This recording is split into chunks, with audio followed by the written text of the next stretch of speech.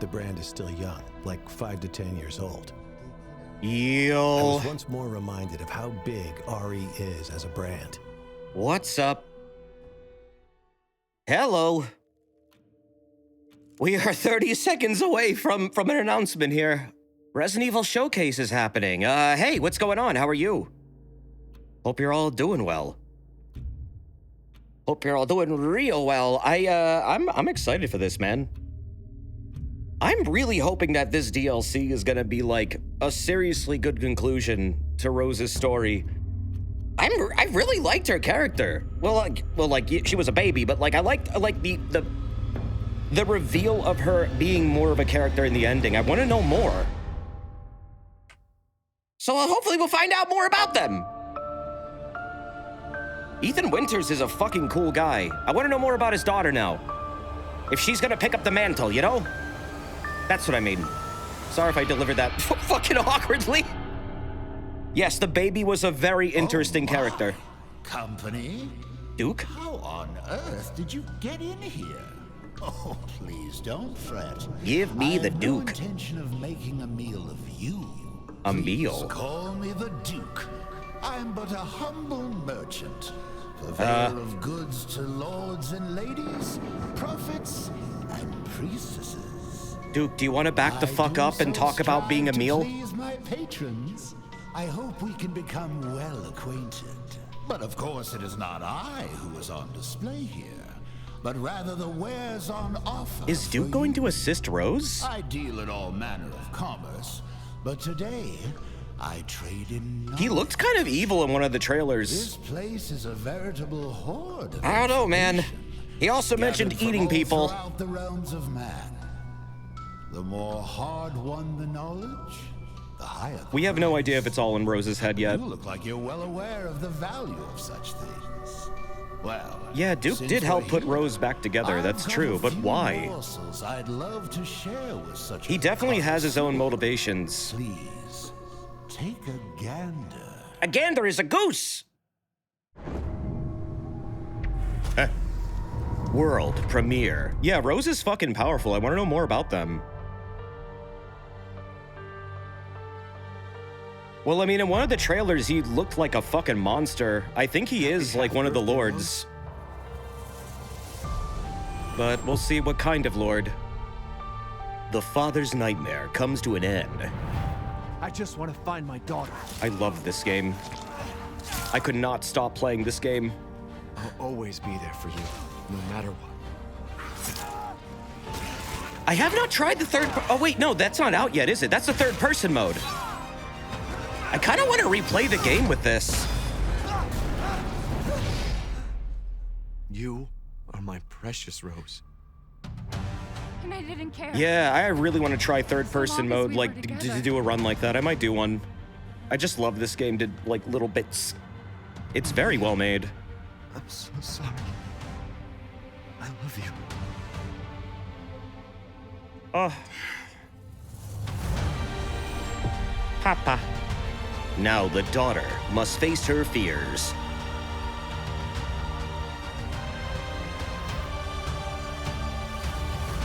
I feel like Ethan's gonna be like in Rose's head or something, since he's part of the Myomycete. Myomycete?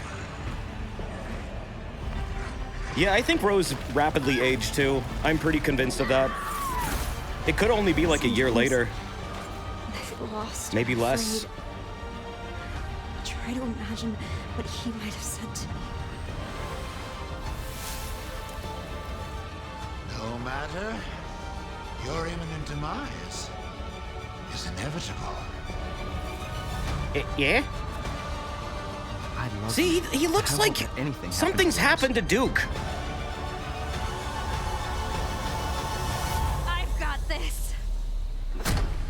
Yeah? You do?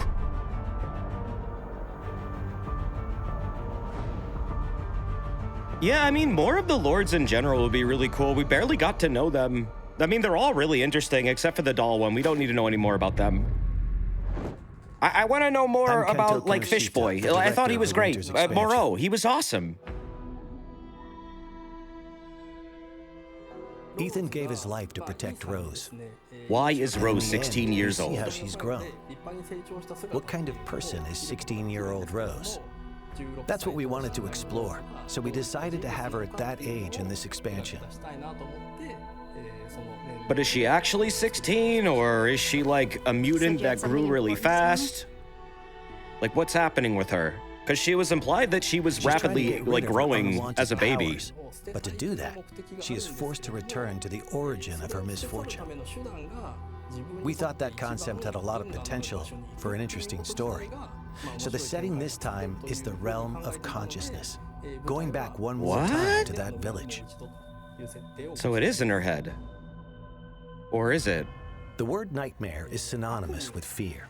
For instance, if you've ever had a childhood fever that caused a nightmare, even if they only last for an instant, like the feeling of being attacked by a giant doll, Fuck or you! something else similarly so completely no! unrealistic, No! can remain as a fragment of a memory for the rest of your No! life. I wanted the core of the feeling of fear to come from the kind Why of do we have memories to and do this nightmares again? that still haunt people to this day. Stop it with the creepy fucking dolls! We wanted to choose characters. I don't want wanna play this anymore. Play the mercenaries mode, but would be interested in playing a different type of character. I'm okay. Playing as Heisenberg sounds There are fun. characters Can we called just skip the doll lords, And segments? playing as them allows you to perform amazing Oh, you can play as skills them and all! attacks that a regular human If they could showed not. this, I forgot. Being able to play them was more fun. So that's why we chose those characters. I'm not afraid of dolls. I'm just afraid of creepy ones. They're creepy, inherently. Keep them away from me. Particularly We out of my balanced things vision. to ensure that as little time as possible was spent waiting for enemies to appear. For instance, if a player doesn't finish off an enemy, it will chase after the player. We Yeah? made adjustments like this to raise the tempo and increase the fun of defeating enemy after enemy. I don't think I ever had an enemy chase me for too long because I was so into like just killing everything I saw in that game. In an FPS, It you was experience fun the to game go world on killing as if it's sprees. through your own eyes. So it can be incredibly scary to play a horror game from that perspective. There are some players out there who might find it too scary or experience motion sickness in the first-person perspective. Fair enough. They might not enjoy the FPS genre. So we wanted to make a third-person mode for those players to enjoy the game to its fullest. Yeah, but also we get to see Ethan's face now, which is a big deal. While there's still a sense of immersion and fear to the third-person perspective. Oh, hey, Brobo, when the thank you player for that. character dies, it doesn't feel as much like you yourself are dying. And you can enjoy playing it as a game to confront the fear that it creates, which is a very different experience. I think Am I third-person supposed to mode feel is a like I perfect way died? for people Like to me? return to In a Resident first-person Evil shooter? I Villages as both a wasn't aware game that was the and goal. an experience. Wouldn't it be I guess okay it would to show be. Ethan's face? Some people Give do. that question Damn. some thought. That's So some even in third-person existentialism. mode, if you try to turn the camera to see his face, Ethan will look away. And you're not quite able to get a good look. Never mind. No face for you. Each of the 3 editions are interesting in their own way. And we Fucking. hope you really enjoy the expansion. You know what? I Please love look that. They're forward committing it. to a bit, and I love Thank it. Desert, we don't see our faces, only on mirrors. You can't see your face? I can see mine right now. Now we have an amazing Wait, you- announcement for you. Oh, you Starting didn't. today, You're a not demo one for of the us, are you? You third-person don't mode have a will be third-person available. camera. Here is the release date. and Oh, platforms dude, for the I'm so demo. sorry. That's got to be like This really demo limiting can to be your played for a existence. total Well, of man, 60 maybe one day minutes you'll get in that. I don't know. third-person You'll get that mode upgrade someday. with a previously existing first-person mode. It's fun.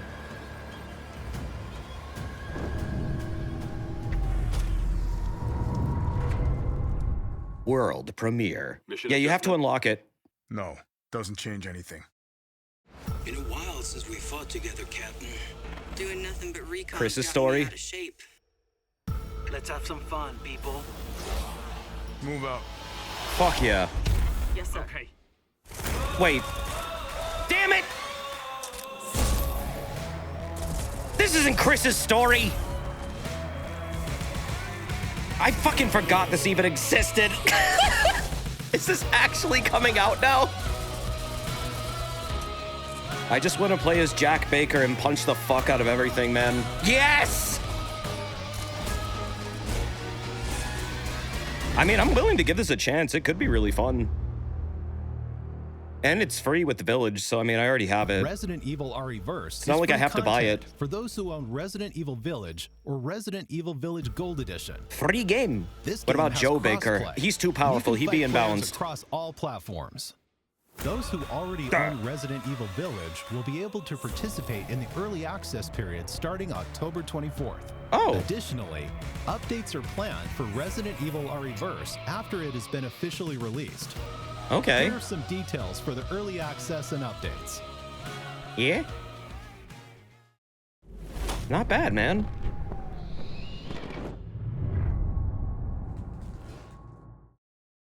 Resident Evil Village will be playable on even more platforms. Huh. Hello, everyone. My name is Jeremy Sandmel. Hi, and I'm Jeremy. part of the GPU software team at Apple. Oh, that's During nice. the keynote at our Worldwide Developers Conference, Capcom announced Resident Evil Village will be coming to the Mac later this year. Wow. And will take full advantage of the power and performance of Apple Silicon. Like barely any We couldn't be more power. excited that the game will be available to Mac users around the world beginning Friday, October 28th. Okay, but when's the Stadia Resident release? Evil Village is the first project based on Capcom's RE engine to support the Mac. What about Ouya? And runs natively on Apple Silicon. And since the game is optimized to take advantage of Metal 3 features like Metal Effects upscaling, gameplay Metal is Effects? incredibly responsive. I've never heard of High that frame rates upscaler. and beautiful visuals. This means that every Mac, from MacBook Air to Mac Studio, will be able to play Resident Evil Village with ease. Stay tuned for more information soon. Metal is their Vulcan equivalent. Oh, okay. Hello everyone, I am Midoro from Ubitus. Has Mac gotten better at running games? Honestly, back in the day, it was so fucking annoying to have a Mac. Global project of the Resident Had to Evil run everything through like franchise on Wine. cloud with Capcom. Yeah, it has. Oh, With the nice. launch Oh, of the good for cloud them. version, If it's not getting only better, fans from it's good. Japan, but from all over the world can play the game on Nintendo Switch without thinking about the download time. The application size is small, but the users can experience God. smooth gameplay of up to 60 FPS while playing it in multiple modes that Nintendo Switch offers, such as TV mode, tabletop Yeah, mode, but and what's the handheld latency, dude? It is great to be able to focus on the gameplay without thinking about storage space or the download time. But tell me the You can also check your latency. network environment by playing the demo before you pre-order or purchase the game. Oh, at least you can check it. That's good. The That's game fair. can be pre-ordered or purchased after you play the demo. This is I to mean, make it sure kind of that sucks those that who it's are probably playing going to be the cloud limited to game people for with the very, first very time, high, or may have concerns, speed can internet, test but it and enjoy the game. at least they let you test it 5G first. mobile network technology being so widespread recently, the barrier between installing the game and playing it on cloud is getting smaller and smaller. We hope you will enjoy it and marvel at the technology of cloud I'm not gaming, really a as fan well of as cloud its future, gaming for with the more release of reasons than Resident just Evil latency, Village though. Cloud. More about, like, Resident Evil Village Cloud will be Just available on the October 28th, restrictiveness of and it? the Winter's expansion DLC will follow on December 2nd. Furthermore, Yeah, when the ARM2 fuck is Cloud the will next, like, launch on Nintendo November 11th, console? followed They're by the really, RE3 really Cloud outdated on now. November This is 18th. getting, like, fucking And embarrassing. RE7 Cloud will be available on December 16th. When your console can't even run Kingdom fucking Hearts that was, like, on the PS2? That's really weird. How delightful. Such delectable information ought to be savored. What's that? You want more? Aw? What a greedy That could just be thing Square being you lazy, are. that's true. No, it's quite all right. I love to see a healthy appetite. I'll do my best to sate your hunger. Come, have a look at this. I'm very hungry. Give me the Resident Evil.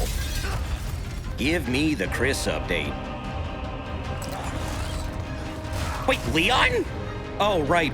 Resident Evil 4 remake. Not everything is RE Village. There he is. Hello everyone. You forgot? For a moment, I'm the I thought we were producer doing of more Resident mercenary Evil 4, stuff. Yoshiaki Hirabayashi. I did not I'm forget here about the today remake. I to just deliver the clicked in my newest brain. information Because I about the am title. a stupid. First, please enjoy this new gameplay footage. I hope it's as campy as the original. I think they can capture the original camp. They've been pretty good with RE8. And 7. They were incredibly campy games. How far could he have gone? Whoa.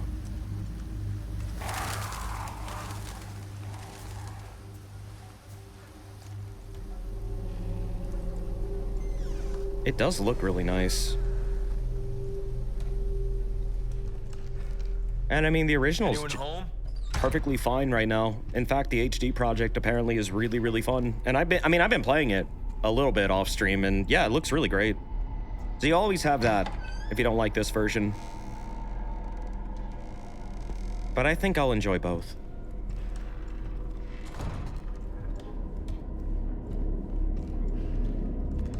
You and Limes are literally having the same brainwaves, and it's hilarious. Yeah, I mean, we often are pretty similar in, I guess, taste. I guess, a little bit. That's cool, though.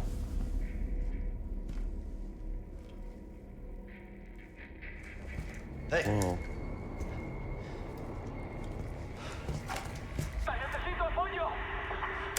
I read you. No, you hear him. That's not reading, Leon. What the hell's going on? To hell. Damn it. Yeah, this is kind of different already. Is this supposed to be the original house? No fucking way. He said what? Yeah, this is very different. Okay, this is actually cool. So, I mean, you'll always have the original game if you want the original story. I like this, though. This is interesting. This is a lot more intense than the original, I think, so far. Stealth being a thing was something the original really didn't emphasize as, like, a thing you needed to do. Most of the original was mostly just running and gunning. Bruce, this is Condor 1. Hunnigan here. What's your sit rep?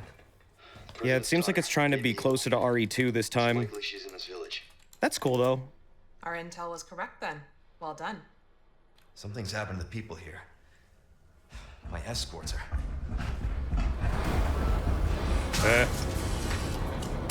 Gotta go. Talk later. Here's Ganados!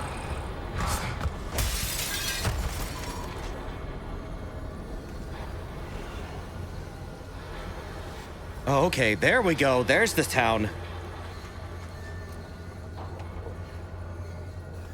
Well, that looks exactly how it was. Oh, shit!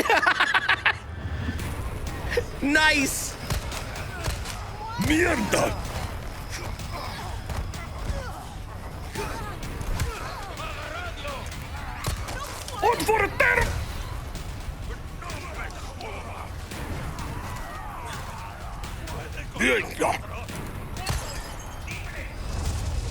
Oh my fucking god.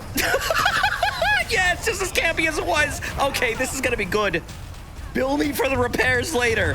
Fuck yes. Setting a cow on fire. Fuck yes. People fucking doubted this was gonna be campy. You fools. You have not been paying attention. Yeah, this is good. I like this. I'm gonna probably have a fucking ball with this game, man. Wait, chainsaw dude in the first area. Oh my god. Wow. Yeah, they're cranking this the fuck up. This is cool.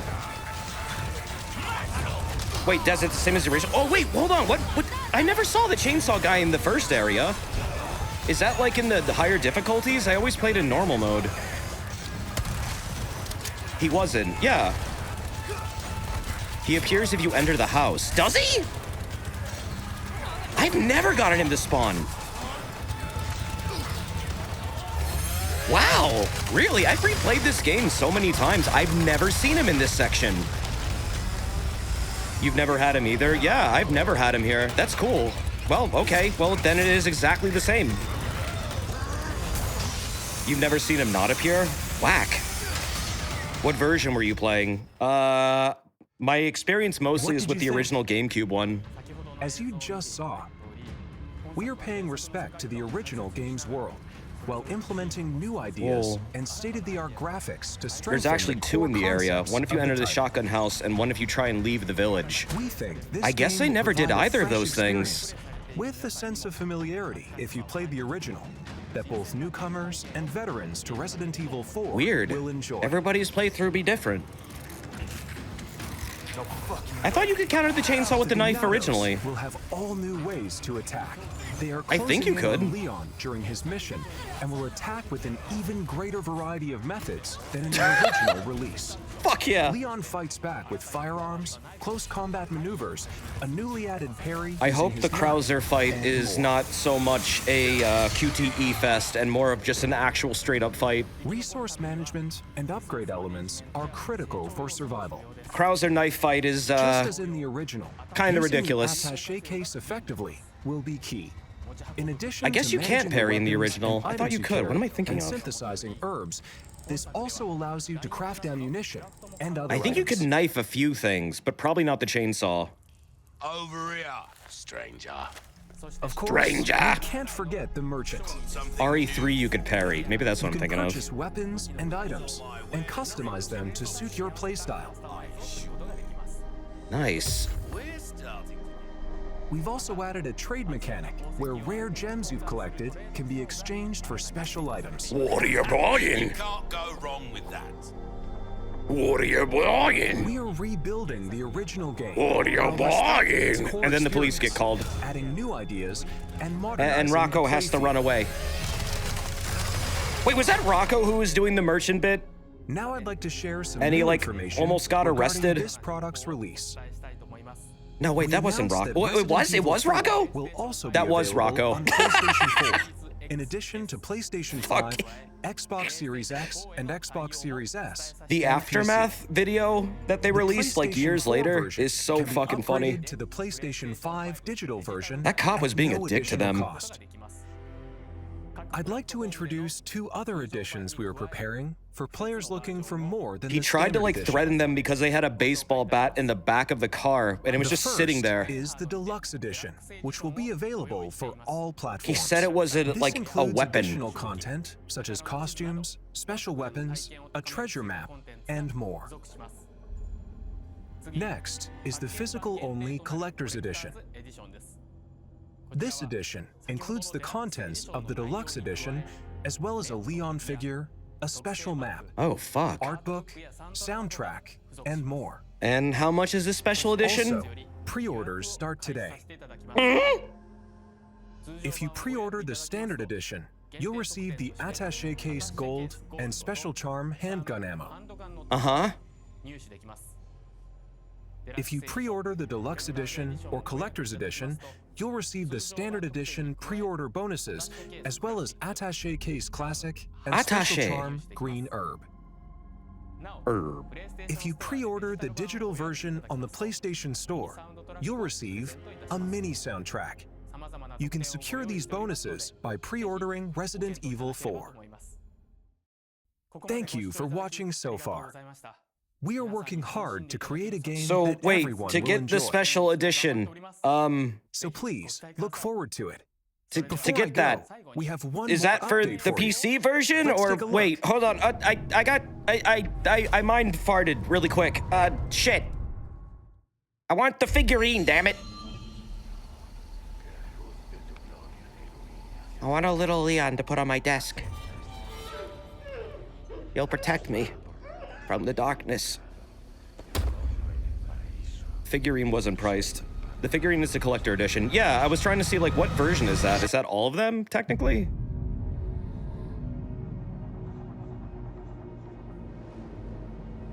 You're here looking for someone? Nah, just going through. Some missing señorita? Oh, really? That's what you look like now? Where are you? Fucking Lewis looks like that now? He looks so, like, grungy. Your soul requires cleansing. Collector's edition is physical only. Oh, okay, yeah, that's what I was asking. Ashley Graham, are you I don't know if it could come with, like, a Steam code or something, but probably not. Just let me go. Listen. I'm hearing the president's orders and What is that? What do we do? The lost lambs are escaping. We need to go. I'm gonna get you home safe. This looks cool, man. You can stop right there. Ada. It's not the original voice. It's been so long. My faithful disciple will show her the path. Ashley, run! I mean, this game came out when I was like baby boy. What's happening to me? Now, It's not surprising the original voice actors might not be there. Leave the girl. She's lost no matter what. Well, I mean, even if like she still does voice stuff, contracts and stuff, that it's a whole mess, man. Oh, you gotta be kidding me.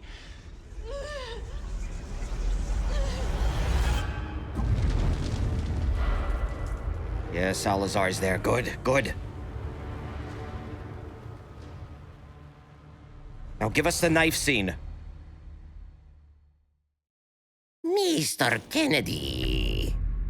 Did you enjoy the Resident Evil showcase? Let's recap. First, Resident Evil Village Gold Edition launches on Your Friday, right hand October comes off.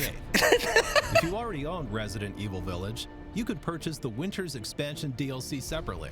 The Winter's Expansion includes 3 additional modes. The third-person mode, so you can enjoy the main game in a new perspective. The Powered Up, the Mercenaries Additional Orders, and the new story campaign, Shadows of Rose. Oh, yes, a demo for the third-person mode will be available today. Don't forget. Oh, a demo for it. The early access period for Resident Evil Re:Verse begins October 24th for all owners of Village. Resident Evil Village Cloud, playable on Nintendo Switch via a cloud service, will be available starting October 28th. Starring Cloud Resident Strife. Evil 2, Resident Evil 3, and Resident Evil 7 are also coming to Nintendo Switch via cloud at a later date. God, Also, that's the Mac embarrassing, version of Nintendo. Resident Come Evil on. Village will be released on October 28th. The newest entry. They're in the series, really Resident digging their Evil heels 4, in with will the release Switch. on Like, Friday, holy March fucking shit. 24th, 2023, and you can pre-order it today. We hope Yeah, you the look forward cloud to it. thing. That's just a sign the Thank you Switch very is much for totally out watching. of fucking date now. Like, completely out of date. Well, looks like you've had your fill. It's not even like a downgraded version. It's just straight up, they don't even want to try. It's too difficult, I guess, to fit it onto the Switch. And Capcom's really good at that, so that says a lot to me. An odd chap, but his information's good. And I shouldn't say any more. Oh, I know it was out of date the second it came out. Now it's really out of date. Like, RE Engine can work on the Switch. Monster Hunter Rise is RE Engine, and it's amazing. But like, if it's that hard to make a game run on that engine, that's wild. Yeah, I know, right, Logan? Logan says it's wild too. Yeah, phones are more powerful than the Switch at this point. That's fucking crazy. Okay, well, I guess that is all. The darkness now has come for us, and, well, we must contemplate what we just saw together. Oh. Okay. It is over. Yeah, that was really fucking good. That was really good. In back-to-back presentations, we've had a lot of Silent Hill and a lot of Resident Evil.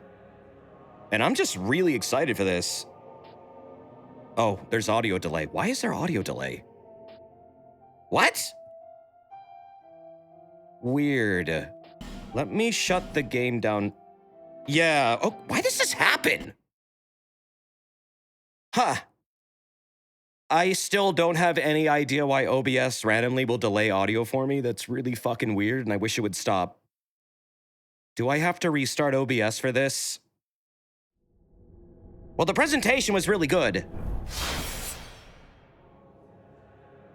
Let me see. What the fuck? Why is it like a full second behind? This is fucking weird. I don't know why this happens. It's been doing that for Elden Ring? Wait, for you? I feel like it's mostly FromSoft games that do this to me. I don't understand why it happens or how to fix it, really. Other than, like, restart OBS? What's concerning to me, though, is, like... Does anyone... I guess, Drunk Vulture, you've had this issue, right? Where the game just randomly will have, like, a full second delayed audio? Weird. I have no idea what causes this. Like, it seemed fine when I booted it up. That's so strange. Well, that means I need to close OBS again.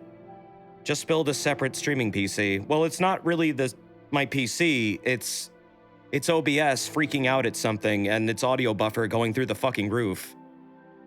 I'm trying to remember how to reset it. There might be a way to do it without flipping OBS on and off. Wasn't it? Oh, hold on. If I change the monitoring device to like, I don't know, default for a second. Well, actually, wait, no, that's gonna... Fuck, which one do I do? Something that doesn't have any audio in OBS. Because I don't want you guys to get like looped audio. All right, and now... Okay, that fixed it. So changing the monitoring device, flipping it to something else and then flipping it back changes it. Fixes it, rather. No, it's not the source. It's quite literally OBS. It starts... When it detects a certain amount of, like, usage or CPU usage, I don't know really what causes it to raise this buffer, but it will randomly decide, oh, I'm not getting enough resources, I need to raise the audio buffer. And it'll just keep doing it and doing it and doing it until things are totally desynced. Apparently the devs are aware of this and are trying to fix it. But it's been a thing for a while, and I know OBS 28 is out. I am not on 28 because 28 still is kind of in this weird phase of not really being fully functional with everything I have.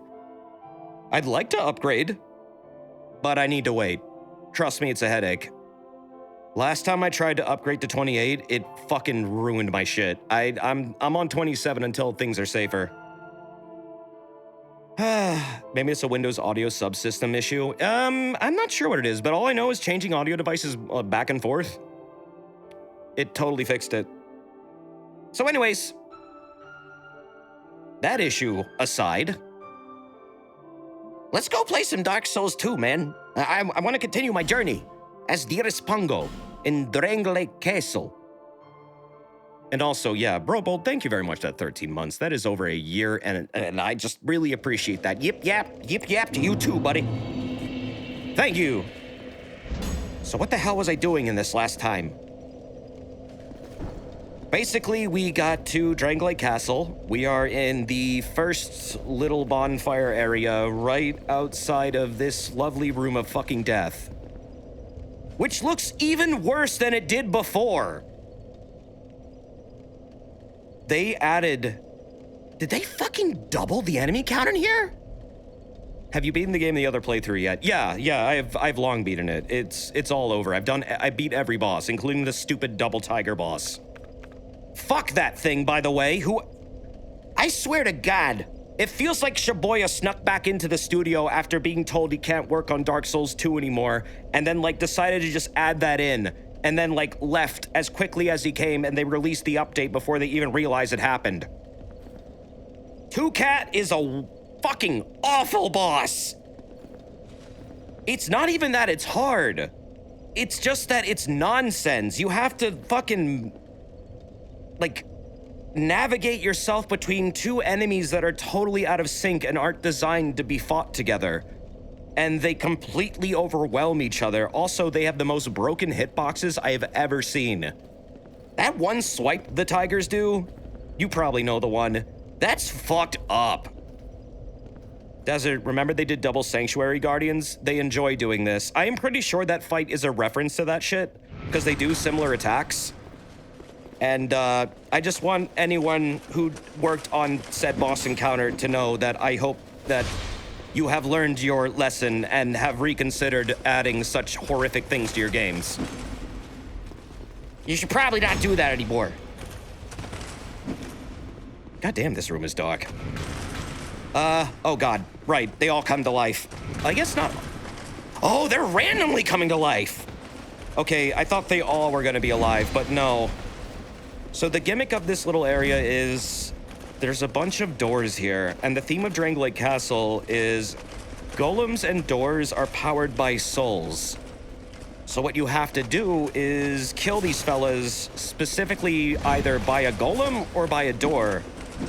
That way they'll activate and you can move on or get whatever you need.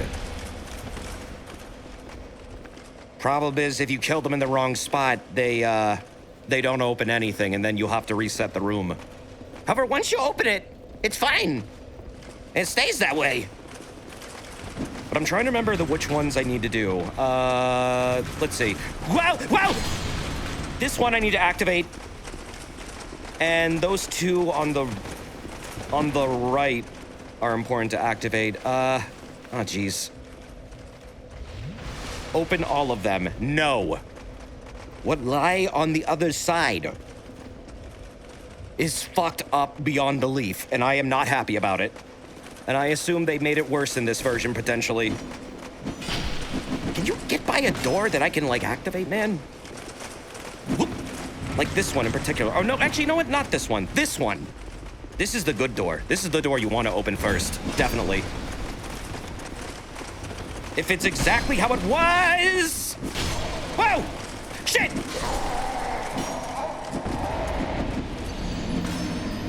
Is it a doll? Kind of. Behind every door is what you could call a doll. Yes. It is, in fact, a puppeteered enemy. I'll just tell you. Behind every fucking door is a goddamn, Ruin Knight. The Ruin Knights are empty shells of armor that are being manipulated by, like, souls or something. That's why I called it a puppet, but because it kind of literally is. However, they are just as fucking strong as they were before. Except this time, there's goddamn 6 of them. So I really hope you like fighting them, because you got a whole bunch now. Oh, Srirachapon, thank you for the bits, dude. Thank you. Early stream. Evening, bud. It's not that early, is it? I guess it is. Evening to you, too. How you being? How you doing? I was mostly hanging out with my parents today. We got a lot done. We've been mostly, working on this new cage I'm making for Leonard. It was a good time. Lots of construction. Lots of progress being made. That boy's getting an upgrade soon. Brand new cage. The one he's in now is, like, really fucking old. It's really old, and it needs to be replaced because it started to get waterlogged. Unfortunately, whoever sealed it originally didn't do the best job. I've tried to fix it, but it's too fucked up now. So now his new cage is made out of PVC. It will never get waterlogged. And it's just a fucking good designed cage. Oh, fuck, wait, no! Shit! Don't. Okay, follow me. Follow me out of here! Run. I need to get that Ruin Knight out of there. Oh, God, don't go back! Try pulling them one by one. God damn it. It is so dark in here now. They made it darker in here. You can attack the golems in the... Well, not attack the golems. You can kill them in the back of the area to light up the golems. They'll hold up torches. Jesus. All the enemies, like, blend into this area. I mean, Dark Souls does the whole early game boss becomes a regular enemy trope a lot, but I mean, to be fair, you only fight the Ruin Knights in, like, a couple places. And they're honestly, like, surprise encounters. This is technically like a mini-boss, I guess. You don't have to fight all 6, but you can potentially if you open up all the doors. This is honestly a really good farming area. The Ruin Knights drop a fuck ton of souls, and I believe they also drop all stones, although they wouldn't be my enemy of choice to fight for that. It is nice that you can farm them if you're, like, in the Champions Covenant. I guess I am a little early today. Wouldn't you believe that this is often, or, well, in the past, this was my normal time? I should go back to that. I need to fix my fucking life. It was 6 in OG, it's 5 here. I heard it was 7. I heard they added another one. Is it actually 5 now? Did they actually take one out? If they did, that's very nice of them. I thought this room added like double the enemies, but it seems like it's actually a bunch of like fake enemies. That's kind of cooler, actually. This room in the original version didn't have like dudes interspersed in the middle. It was just an empty middle, and then they were all along the doors. And they all came to life along the doors, but as you can see, they don't all come to life now.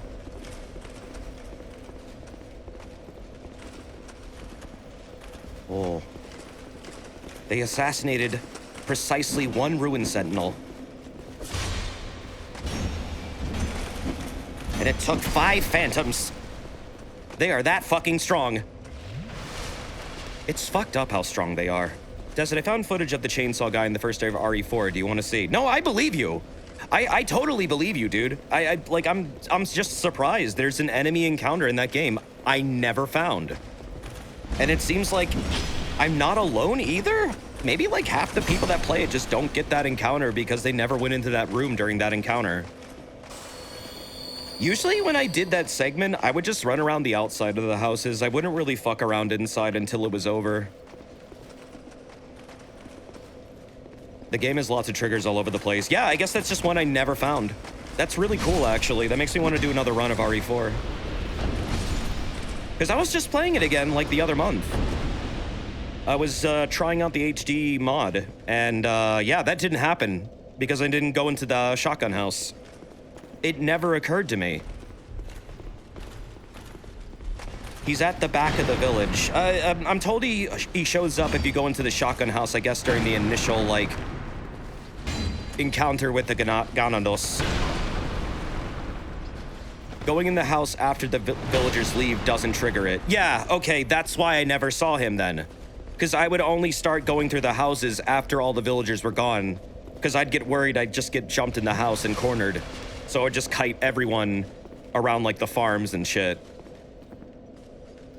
That's why I never saw it. Interesting. Well, the more you know. Fucking hate this guy. Oh, come on now! Who are you, Fume Knight? Fuck off with that swing.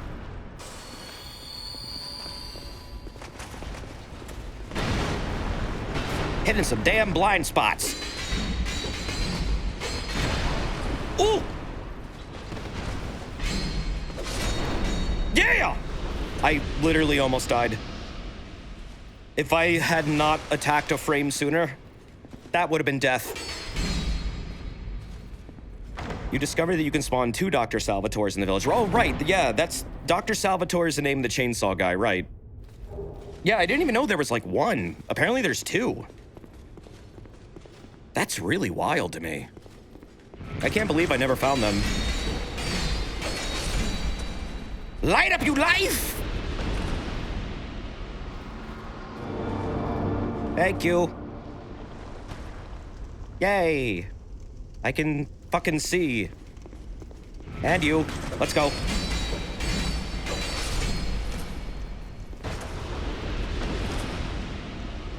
And the Lord said, "Let there be light." And it was good. All right, cool. So I don't have to activate those again. Got a fun new ring. My Ring of Blades +1 and Royal Soldier's Ring +1. So you get this from that back room, which means now I can equip more stuff, which is great. I really like the rings in this game, actually. There's a pretty good variety of them. They start to hit on, like, the rings that I really like in DS3. I guess they originated from this game, so that's cool. Elden Ring rings, though, are just bonkers. They completely change your character sometimes. It's wild. So let's see. Now I'm at 64.2. I could potentially raise my armor up a little higher. Do I have anything that gives me like over 100 defense on my legs? That's 72. 70.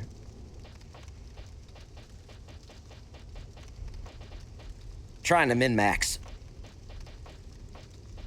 Let's see. Cyan's leggings seem to be the best. For now. Let's compare it. Trying to keep it under 70. Dark leggings are okay. Dark leggings are pretty good, actually. I'll take those. Drang leggings are good for their weight. Yeah, they are. They are. But all I ever care about is just being beneath 70%. I know that, like, if you go under 50%, you get really, really good rolls, but, I mean, technically I'm mid-rolling now, and it's fine. There's really only fast roll and heavy roll in this game, but the distance changes depending on your percentage. I consider, like, less than 50% about fast roll. It feels like a fast roll compared to 70%, 50 to 70. But I like the Drang leggings. They're good, man. What's your favorite armor, chat? What do you like to wear before you eviscerate your foes? And bathe in their blood? Oh shit, Mad Warrior Gauntlets, nice. Alva. Alva? Smog armor. Ooh, you're a poise boy. That won't work in DS3. You'll have to adapt. The fucking Castus will shred you. The Castus in DS3 is so fucked up. It can just absolutely obliterate people. Because of how poise is different. Oh, that's not very Ganondorf. I can't wear that. Princess armor?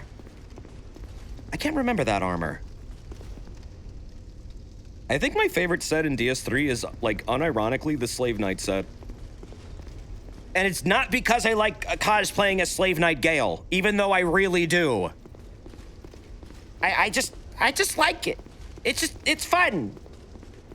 It's fun to be, I don't know, it just looks cool.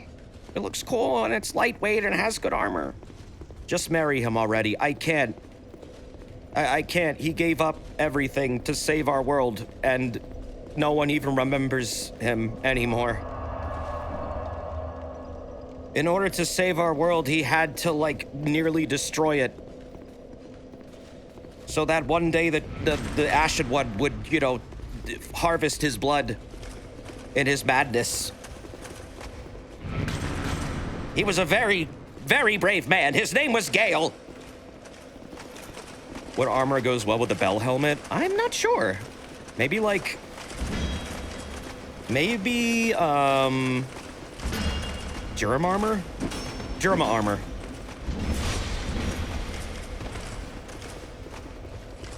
Gale's story is fucking crazy, though. Just imagine, like, knowing you're never gonna come back from something and you're just not even gonna be remembered. No one will know your fucking name. But you do it anyways. You know, for the nookie. What a badass. Corrupted himself just to get all of the Dark Soul in one body. So you could take it from him. Because that's the only way it could have worked. And he did it for the nookie. Does it just buy a Gale Dakimaka already? Well, I mean, if someone can show me one, maybe I will. He did it for the content, but there's no YouTube in Dark Souls. Oh shit. I need to open this one. Ah! Fuck! Dark tube. That's what Grandal is, like, always watching on his, like, little chair.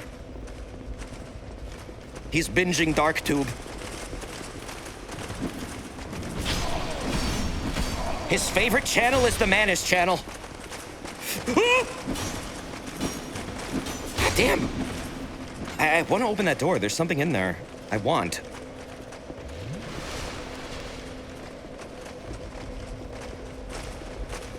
What is up? It's your boy Gale coming at you with a double upload. Gale has a very calming, kind of growly, but deep, nice old man voice.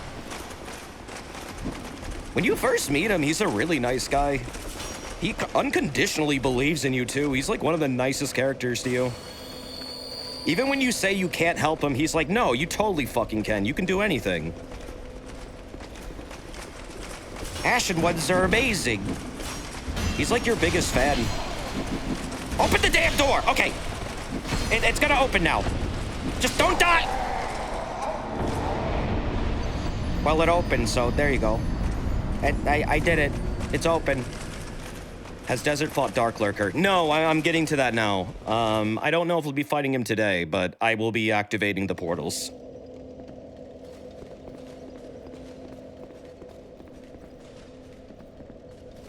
Let's see. Okay, cool, it's open. Now to just get over there and not get jumped by 50 million dudes. Ah, fuck! Bees! Unless you're very confident in your damage, Dark Lurker is a trip. Oh, I know. Dark Lurker has insane damage resistance, even for, like, his weaknesses. It's actually screwed up. Did you know that actually you can shred his health with pyromancy, even though fire defense is his highest defense? I have no idea why that works, but it does.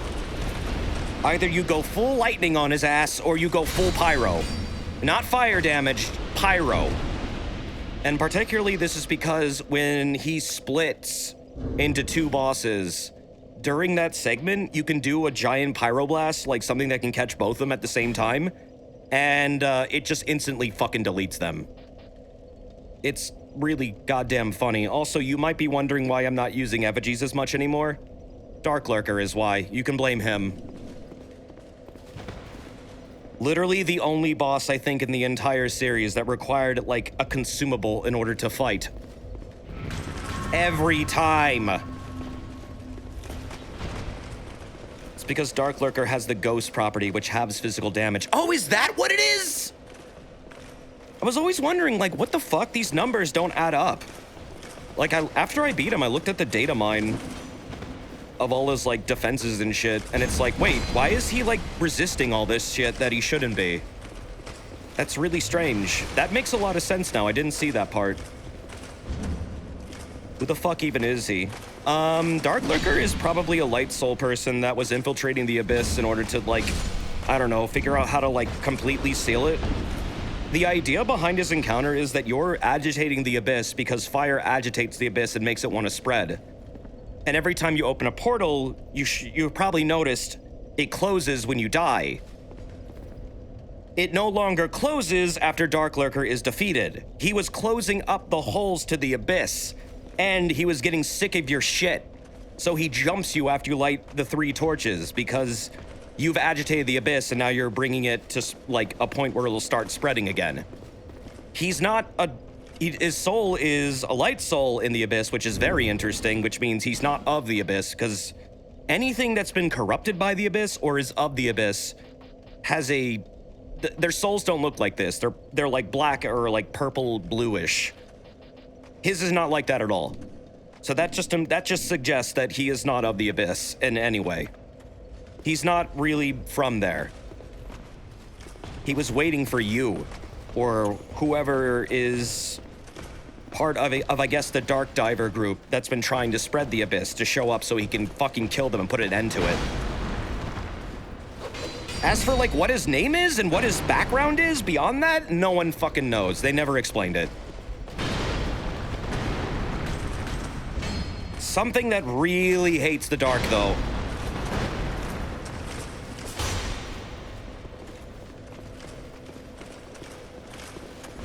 He's some kind of guardian, self-appointed, maybe. Grandal wants it gone so he can keep hitting the gritty with the dark diving pals. Yeah, I mean, Grandal doesn't tell you he's there, but the reason you're going into the Abyss is because Grandal wants it dead. He's just not telling you about it at all, in any way. Grandal just never fucking talks about the fucking Dark Lurker. Dark Lurker just shows the fuck up!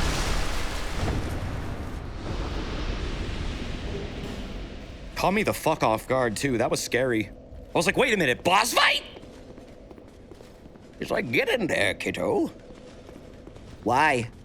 That's Just fucking go. Stop asking questions.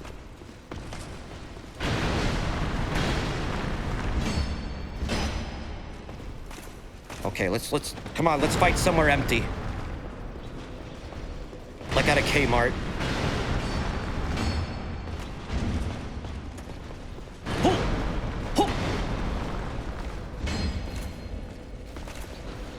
Whoa. Ewan shield is really good, small shield. I tend to use the small shields in this.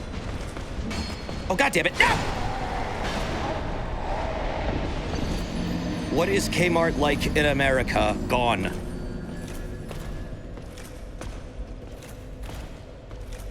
Gone. Kmart is gone. If there are any Kmarts in America, if you ever find one, run away because that is an SCP and is trying to steal your soul, and do not go inside. Just run away. Look, just go away.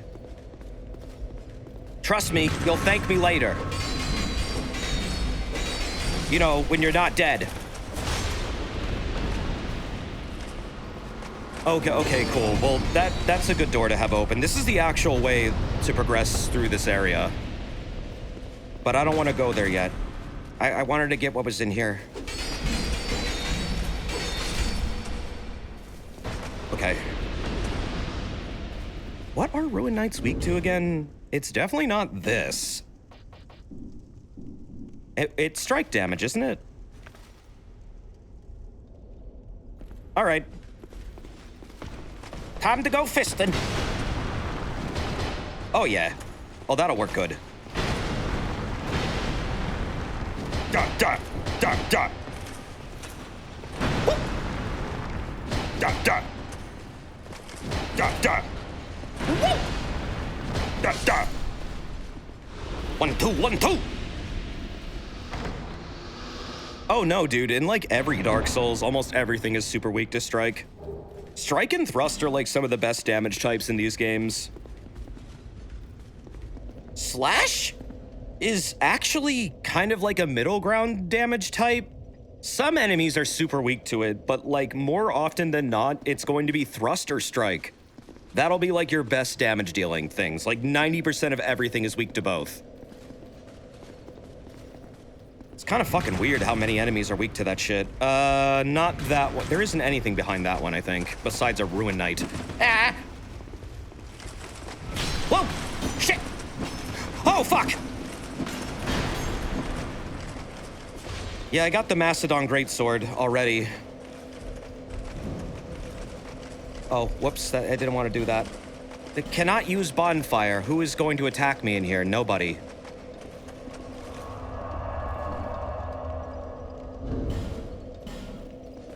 But yes, I did get the Macedon Greatsword. It's, right, over here? I've never actually used this thing. The Primal Knights.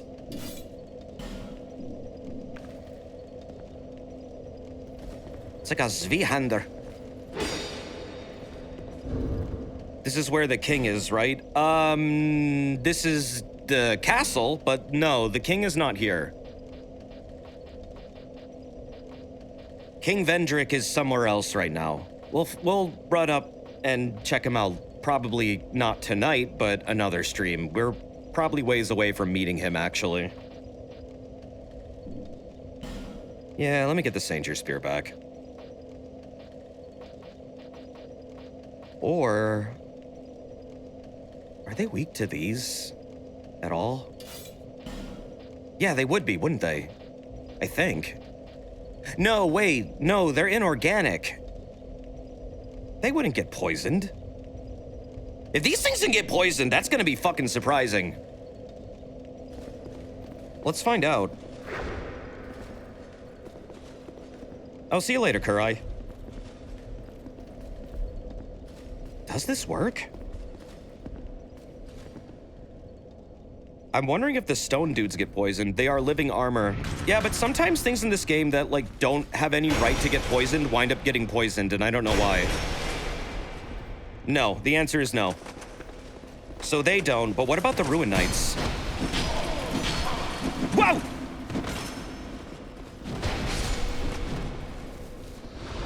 Scarlet rot them. I wish I could. I need this one open now.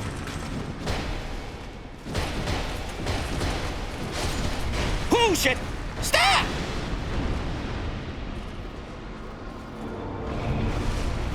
All right, let's try it. Ow! Whoa. I don't want to fight a second one right now. I fucking saw you, bitch! All right, one of you fight me. Only one. Whoop. Die. Whoop. Oh, shit! No!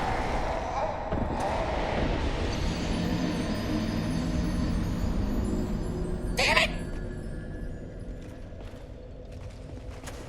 Ugh. But yeah, behind that room I just opened is Dark Diver. I might as well just make a run for it. Woo! Oh, wait, no, it's not this one!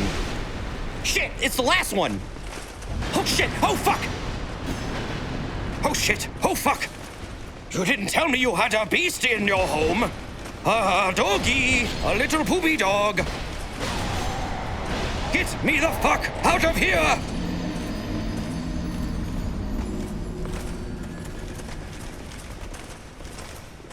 Ow. At the launch of OG, you could technically kill everything in this room and never get to the door to leave unlocked, forcing you to bonfire ascetic. But what happens if you run out of ascetics? Soft lock. Oh, when did they add Champions Covenant? Was that with like a DLC? That was with the DLC, wasn't it? Desert, stop getting murked. This is a hard part of the game, and oh god! I opened the wrong door! Shit! There's 3 of them! This is terrifying. Look at this shit! No, they patched in Stone Knight spawning infinitely. It's 12 times. If you kill an enemy 12 times without being in Champions Covenant, they will never spawn again until you go back in the Champions Covenant or Bonfire Ascetic. But I'm wondering, what my question was, when did they add the Champions Covenant? Is that like a thing at launch? Or is that something they added later? Because I don't really know.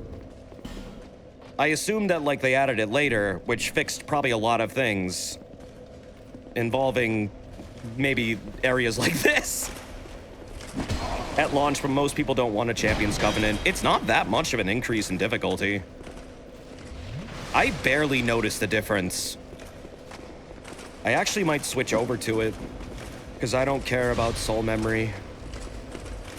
I don't care anymore at all. It's all dumb. Champion Covenant can't co-op, though, was a downside. That's true. Oh, wait, you know what? You can't, and you can't do the quest either. That is a stupid limitation, I'm not gonna lie. Not being able to do the quest is kind of dumb. Online, I get, kind of, as the theme of the Covenant, but like, what if I want to do story stuff, man? Hey, stop blocking me.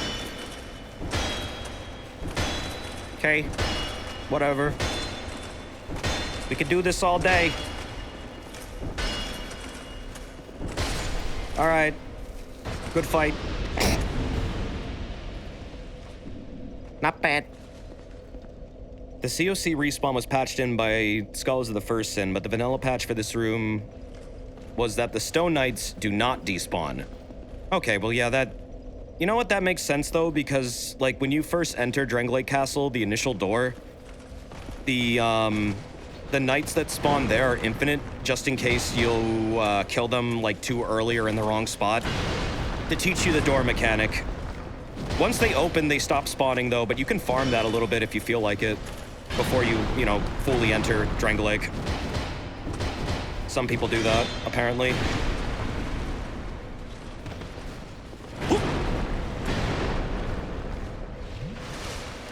I imagine Dark Lurker is very fun to do online, as opposed to how you do it, like, in single player, which is suffer. Suffer and know eternal torment! And run out of your effigies, you fucking idiot! Oh, okay. Well, shit. I just need one over here. Just one. Come here, come here, come here. Hurry. Gotcha. Run, run, run, run, run, run, run, run, run, run, run.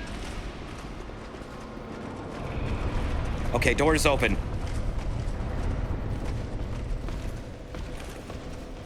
You can invade in the chasm?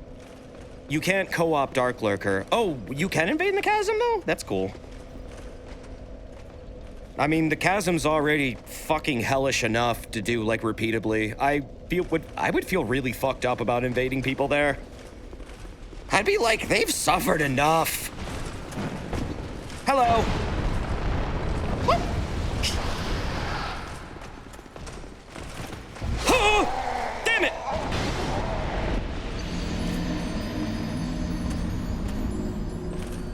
There's a bonfire right over there. You can invade and then help the host. That's true, I guess you could. It's all black phantoms in the chasm.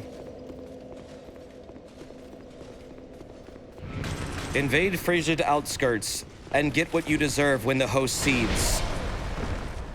Just break my legs, bro.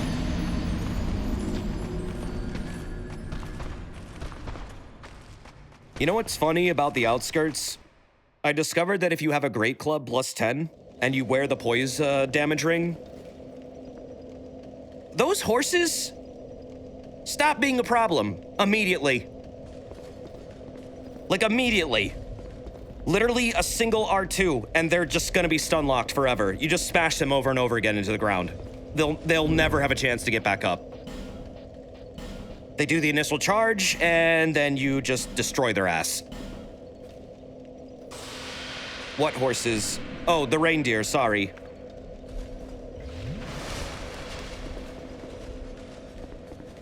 That is definitely my preferred method. If I were to use a different weapon, if I were to restrict myself to using something that wasn't like the Great Club, I have no idea how I'd get through that segment. I think I would lose my fucking mind.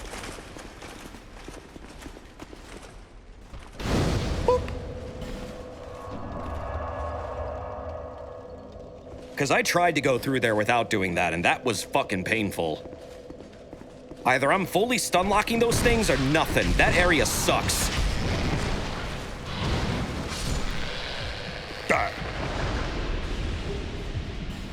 Go! The horses can actually drop bone fists. Really?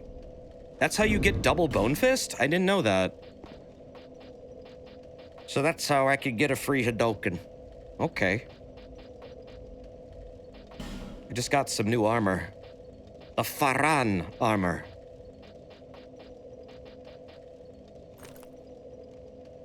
That looks cool. It's not very Ganon-y, though. So we can't use it. Just to let you know, this is a very loose Fashion Souls. If I wind up, running into problems, I'm going to ditch the Fashion Souls. We will not be doing that frustrating bullshit this time.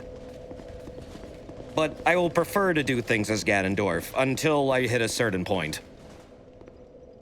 Hi, Grandpa. You want to come out of the basement now? We meet again, young undead. You have the look of a true seeker. I am Dark Diver Grandal, seeker of dark, giver of dark. Haha, where's Frodo? If you seek true dark, am I right? I will grant it to you, as much as you desire. Well then, is dark what you wish for? Whatever. It's kind of fucked up you have to be in the Covenant to enter the portal. Why do I need to be... I guess to have the Abyss Covenant?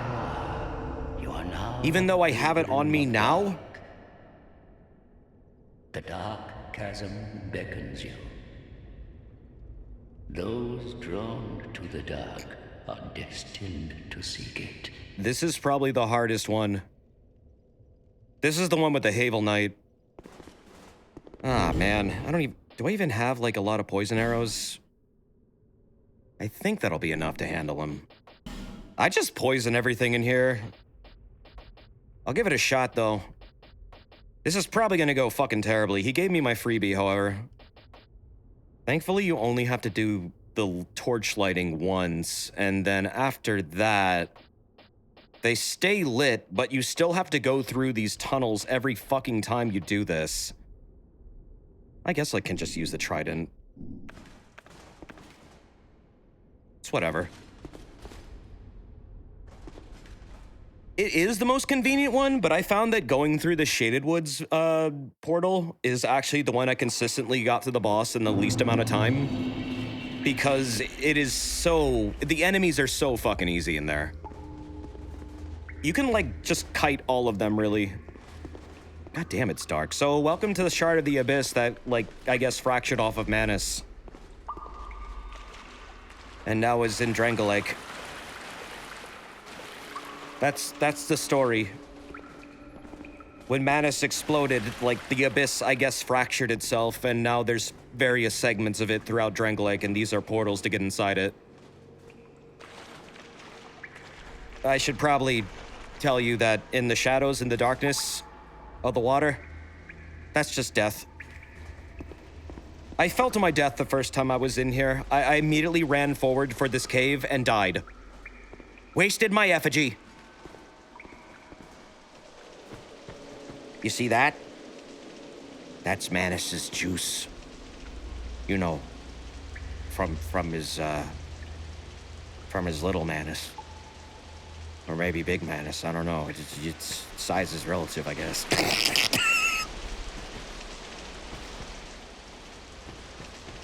There he is. Havel Knight. Fucking hate this guy. All right, come on. Oh, shit.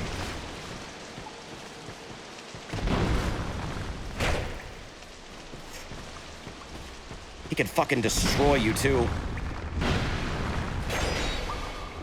Whew.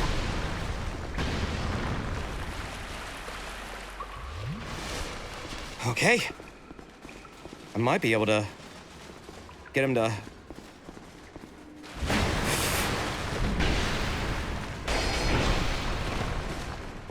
Wow, that's a magic pixel! Oh my god, how am I alive? What the hell? How did I not... What? I mean, amazing, but what?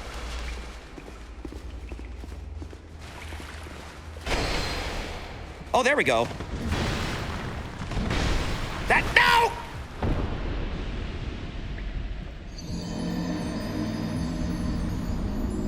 Damn it.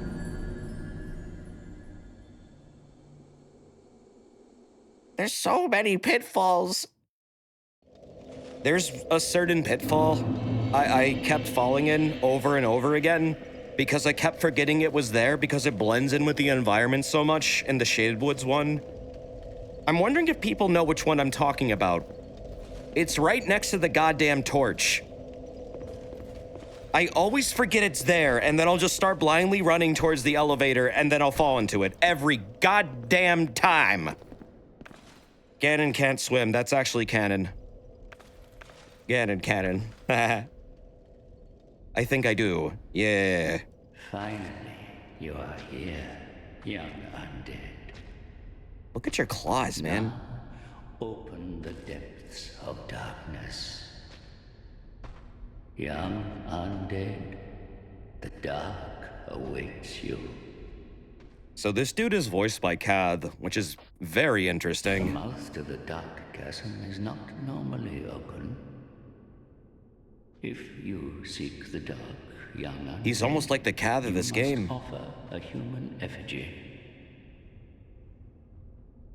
I'll give it one more shot, but then I'm gonna move on.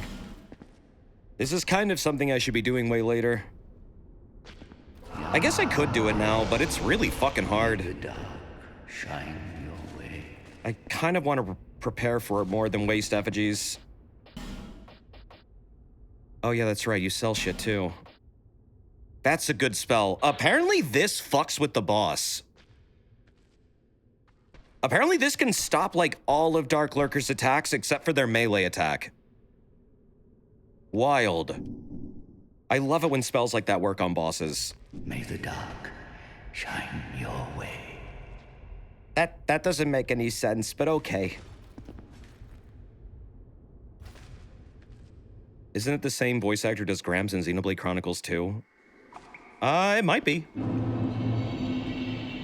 Is that Cav's voice actor, actually?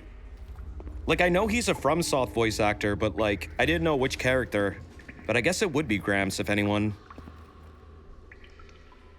Dark Diver is a magic-focused boss, so yeah, it's cool. Yep. I love it when bosses can be affected by anti-magic. And just nullifies their entire kit. Okay. I mean, I could, I don't know, try and soften him up a little bit with some arrows. Let's see what I got here. I'm feeling less and less shame about using a bow in this game.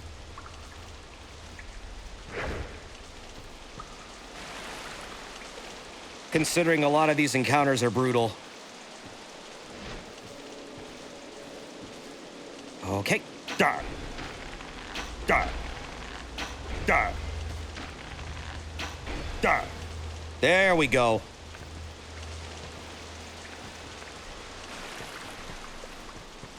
Uh-huh. Yeah?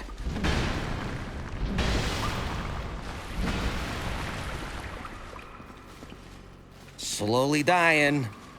Yeah, poison arrows are a fucking godsend. Shout out to my boy Gavlan. He be wheelin' and he be dealin'. Woo! Get fisted!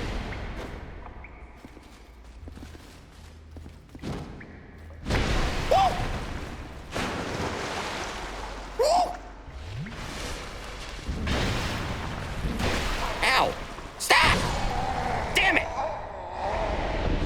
You know what's fucked up?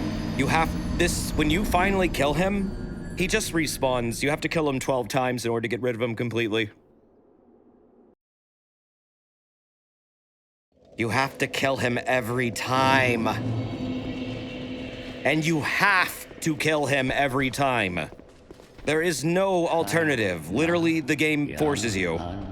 You cannot fight Dark Lurker otherwise. Okay, one more try. Why is he here? I don't know. Wait, Dragon, do you not know the lore of Havel? That's not actually Havel. That's one of his knights. Havel had an entire army of knights that looked exactly like him. Because he was the Archbishop. And a total badass. I mean, the dude, like, swung a fucking dragon tooth around that he ripped out of a fucking dragon's mouth. But in Supply, there's a lot of Havels. Or, well, Havel Knights. Like, yeah, it was Havel that was you fought in DS1 at the bottom of the tower. That was the real Havel. But this guy ain't Havel. You do know, okay. You're just being funny. You're a silly little mans. That's a lot of dragon teeth. I mean, hey, every dragon probably has at least, I don't know, 20 or something. Unless they didn't take care of their teeth and they got cavity creeps all up in their gums.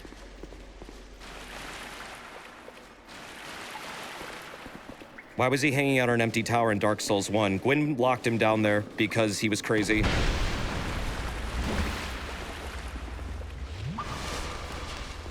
Quite literally, Gwyn put him down there. Because he turned hollow, I guess.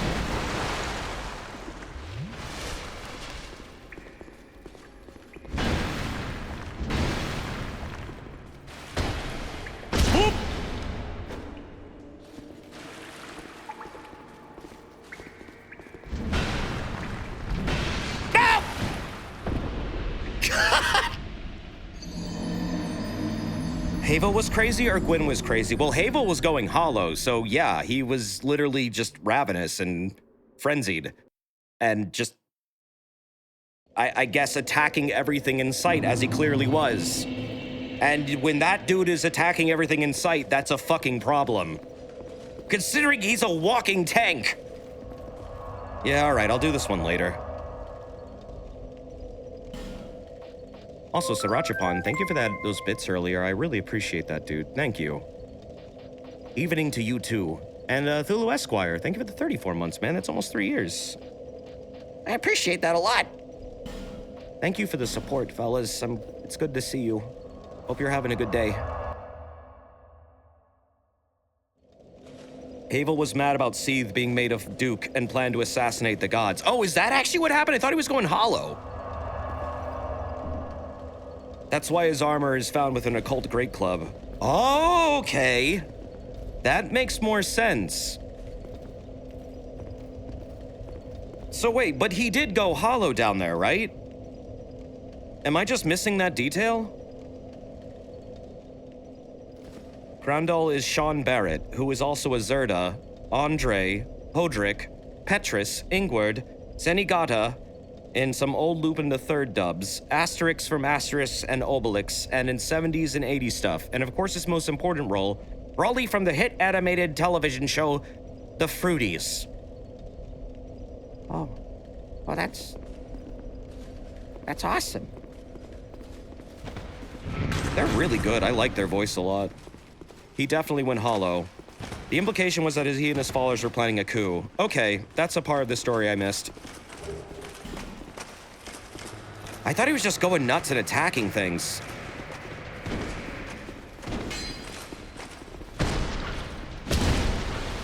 There was more to this story. He has a psychotic hatred for dragons. Oh, well, yeah. I mean, yes, of course he does. That part we knew. The Seath thing makes sense, you're right. There's the Ivory King key. Yep. Got that DLC. That's a really random as fuck place to put it. Like, seriously? The dude that was standing, like, right here? Weird.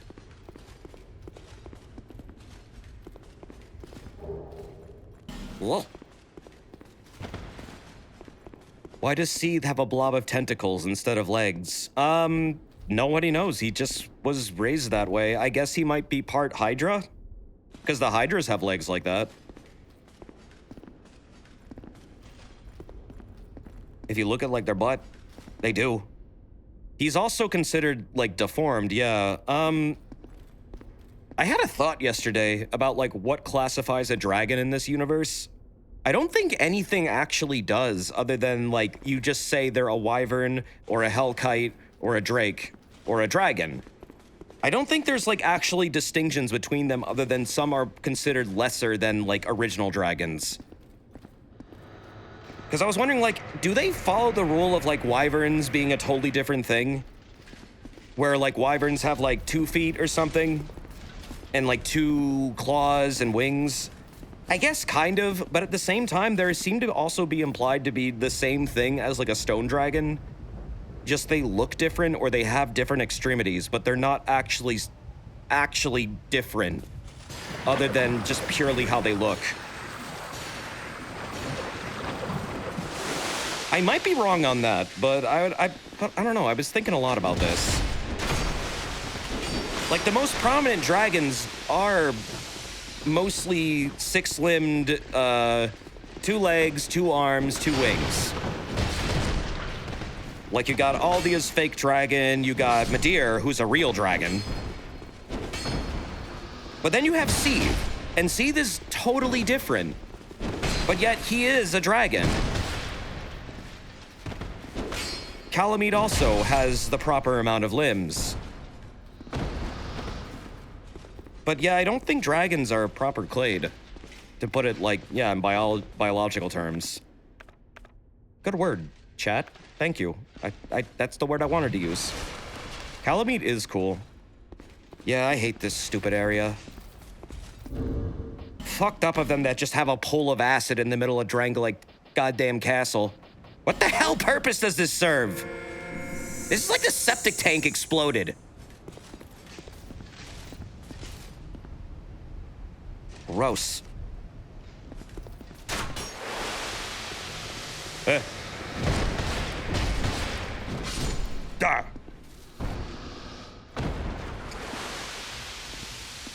Oh, they're like vomiting.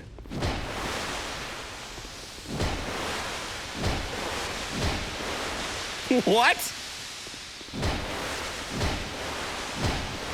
I mean, I like how Monster Hunter and Dungeons and Dragons do it, where they actually classify dragons into clades, and like how wyverns are this specific subtype and they have these properties, but they don't have the original properties of another type. So that's an invasion thing. Okay. That's fucking awful. That is clearly very aggravating. I don't really want to walk through this right now. You don't have to. I think that's just optional. Unless they changed it. Hello.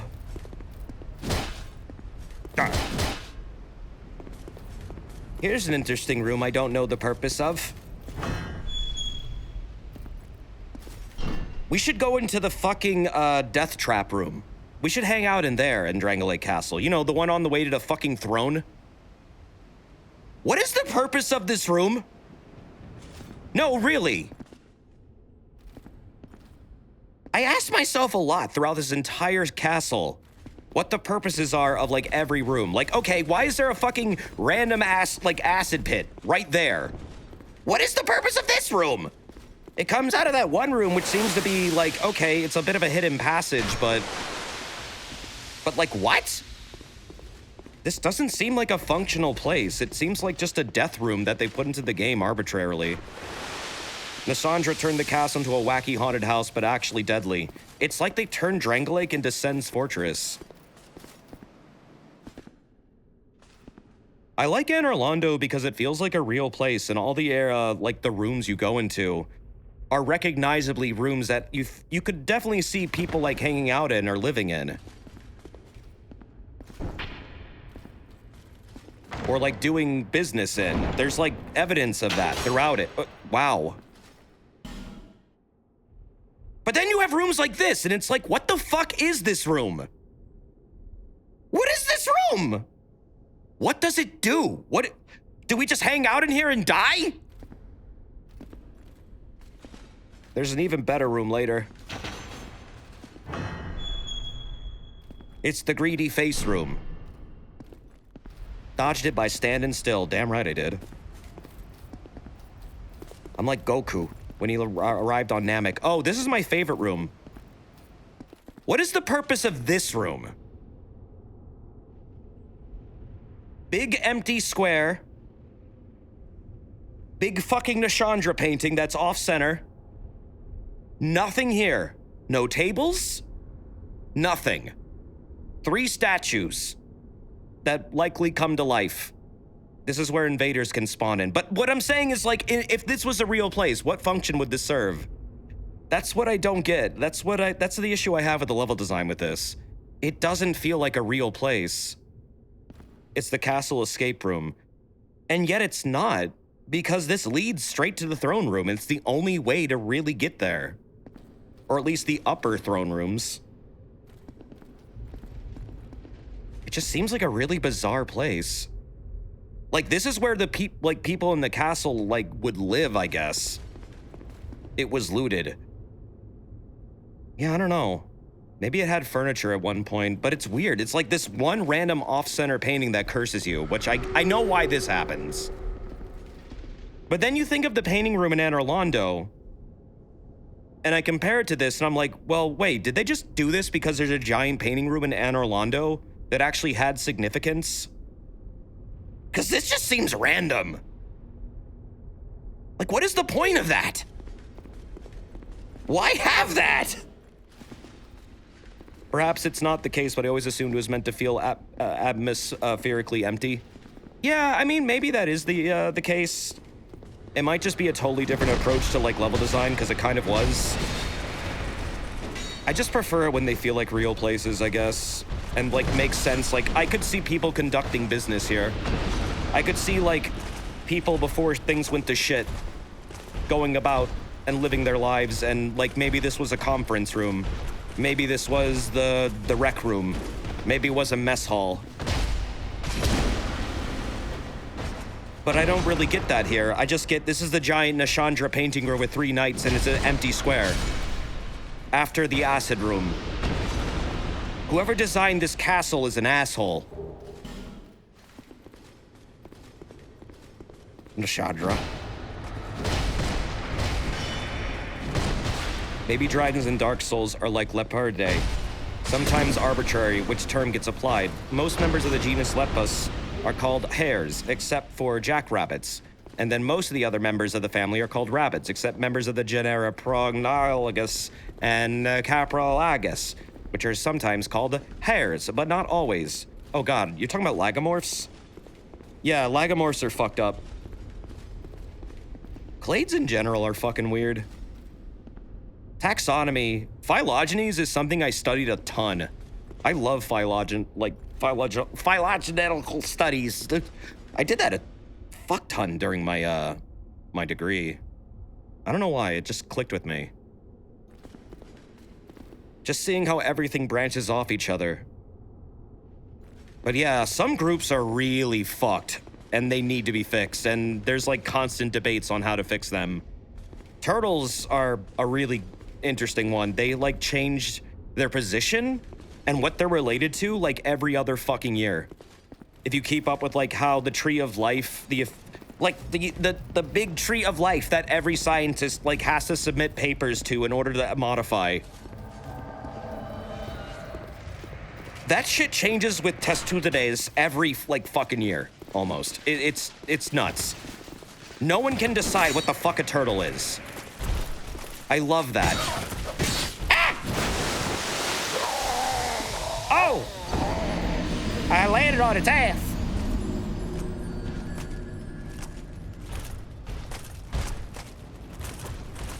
Isn't a turtle a bird? Well, birds are archosaurs.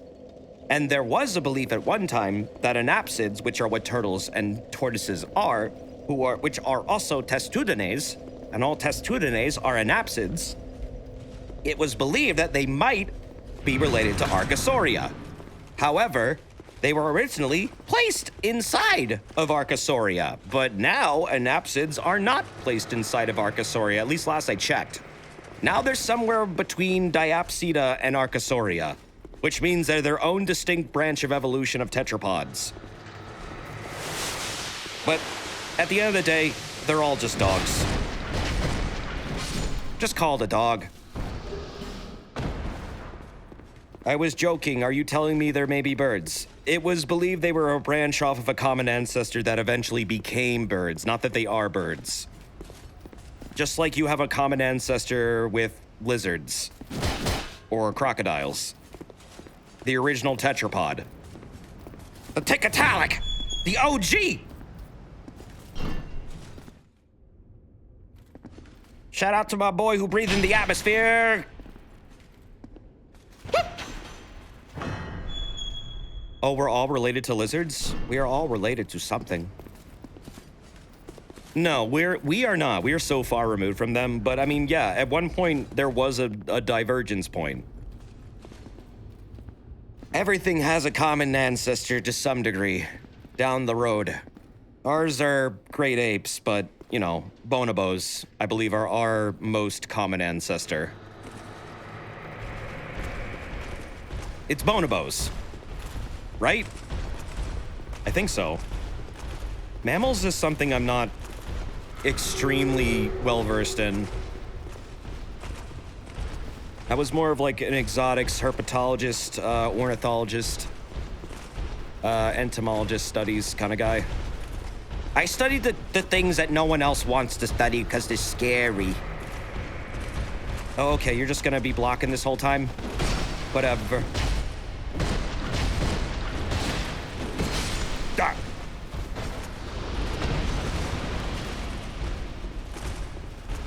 Come on. What are you scared? Let's go. Let's go. Hey, Come on, come on. Slap my hand. Woo. Da, da, da, da, da. Oh. Wow. All right, let's smack it up. Oh, what? Ooh. Cold inspection. Your sister is a birdologist. An ornithologist? That's really cool. Studying birds is fun. You learn how much vassals they really are.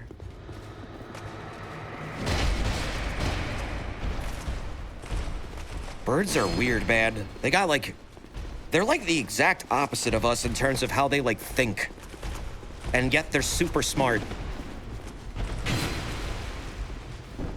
They are unpredictably intelligent. Whoa! Whoa! Ducks are fucked. Ducks do be kinda fucked.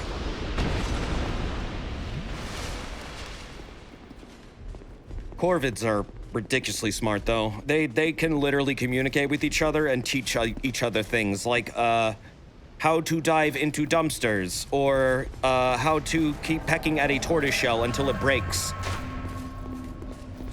They've gotten very good at that. To the point where actually the California tortoise is, endangered. It's literally the fault of corvids. Because they learned how to do that. And they spread that knowledge to other corvids, and now every corvid knows how to kill a tortoise. Fascinating. But also, we need to save them. Because they're very cute. I don't care if it's nature's way. I gotta save my shell buddies.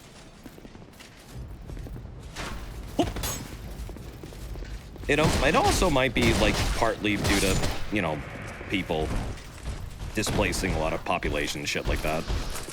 To be totally objective about it. But yes, corvids are a factor, too. There are some tortoises that have learned to hunt and eat wild animals now. Really? I mean, I know some tortoises are insectivores, but carnivores? There are some that are carnivores. Tortoises, though? Carnivorous tortoise. Do you mean turtle or tortoise? Because they're snapping turtles, yeah. They're very carnivorous, absolutely, but tortoises are usually herbivorous. Oh, tortoises can be fast. I'd be very curious to see, what tortoise species has adapted to being omnivorous or carnivorous, even. That would be really wild. That's a hell of an adaptation. That's a total fucking habit switch. That's an extreme response to, it going extinct.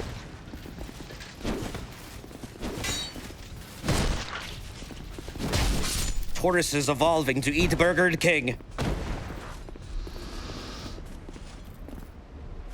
Do you know how the European starling came to America? Yeah, it flew, duh, with its wings. Fool. Oh, shit! No, don't kill me! I need to get that. Yeah, this particular fake wall had me guessing forever.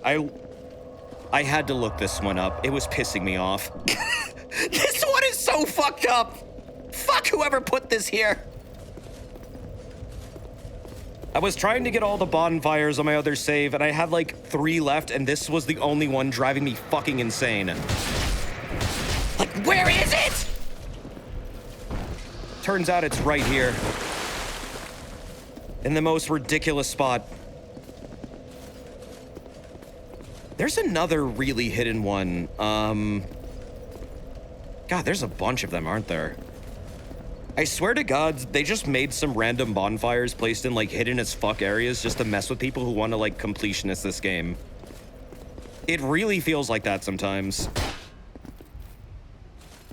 Normally it would be surrounded by messages. Yeah, I guess it would be.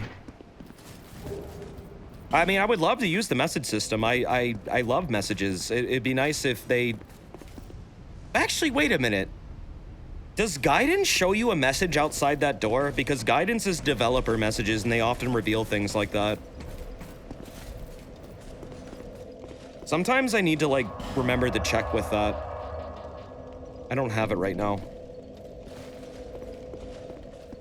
I guess that was their failsafe for playing offline. But it's not really communicated well, that's what it does.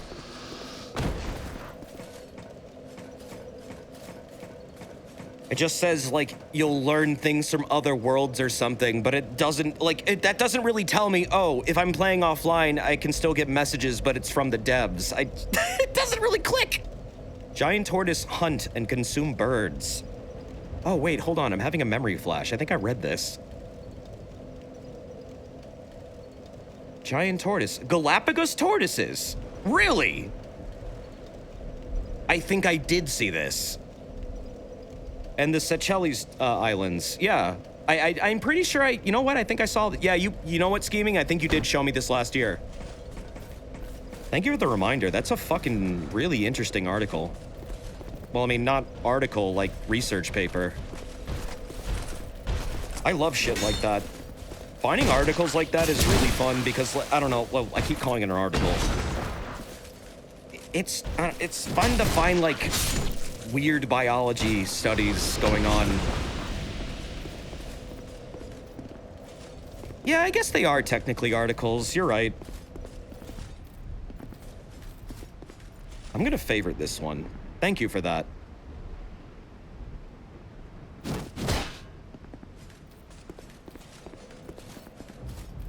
They're fighting back. The tortoise bird war starts now. They are pulling out the big boys. And they are very hungry. Did you know that if you teleport over to where she is and then start attacking her, she'll just laugh at you and get up and then leave? It's really funny to me that they programmed that in. Despite the fact you can't get over there. You have fought admirably. I have to hack in order to do that. I don't have hacks. Oh, you can just shoot an arrow? Oh, well, yeah, I guess that would make sense. I thought you had to specifically melee her. A true monarch carries the weight of their souls.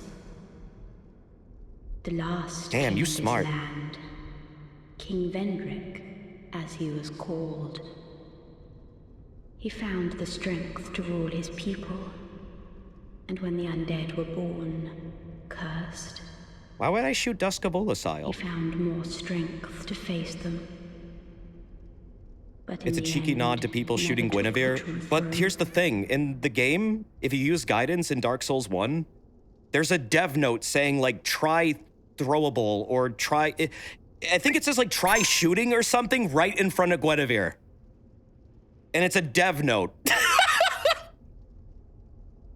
You can only see it if you use the guidance spell or something. It's They wanted you to do it. But yeah, that's literally Dusk, isn't it? So I guess Manus was that obsessed with Dusk that when he fractured into other beings, one of them, like, I guess took upon her form out of his memories? Weird. I guess Manus had a little crushy-wushy, I don't know. Visit Vendrick.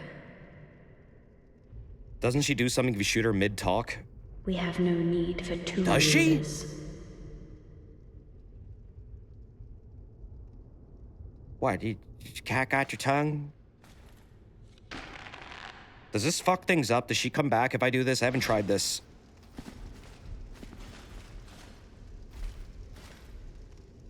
Target acquired.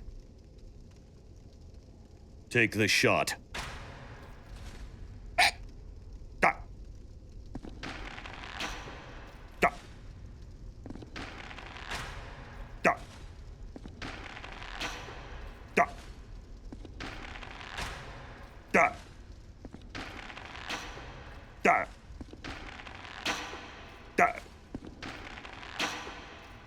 I don't think she gives a shit. She's just eating them.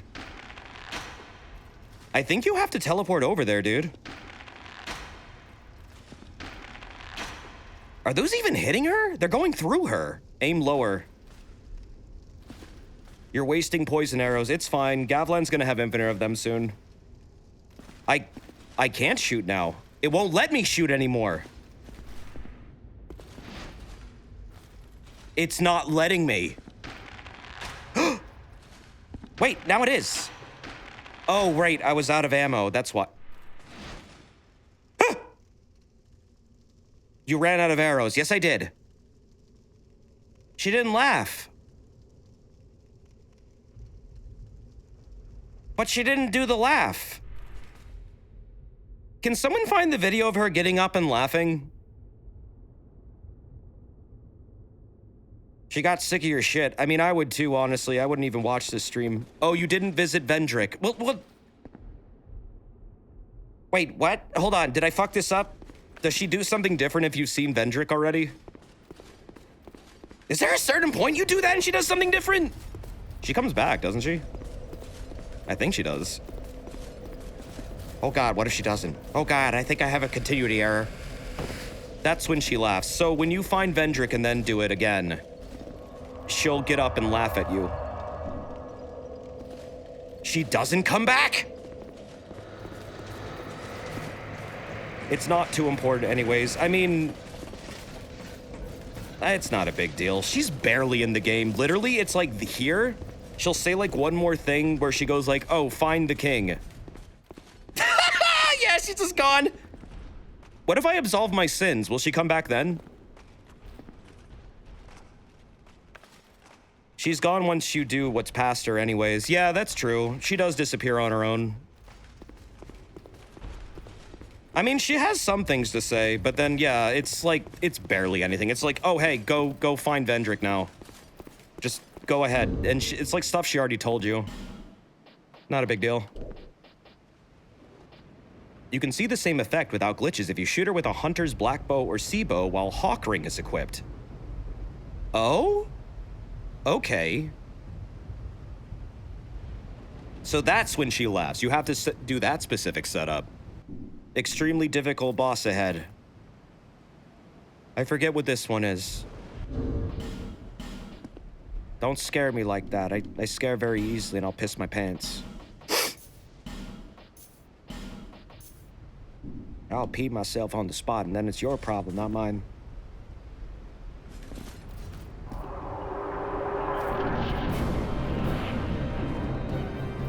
Oh no! How will I ever do this? Oh! It's terrible! The hardest boss in the world. Whoa! Whoop. Ow. Ooh. Hello.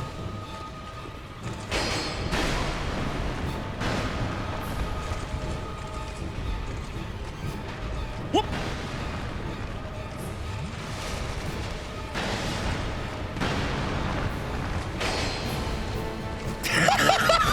Of course he can get poisoned. Get fucking stinky juiced. Let it seep deep into your blood. Ooh. Now let's go.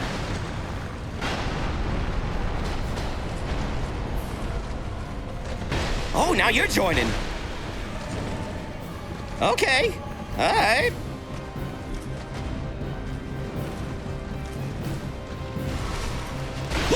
Whoa!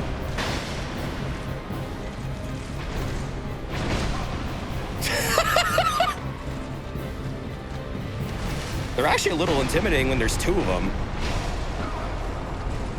I think this enemy encounter needed to be this way, like, at the beginning of the game. It would have been a lot better. And way less of a joke. Because it's like, they're so slow, they kind of need each other to actually be a bit of a threat.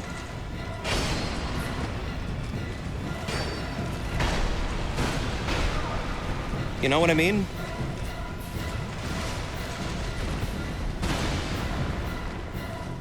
It's kind of like Smog and Ornstein, except not really. All right, get out of here. Get out of here. What the fuck is this damage? What?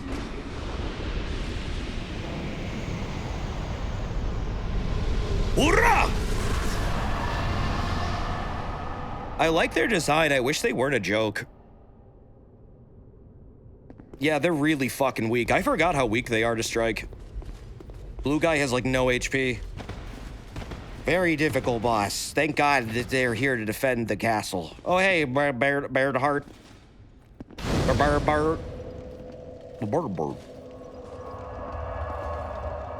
Remember when I died against him in the beginning of the game? That was very funny. That was a good bit. I laughed a lot. This game is very hard. Hard bosses, this game. It's got really hard bosses. Like, harder than Pinwheel. That's fucked. It's fucked up. Oh, hey, Bruxima. Remember the video I talked about where most criticism about this game came from? The guy complained about this fight with the 2 Dragon Riders being unnecessarily difficult.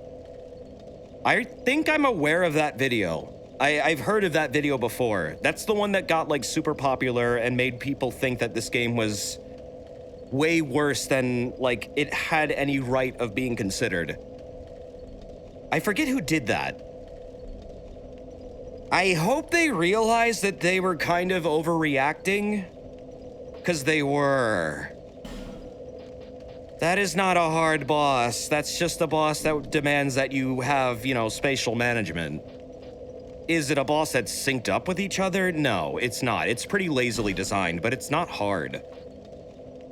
I'll be the first to say that boss is a lazy design, which is kind of underwhelming and makes me wish that Dragon Rider was way more interesting as a boss. Having to have 2 of them just to make them somewhat more difficult says a lot about the enemy design. What if he rode a dragon? Well, then he'd be Nameless King. Oh, well met, friend. Good to see you well. Yes, very good indeed. The video is proof how many people looked at video essays for opinions. That's why I stopped. Not for that specific video, but because I started to realize I was falling into that trap. And I've become a lot more choosy over who I listen to for reviews as I've become wise to that. You shouldn't listen to someone else's opinion over, like, a very subjective medium like a video game.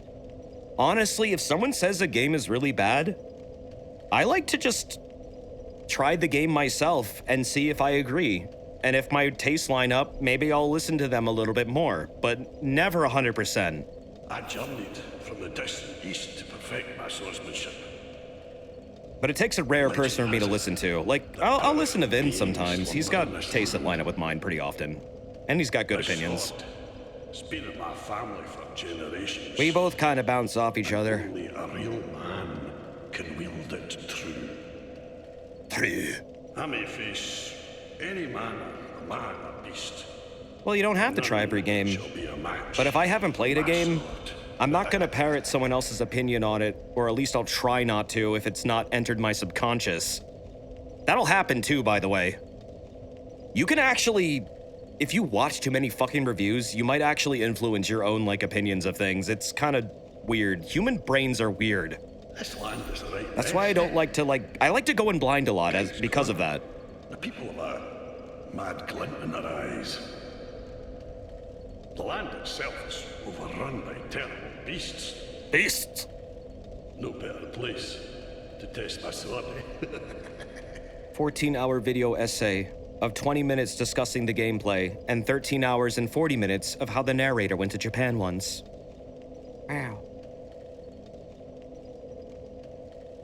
I mean, that sounds like you were taking the opinions of others into account. If everyone says it's bad, maybe it might be bad. It might be, but often I've played games that people said were bad, and then I liked them. For example, you're looking at one right now. This land is a right mess, eh? King's gone. The people have a mad glint in their eyes. So it's not... Sometimes you really just need to play something for yourself in order to figure it out. No better place to test my celebrity. This is a game? No, this is real life. It's just a portal into another one. Desert, that's impossible. No, it's not. Did you get interested in the Scorn lore? A little bit, but I kind of like the mystery of it all. I don't really want to have it solved or anything. I think trying to find answers where maybe answers don't exist, or maybe you don't need to ask those questions to just appreciate the art and let it be mysterious and weird. I think there's something about that some games I feel just kind of need to be left in mystery. DS2 has a lot of that element, actually. I think that's why I like its story so much. There are things in this game that just don't get explained, but they're presented in very interesting ways where you can come up with like maybe ideas for them, but at the end of the day, you don't really need to know the answer. It's just kind of fun to theorize. Maybe you can make up your own story, which a lot of people do. I don't know, there's something nice about that, not having everything explained and you making your own assumptions about things.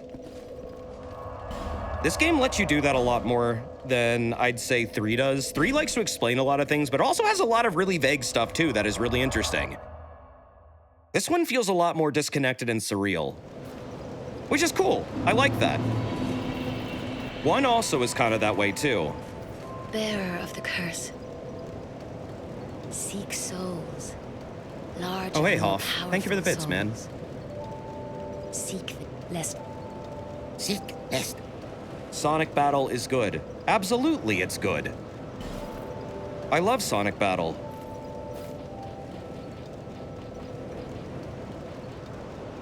Also, Commander Hoff, on the topic of video essays, I can't believe how some of them are nearly half a day in length. What?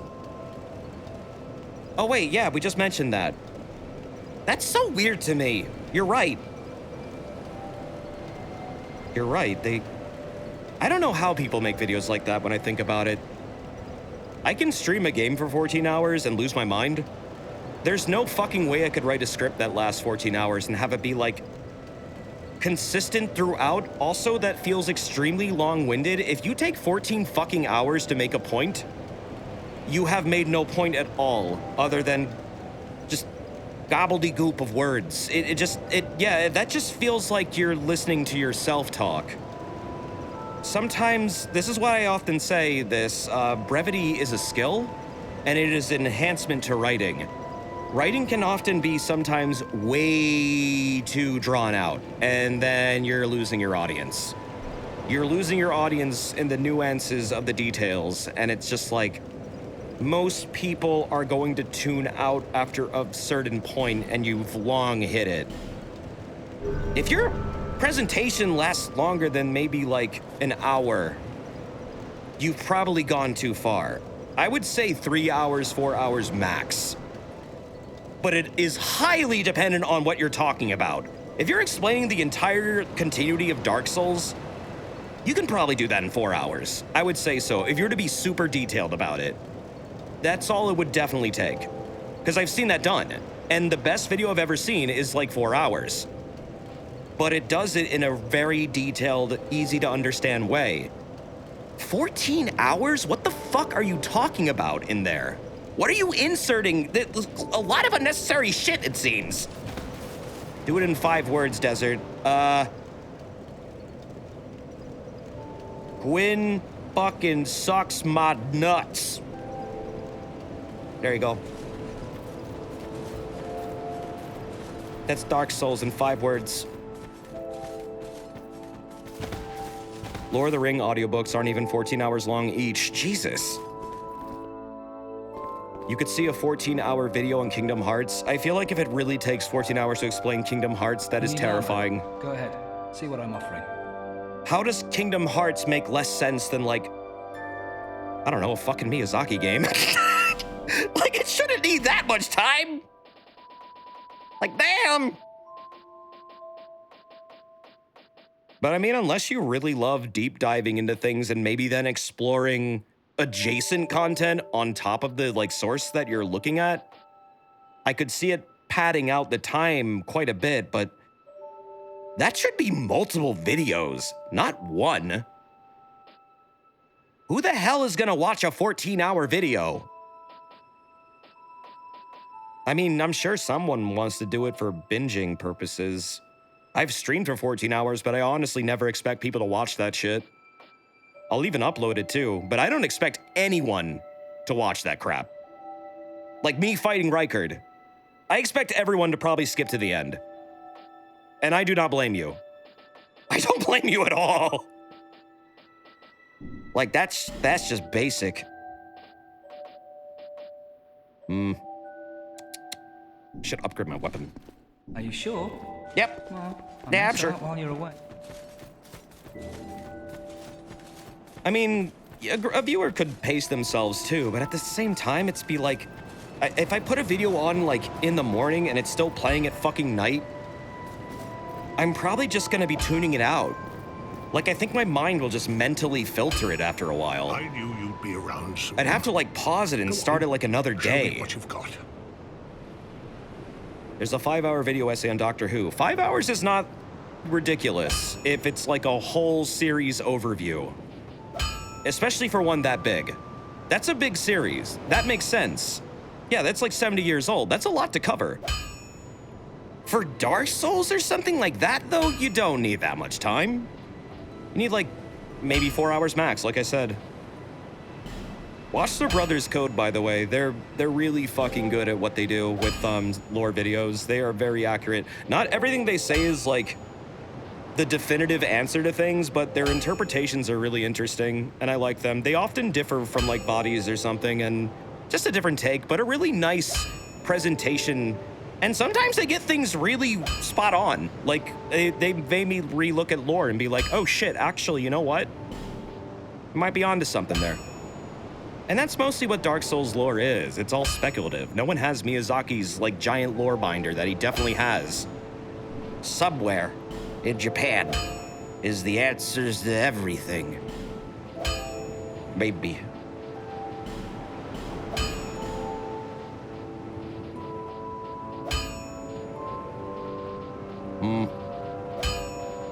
Super Eye Patch Wolf makes some good essay videos. Oh, I've never heard of them. How do you feel about Doctor Who being on air long enough that much of the beginning of the show is lost media? I think that's a shame. How was it lost media? If we have the original series of Star Trek, shouldn't we also have Doctor Who? Because wasn't there like a Doctor Who spin-off kind of thing in Star Trek? The original series, there was like a secret agent guy. And I think that became Doctor Who eventually, right? At least I thought it was. Maybe I have this mixed up. They taped over the tapes. What? It's literally so old that the BBC recorded over the giant film wheel things. My God. That's like the fucking burning of that fucking library. You know, the one in Alexandria. That's fucked up.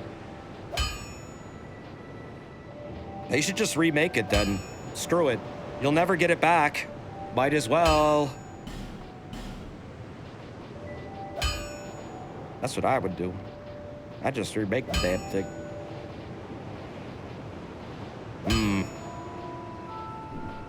What other upgrades can I do? I need to start thinking about armor that I want to upgrade. That's gonna have to happen. This game kind of actually makes you upgrade armor, I think. Or at least it felt like it really, really wanted me to. Eventually, enemies become very overwhelming. And it seems like armor upgrades really do help. I'll be around if you make it back. I don't particularly enjoy the armor upgrades because I feel like they just inflate the grinding in a soul memory game, which is bad. But, I guess I appreciate the character customization and progression. I'm mixed on it. If soul memory wasn't a thing, I think I'd enjoy armor upgrading a lot more. Be careful with that, you don't need to oftentimes. I normally only get like one set. I get like one general purpose set. I have to like usually determine it based on what my character is like. And I think I figured out what set I really like, but honestly, this character is playing a little different, so it might wind up being a different set this time. Yeah, eventually you need chunks, and you will not get chunks until you beat Nashandra. Spoiler alert. Also, I like it how after you meet Nashandra, you get to see all the bonfires you haven't found yet. Every single one. The game's like, hey, go back, asshole. You missed one. Like here, and here, and here. Wow, I didn't get any of these. Huh. I'll have to go back for those eventually. Anyways, let's continue. You find the Triforce yet? No. Soon.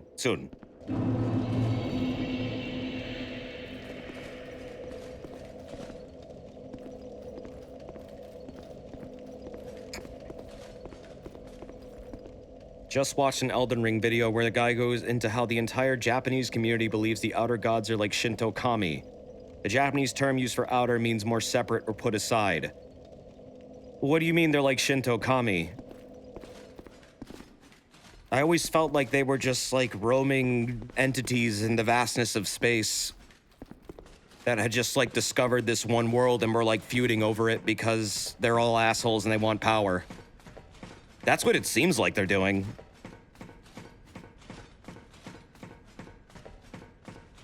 Like, the Lands Between is really just like a fucking battleground for a bunch of feuding entities using humans like proxies. You know, like rude-tagged soldiers using rude-tagged weapons, using rude-tagged combat techniques and spells. The Lands Between have changed.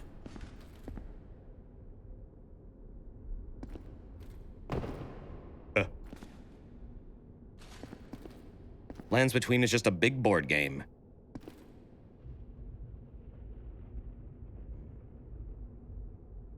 Yeah, I mean, there is a lot of, you know, Shinto and Buddhist imagery throughout every game in the Soulsborne series, really. That's just a prominent thing. I mean, it's definitely a thing. It's probably how they may have intended the design. They're probably not wrong.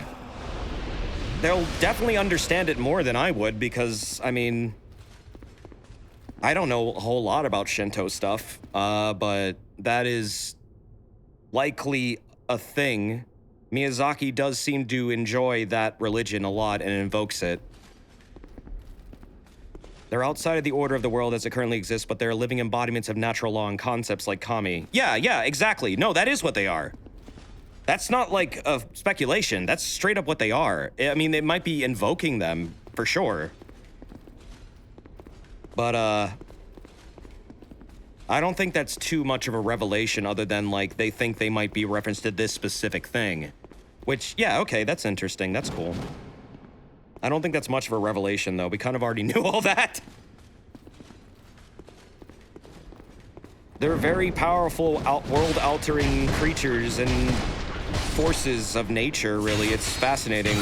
The outer gods are really mysterious, but they're definitely, like, something to do with, like, the laws of reality. Sort of like the Elden Ring itself. Maybe they're tied into it somehow, but we don't really know. But maybe we'll learn soon.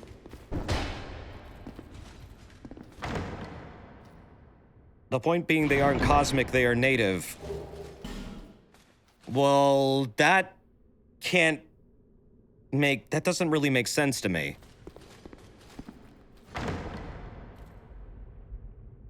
Because some of them literally are cosmic. There's a god that is literally a moon. A lot of gods apparently came from space. Quite literally, the game explains this. Like, there's the whole Astel thing, there's the meteorites, the fallen stars, Elden Beast came from space. Greater Will might be the fucking sun for all we know. Is Majora's Mask's moon a god? I would consider that thing a fucking deity. It can destroy the goddamn world. Really? You're in here now? I would say the moon is pretty close to an entity like that, yeah. I don't see why it wouldn't be. Why would you not consider it one? It's a massive thing that they have festivals, in order to, like, appease. Clearly, it can devastate the entire planet if it chooses to. That's pretty much a god. Yeah, it wasn't always evil either. It used to be nice. It was corrupted. It was fucked up by Skull Kid. So it's, I mean, yeah, maybe it is an entity of Termina or something. But really, they never really explained the moon. Other than it probably used to be revered and it wasn't always like that.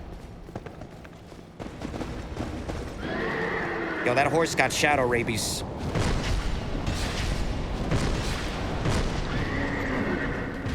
Whoa! You forgot about Skull Kid. How? I thought I had bad memory. Damn. But yeah, no, Skull Kid did a lot of fucked up shit. He completely destabilized that world and all of its natural order. That's where they moved it? Oh, damn. Well, now I have a free buddy on my back. Check this out. This ring is fucking stupid. I love it. Free friend. Free hug. Does this still take all the damage, or does it just significantly reduce it? This ring also weighs a fuck ton, because it's a literal person on your back. They're living embodiments of natural force and are tied to them. The moon and stars of kami in Japanese. Also, they can be multiple kami with overlapping domains. I really got to post that video in the Discord. The first 15 minutes are a deep dive in the Japanese perspective. I mean, yeah, that maybe.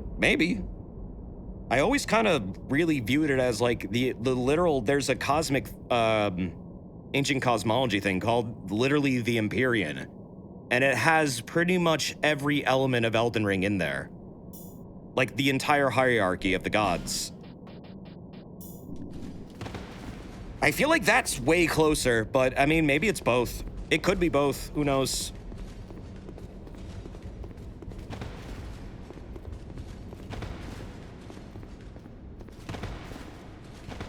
It's not like Miyazaki hasn't invoked ancient cosmology before in like every game he's done.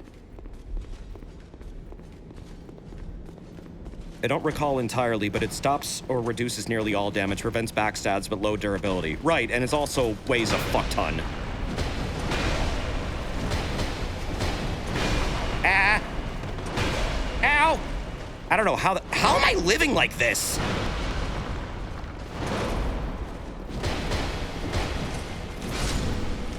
You used that method to beat Ancient Dragon? Oh, it doesn't work on Ancient Dragon anymore. I read about that. I tried it. It doesn't work anymore, and apparently they specifically patched the game so Gower's Ring of Protection no longer, like, protects you from the flames. It just goes right through it.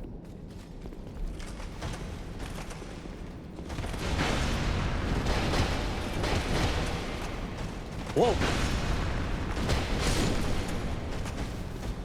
Did the Hammer Dudes have that insane 3-hit combo in Scholars of the First Sin? I've heard they do, but these aren't the Hammer Dudes that people often complain about. The ones that people complain about are the ones in the Dragon area. They are fucked up and overtuned. Those are the baby versions. Oh! Alright. Yeah? Okay, let's go. Let's do this. Da-da-da-da-da!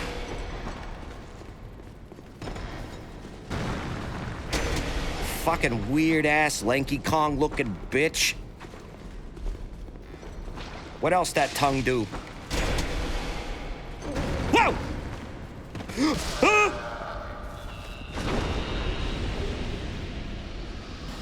Hell yeah.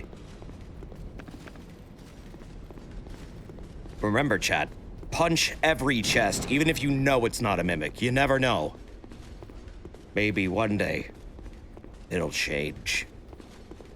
Yeah, I got the funny katana. Doo, doo. Hammer dudes have a near infinite combo. They do. It's fucked up. They do it a lot in the dragon area, though.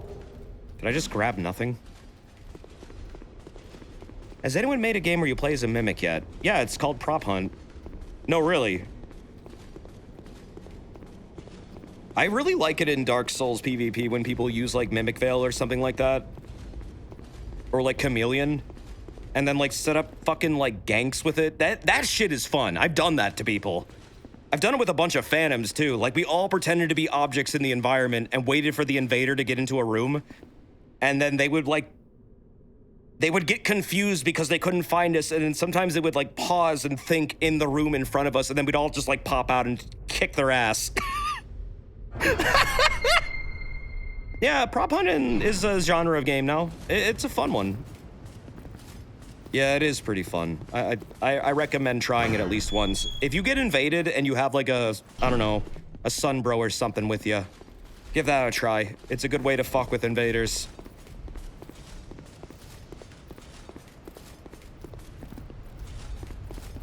They'll never see it coming. Oh, they reduced the number of archers up here. That's good. What? Oh, okay, that's a loud as fuck splash.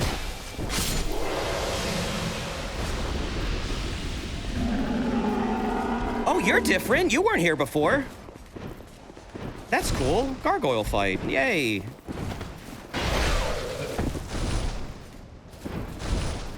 Because we needed more of them after the one where I had to fight 6 of them in a row.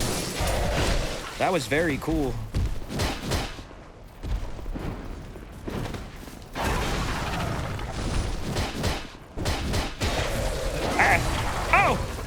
Oh, you have that combo too. I forgot about that.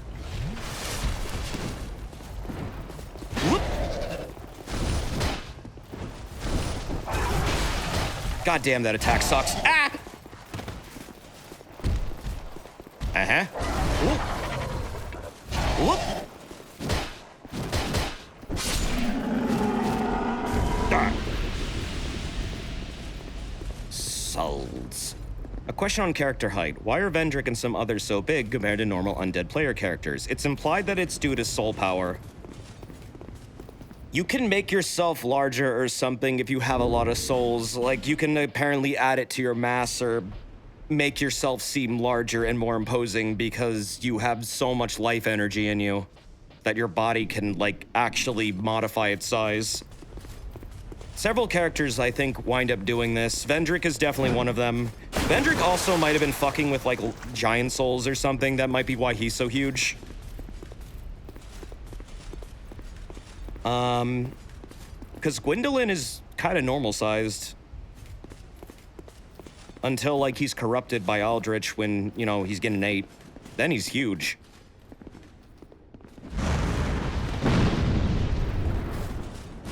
Oh, why is Guinevere so big? Because that's not Guinevere, that's an illusion. We don't know if that's how Guinevere normally was. That wasn't her. That was never her. Guinevere is probably Rosaria, who is normal-sized. Or mostly normal-sized, significantly smaller.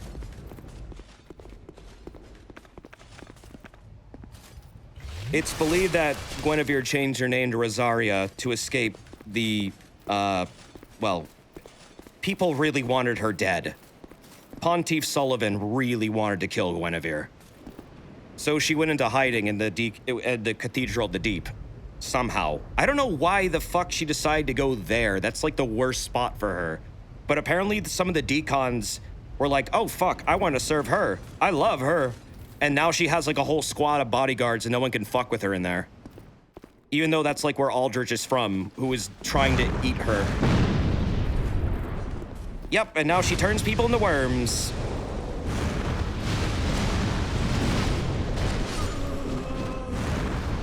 Wow!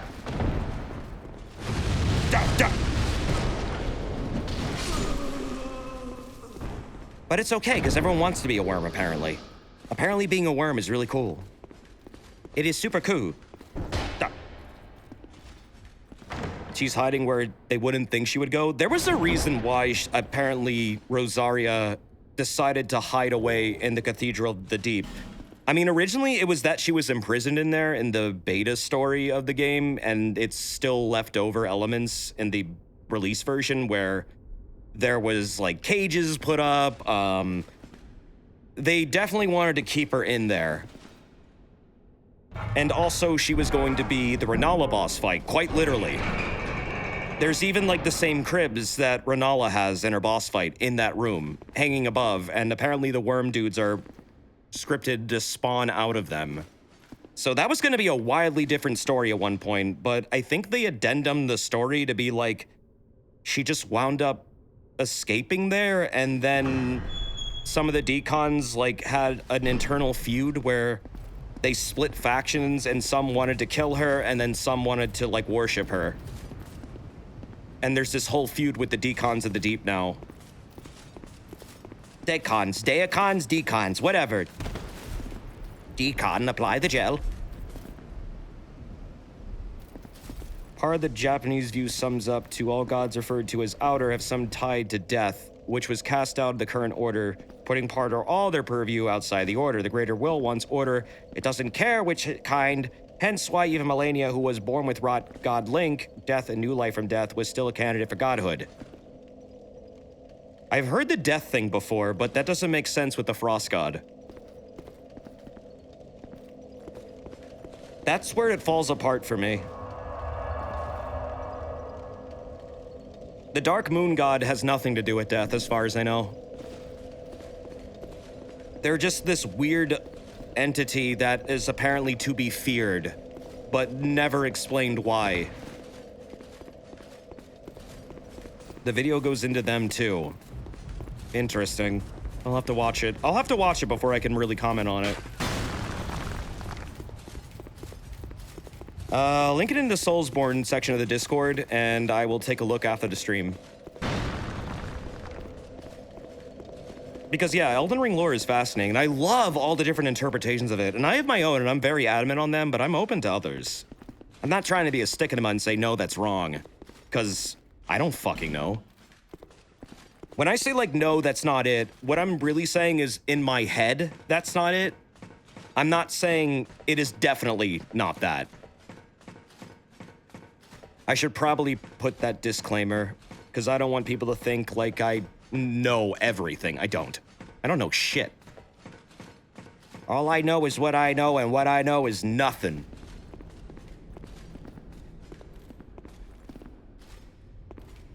It depends on if you fear the god of the moon more than you want. Dalassy, what the fuck?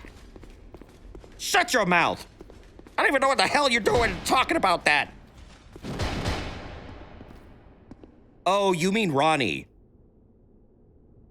I thought you were invoking RE8 again, for some reason.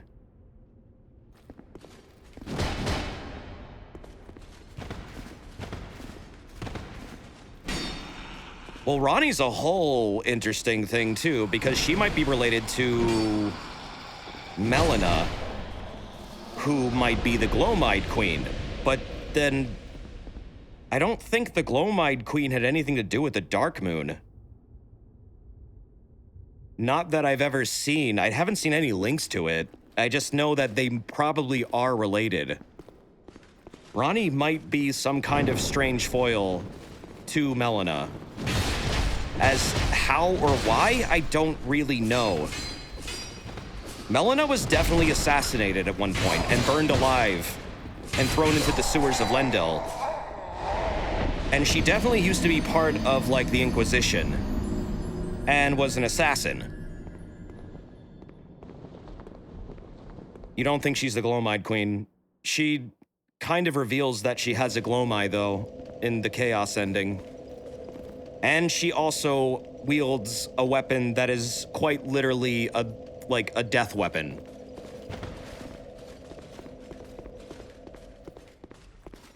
There's a lot of weird shit with Melina. Again, I'm not saying you're wrong. You're entitled to that viewpoint, and I'd love to hear more. In my head, I'm seeing her as Glowmide Queen because of a lot of things that seem to add up.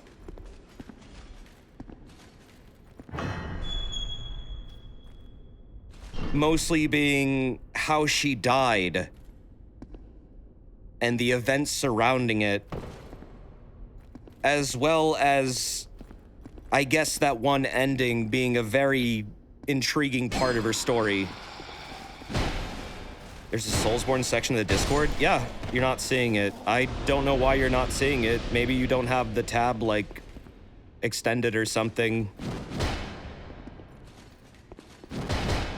It's in there. Or is it a thread? Oh, it's a thread, right. You have to check the thread, sorry. Click the threads in video game. It's Discords. They don't make that clear enough, man. Okay, who the hell do I kill in here to activate him? One of these has to activate. To activate him, but who? None of them. Lure a mannequin. Oh, yeah, you know what? Damn, you smart. Good thinking. Yeah, why didn't I think of that? Thank you, chat. You're making up for my bad brain. All right, come here, come on. There you go. Get into the soul bowl. Ow.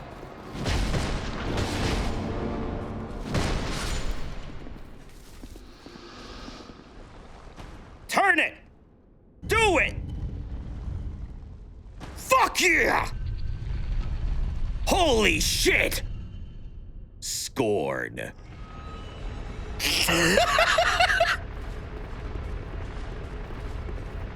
Can I just say the Germa bit where, like, every time he solved the puzzle and it would just say scorn is probably one of the funniest things I've ever seen.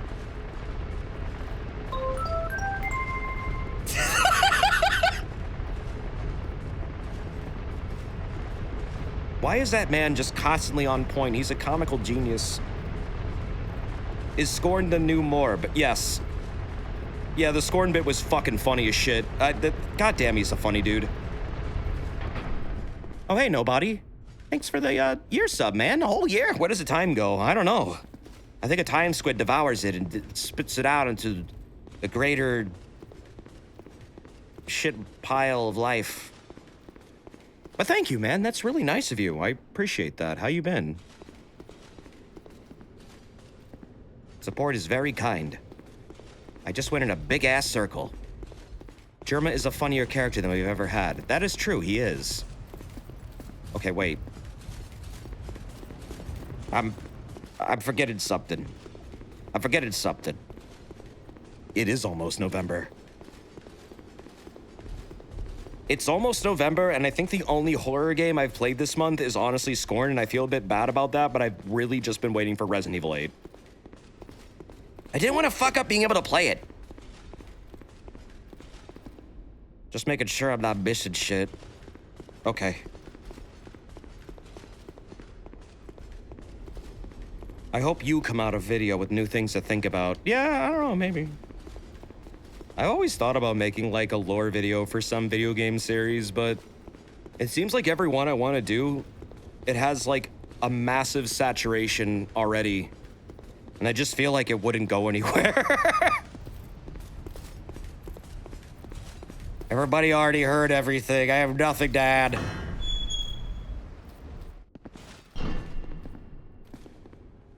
You could do Tetris lore. Oh yeah, that'd be great.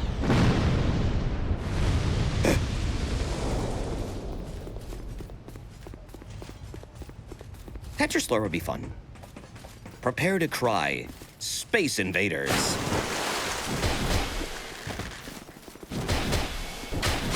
Tetris lore is wild, actually. Have you ever played Tetris Worlds? It's fucked up.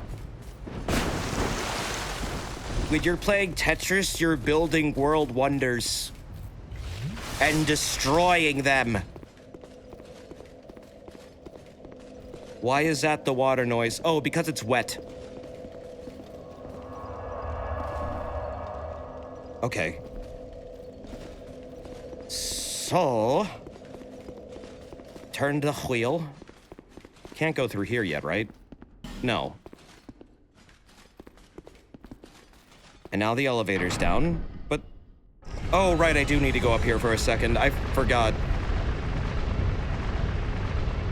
This elevator's the funniest shit in PvP. There's a video of a dude managing to set up several lingering flames in the life drain patch to trap dudes coming down from the elevator. Life drain patch is fucked up. That is the most area denial skill I have ever seen in a Soulsborne, and I'm kind of scared they'll bring it back one day. Like, it's brutal. I hear a horny man. Oh no, yeah, it hurts you and your allies. It's just a fucked up, like, everyone dies spell. Including you, if you get caught in it.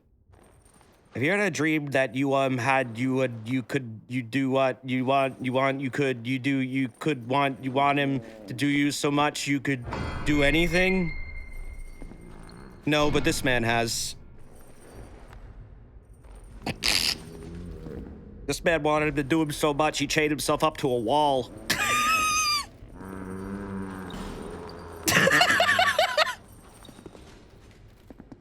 This fucking guy is so weird.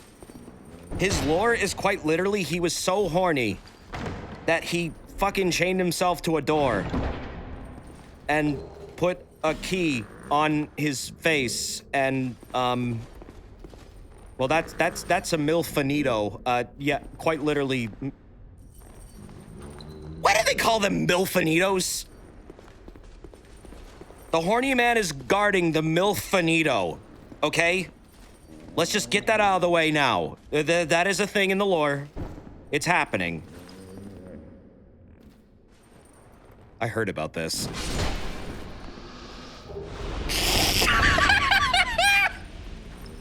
That's fucked up. Doesn't he jump you if you open this chest? That's not in the original version. Yeah, you can find him with torches.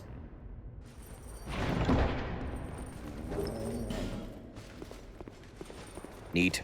Nah, he's just jacketed. Oh.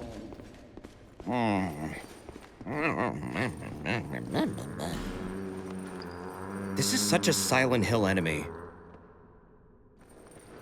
Straight up, this is the most Silent Hill looking thing I've seen in this series. Doesn't take much.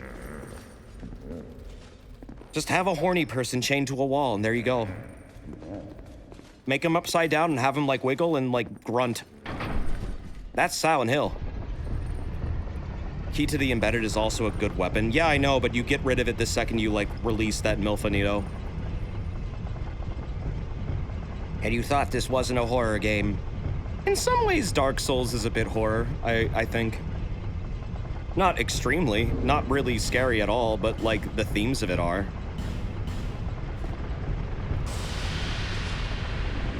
Good thing there's no reason to release the MILF. No, there is. You want to do a good deed, right? And if you want free human form, you gotta release her. You only get free human form, I think if you release her, right? You get something else, too. Dark fantasy, not horror. Well, I mean, there's definitely horror elements to it. You can have dark fantasy and horror in the same thing. Considering how much this deals with, like, death and zombies and like ghouls. I'd say that if you have a ton of bone boys in your game, it is instantly the scariest thing ever.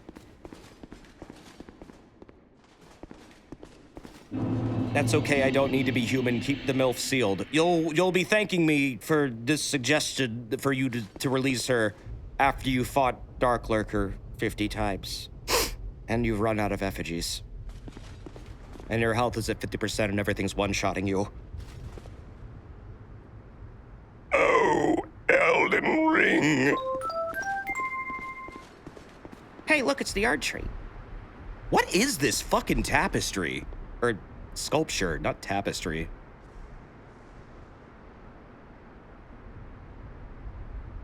I don't know what this is. Other than like an arch tree? But then who are the two things, like the two people figures?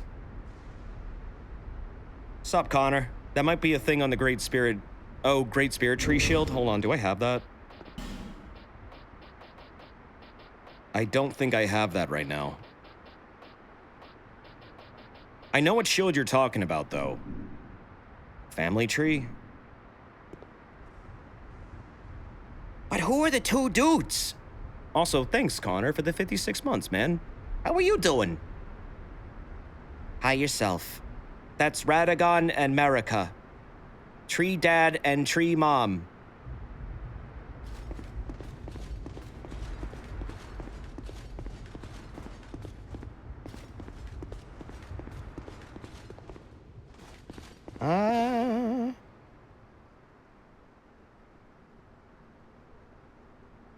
Yeah, I'm not getting anything out of that.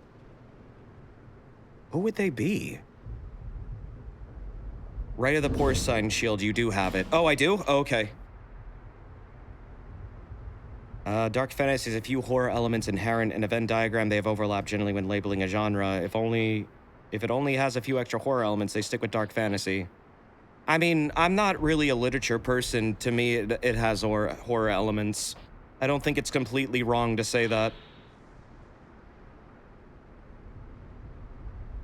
But I appreciate the informative response. Oh, right. This is the whole Kella thing. Proto-Mikola, god of dream. Once there was a boy who was easily frightened until the talking tree of Dreamworld transformed itself into a shield to protect him once he turned the age of 25 and got a PC. It's okay, Burkhard. I don't care. I hope you can chill out and relax.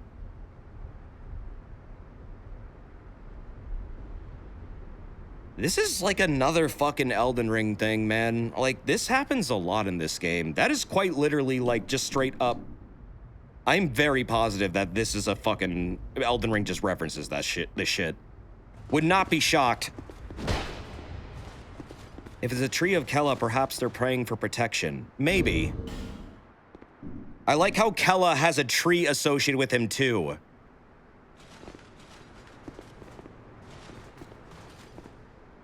I appreciate the informative response is good. Well, I mean it.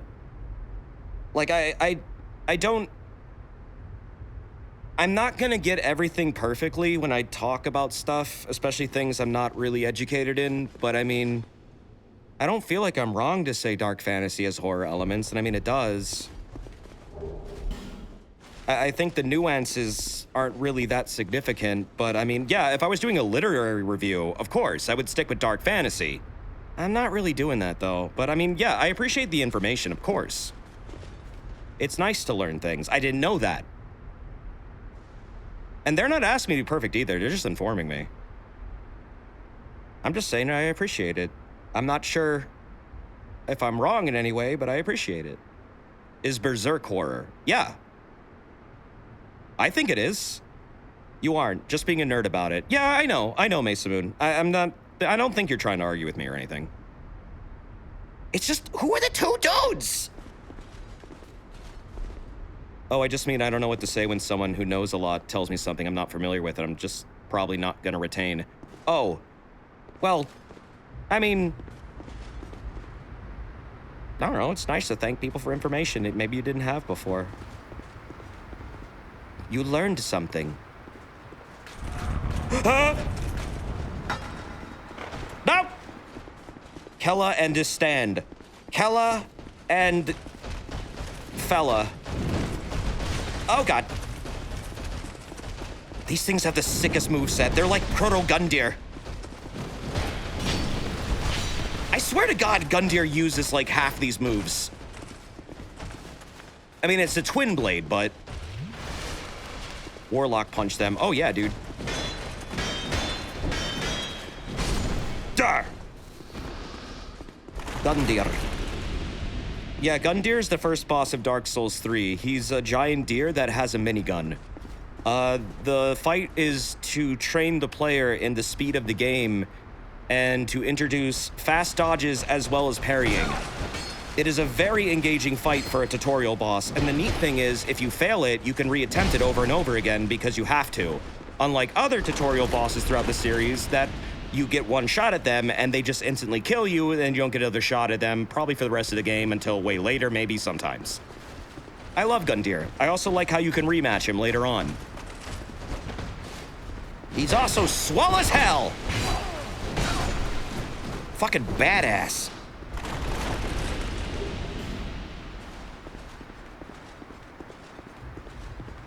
Ugh. You've learned recently expose non-printed areas of motherboards glow a faint lime green light under black light. That is such a very specific thing. Neat. I didn't know that either. Life is full of little mysteries. Champagne Gundyr is the drunk version. Yeah, that's when he gets real sloshed off Siegbräu.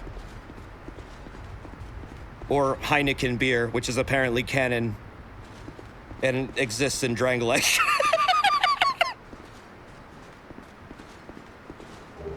That will never not be fun to me. That will never not be funny to me.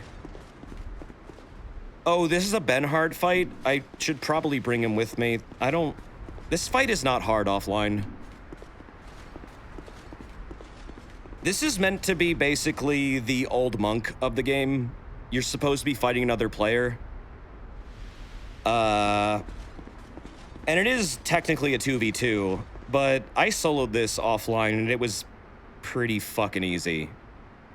I really wish I could play this one online. That's just cool. I love the old monk concept, or like the Church of the Spear concept. Bring him in and ascetic the magus to complete his quest. I guess I could do that. I have a bonfire ascetic. I could do that, actually. It's not that hard. No, I know. It's not hard at all. Mirror Knight is not hard. Unless you're fighting another player, he's not hard. Other players make this an interesting fight.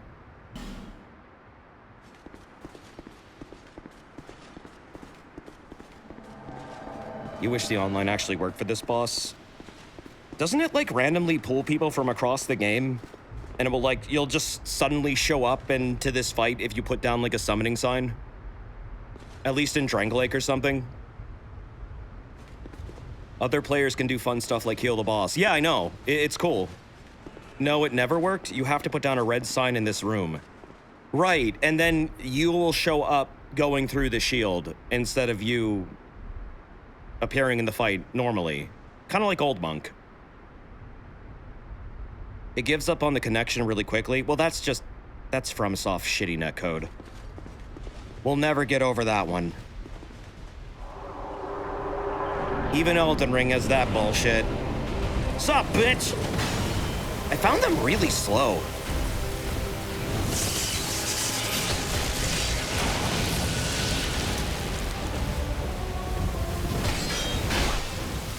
And not very hard-hitting. I get why they're slow, though, because there's supposed to be another player here.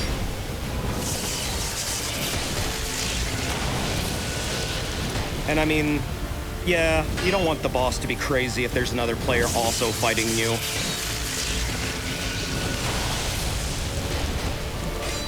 Oh, were they nerfed? That explains a bit.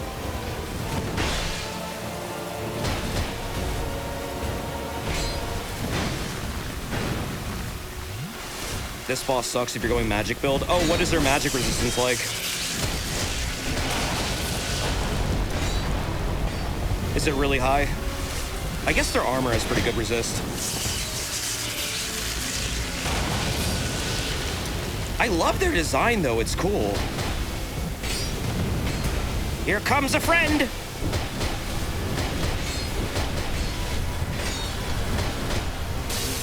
Yep!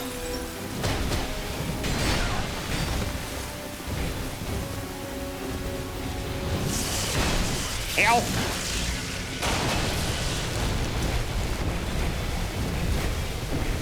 But then you just do this and you win. Like, even without Benhard, that would have been, like, instantly dead. Yeah, I really wish I could fight this dude unnerfed.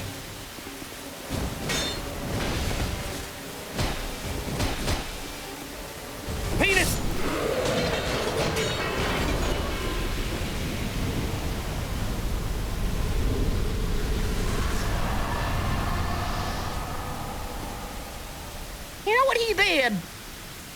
He punched him in the penis. He was injured. Injured bad.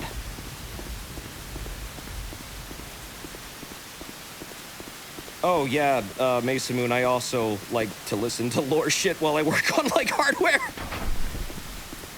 It's oddly calming. You missed Resident Evil. Oh yeah, I looked at the Resident Evil presentation. It's at the start of the stream. It was a very good presentation. I highly recommend watching it.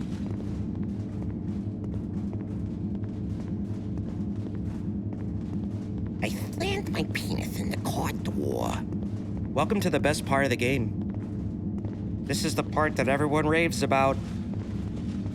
Everybody loves this area. Don't you guys like this area a lot? Because I do. It's very pretty. Looks cool. It's got trees and green and really nice singing and about 1,000 mages that have infinite range pelting you with magic spells all over the fucking map.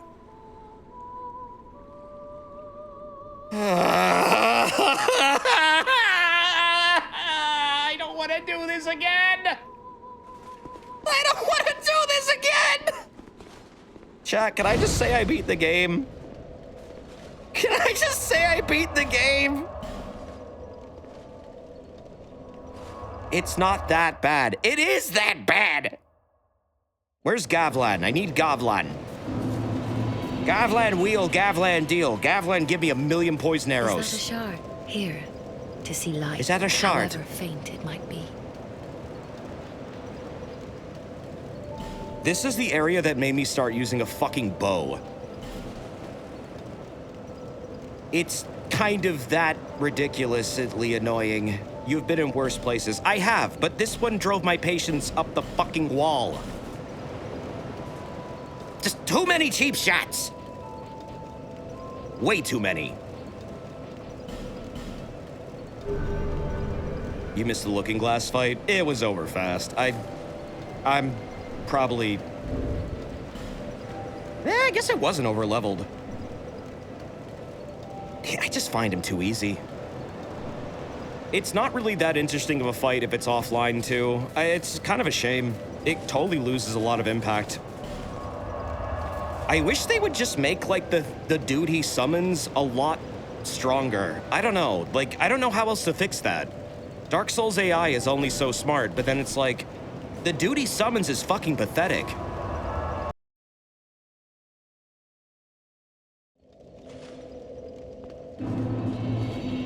When an area boss makes you change your build and play style, it means it broke you. Well, I mean, this game actually constantly demands that you approach things a hyper-specific way. And if you don't, the game makes your life very difficult.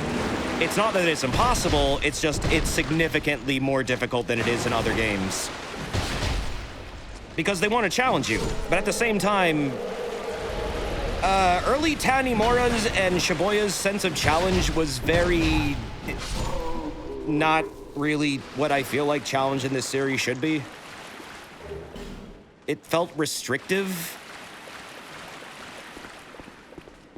in the sense that, like, it's overly punishing if you don't, say, bring a bow. Or if you use a very specific type of weapon and you're maybe, like, I don't know, you didn't grab the right thing. Not that you have to adhere to it, but it does become harder. Way harder, like disproportionately, I feel like. There he is! There's my man! Make a deal. My man! Honestly, though, I started liking bow and arrow because of this. It did change how I played, and to its credit, I enjoyed it. So much that I will gladly buy everything from Gavlan because I love him and we are best friends and we eat soft tacos after the stream together. With Gavlan, you deal. Much deal. These you take. For you. For me? Aw, bro. Aw, bro, I love you. He's a good man. I'd say the game punishes you more if you stick to the DS1 way of no one-weapon-only style of play. That's why I like DS3, though. DS3 also kind of sticks to the whole, like, whatever weapon you fucking want, baby. Just use it. This one tends to guide you towards using other ones, so I mean, I get the variety approach. It's interesting. It's just not my favorite thing. I don't think it's outright bad, though. What you want. I want you. With Gavlan, you will. You Yeah, some people like it. I get that. I get that a lot. Gavlan will. I could listen to him talk all day. Gavlan wants soul. Many soul.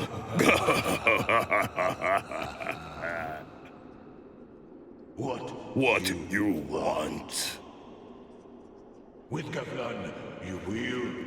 You deal. People asked me the other day, who is my waifu? You're looking at him.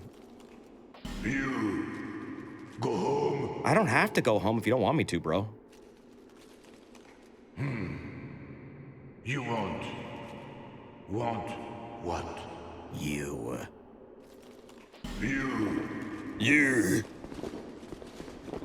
All right, let's get going.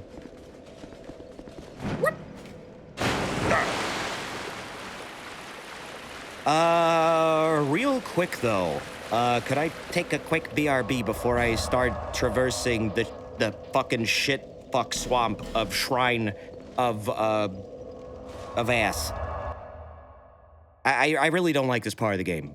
This is actually a low point of the game, in my opinion. It looks cool until you walk through it. Take a few hours. Okay, that's don't tell, you don't have to tell you that twice. All right, let's do it. I'll be right back. I'm gonna BRB. I gotta BRB. Okay, bye. Be right back. I'm gonna BRB. Bye. Bye.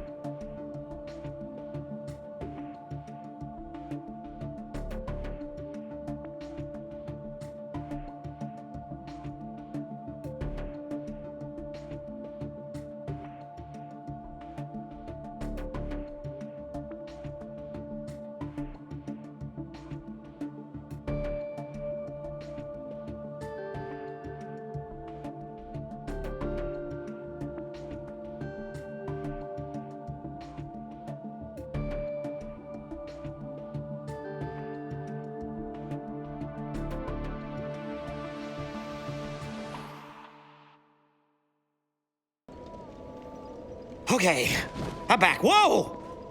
Don't do that! Jesus! God damn, boy. You're gonna die. I clicked back in, and then he just nearly launched himself off a cliff. That is so typical. Oh, okay. That kills the Desi. Yeah, Game James, BarkScript actually made an SMB1 that was, like, skinned to be, Pogona, as well as a bunch of, like, memes from the stream back in the day. This was, like, for one of my birthdays a couple years ago. And it was a fully playable build of, like, the first 3 levels. It was great. It didn't look quite like Nolion's version, which is who made the BRB. But it was pretty much that.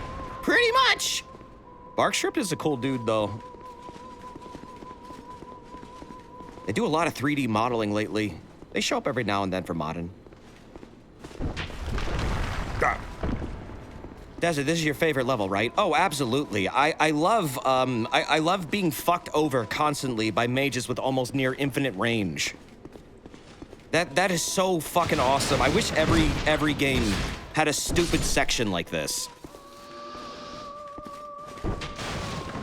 It's perfect. It's beautiful. Did I say stupid? I meant immaculate, perfect, amazing. Ugh. Is there a section like this in 3?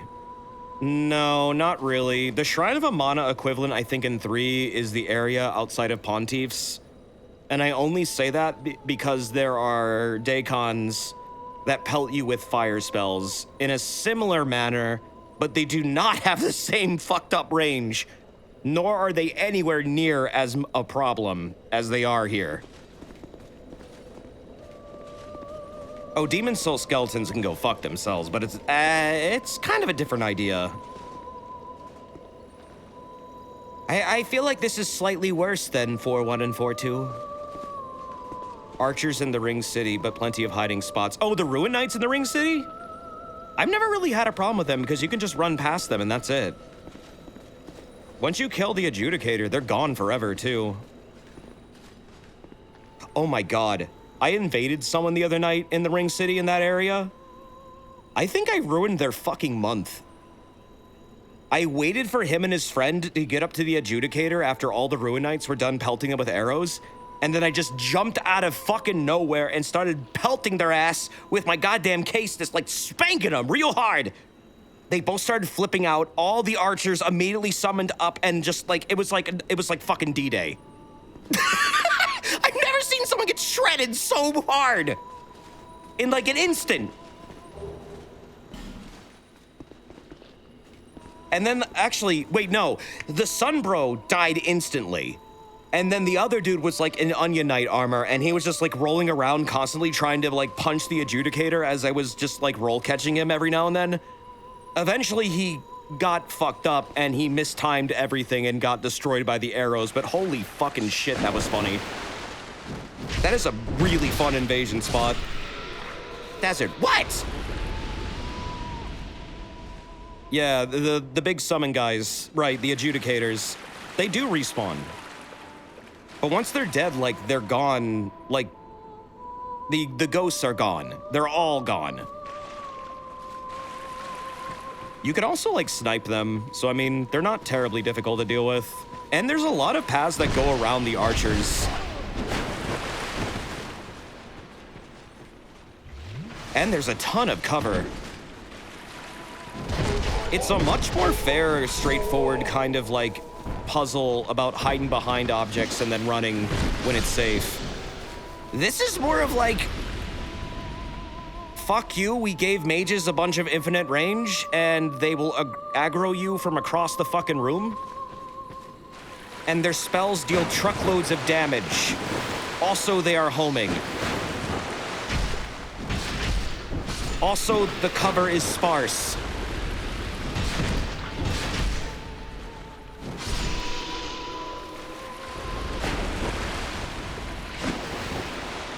You think these guys are worse than the snipers? I farmed these dudes for humanity. Effigies. I don't think these guys are bad. So long as the Milfinitos are singing, they don't attack you. Until you, like, walk right up to them. The Archdrakes are pretty scary. They do hit really hard. Them combined with the mages makes them terrifying. New Game Plus Archdrakes are really tough. I bet you they are. You know what? Have I bonfire static them? I've done Champion's Covenant in here to farm. And yeah, they're pretty tough. They die really fast to arrows though, like lightning and poison. That is their weakness. Range. But they're also really good to farm because they drop Twinkling Titanite and they're a consistent source of it. And their armor is really good too. There's a lot of good drops to get here if you farm this area. Uh-oh, she stopped singing. Now they're all gonna aggro.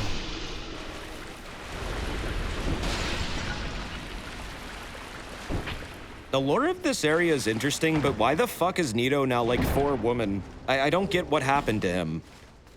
Did he like split up or were they created? Do they have his Lord Soul? I don't really know what they're doing with these characters. They're kind of unclear. He just trained them.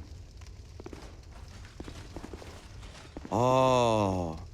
We knew you were coming. And stop singing. They aren't him, they were taught. Okay. We are Milfinito. Right, because the Rodden is technically Nito. We are here to sing to those bound by death and dark. But then do they serve the Rodden? I don't know. We will sing here forever.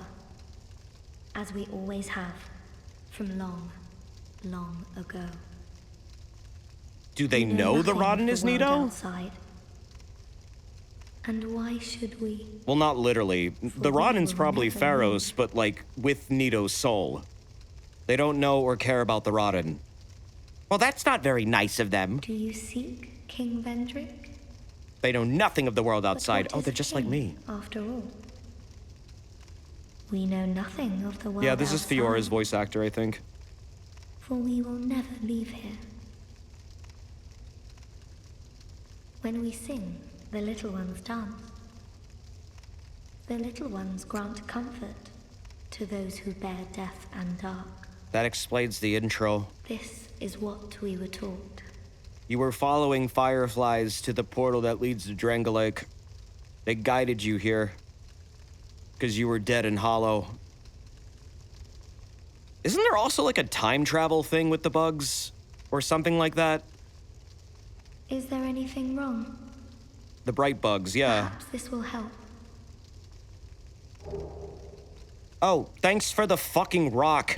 This is all that we can do. It's a cool rock. I thought you like it. When we sing, the little... Ricky slam dick into car door. Desert punch them. Why?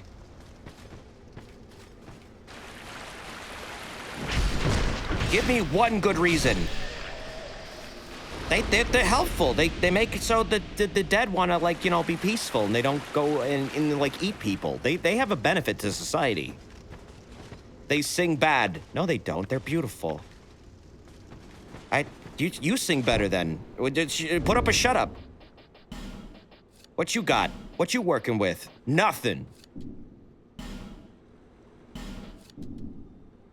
Because it would be funny. I mean, you're probably going to see one of them die. Maybe. I think in my offline game, one of them did die because I approached them before I fought the Demon of Song. And they just kind of like teleported away wordlessly and they never came back.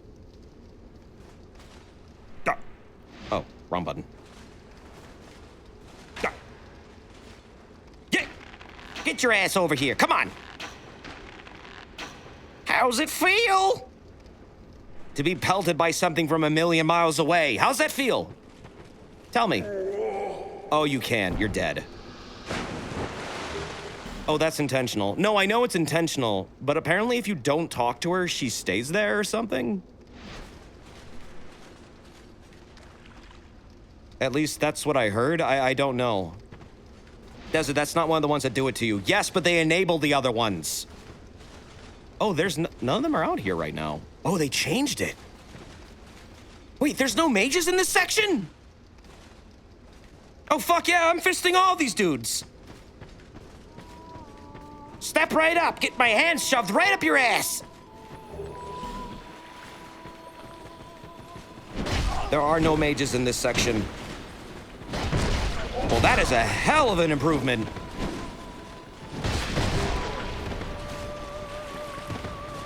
Whoa. What? Ooh.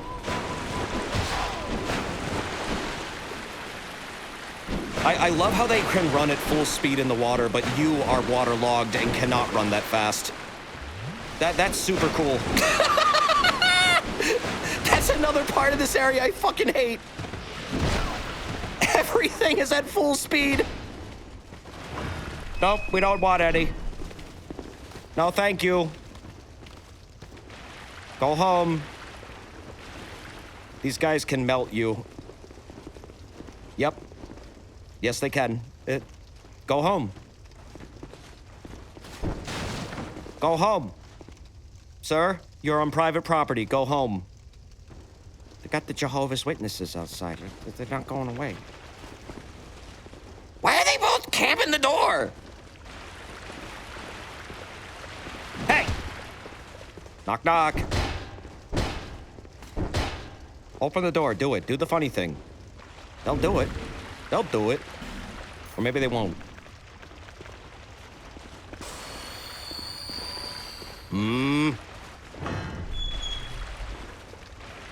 You know, a vampire can't enter unless you invite them in.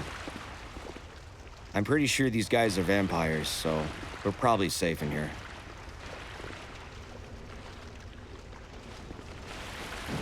Little bastard! Jump at me? What? Oh, where were you going? Woo! Da! Da! Da! Da! Da! Bop! Wop! Bop! Okay, there is some glowies over there, but I think that's the next or final section. Oh, there's one over there, right. Ask them if they have Thin Mints. I don't know if they're selling cookies, but I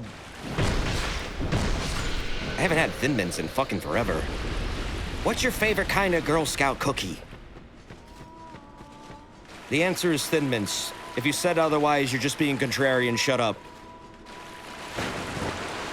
You can use a torch to illuminate the cliffs around here. Yeah, you can. They're not that bad, though. Samoas? Okay, Samoas are valid.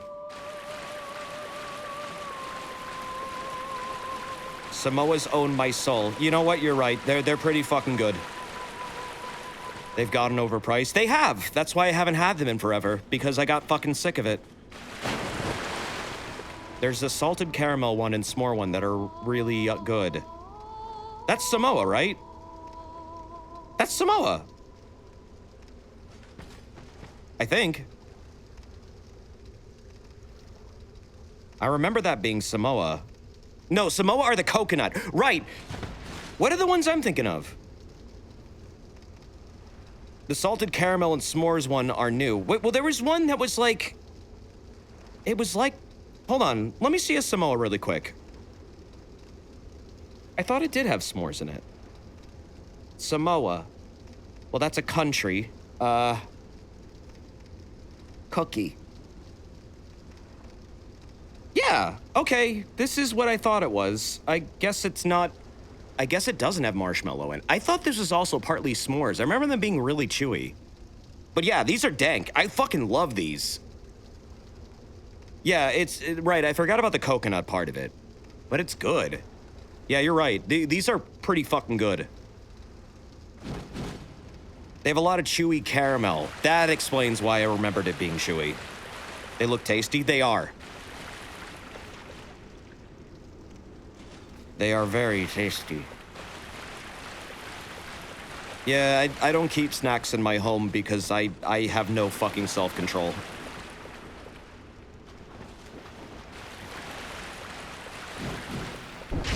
Seriously. Last time I bought ice cream sandwiches, it was like a whole box of them. That shit was gone in a night. The next day, I felt very sick.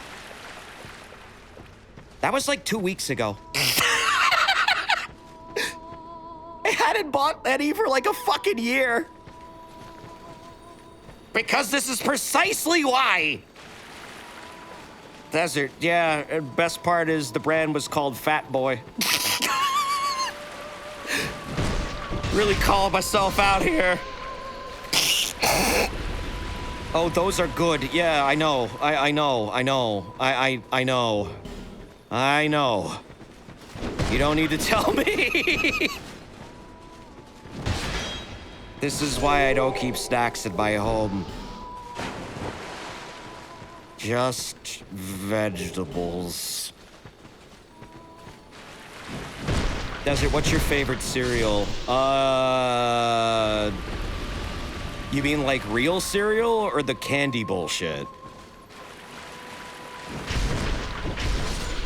Apple Jacks probably are my favorite like candy bullshit cereal. For real cereals though, I don't know. That EnviroKid shit is actually not bad and isn't bad for you. So I think I like that because it wins in both taste and not being like garbage. Like the Choco Chimps and the Gorilla Munch and all that shit. Yeah, like Kix, I guess it is basically Kix. But they donate to rainforests. Buy a food container with a timer lock. Oh God, that's a lot of effort. I'd rather just not indulge. Seriously, I will find a way to just like get around that. I will ruin my own life. I have, many times. Is that the one with the Russell Jimmies? Yes, EnviroKids is the brand that had the Russell Jimmies gorilla. They changed the design, I think, because of the memes, and I really fucking wish they hadn't. Because I actually do like that cereal, and it felt really funny to like a cereal that was so popularized because of the dumb cover. But it's actually good. It's actually a really decent brand. They make a lot of good stuff. Desert, just give me the sweets. I'm a garbage disposal when it comes to sweets. I mean, okay, but I want them too. I mean, they should have just like embraced the Russell Jimmies, in my opinion. I think it would have gone better. That was cool.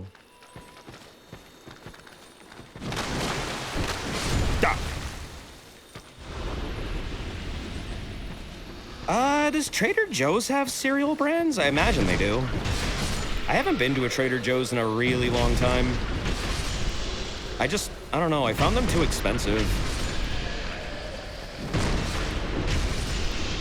I remember like coming out with like a pretty pathetic amount of groceries for a pretty excessive price. But that was also a long time ago. Maybe it's gotten better.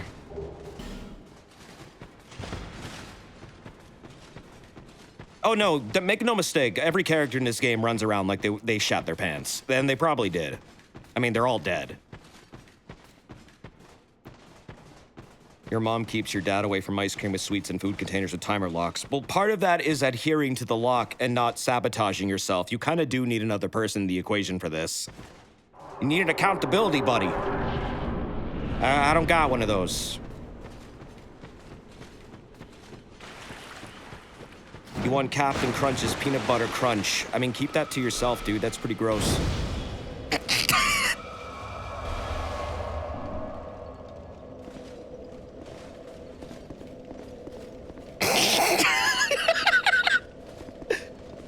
The locks are timers, not combinations. Oh, I know. What I'm saying is, the second that timer would be up, I would grab it and take it out of the container and not put it back.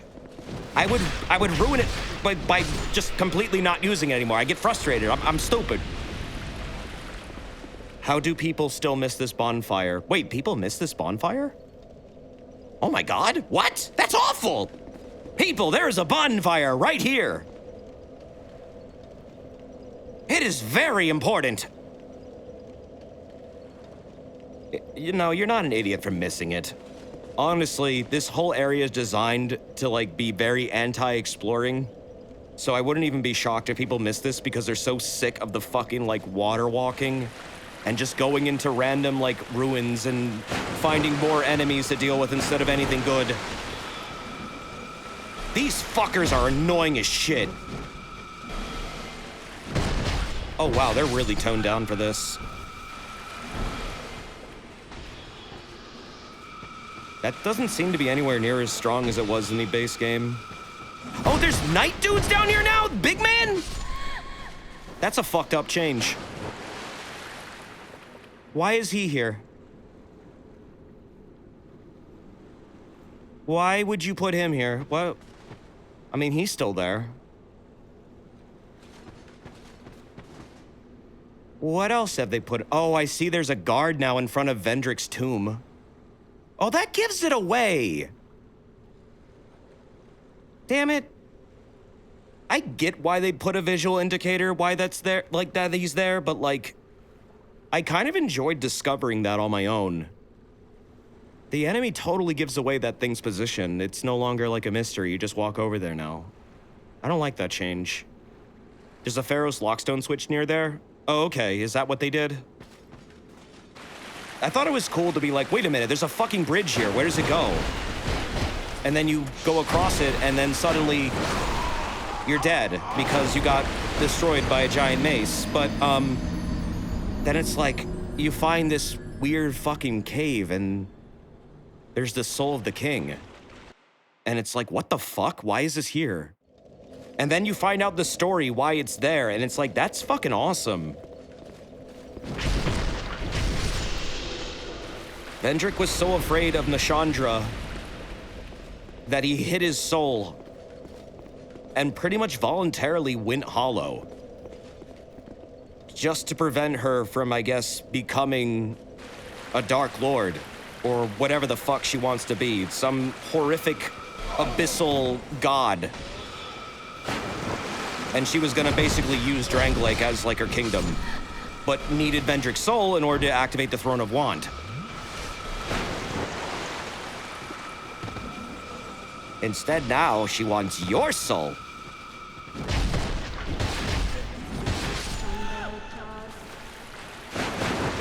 Vendrick refused to become a true king, especially after he found out what the fuck was really happening here.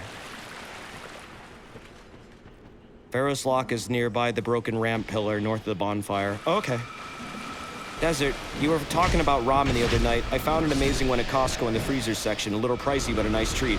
Yeah, I've actually tried frozen ramen before. It's pretty good. Oftentimes, they're pretty stuffed with, like, good stuff.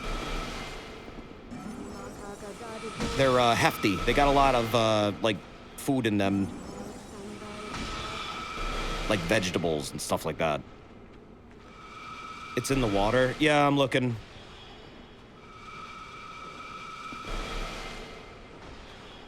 Is it by the bridge? Oh, there it is.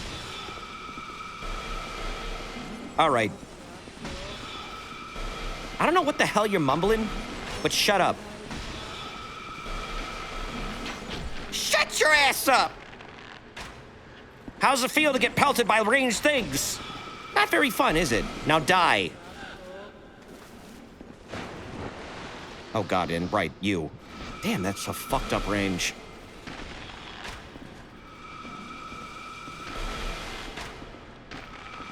I can't believe this area used to have even more of them and they could even, like, aggro you from even farther. That's already really fucked up. They just wanted this area to be as painful as possible, I feel like.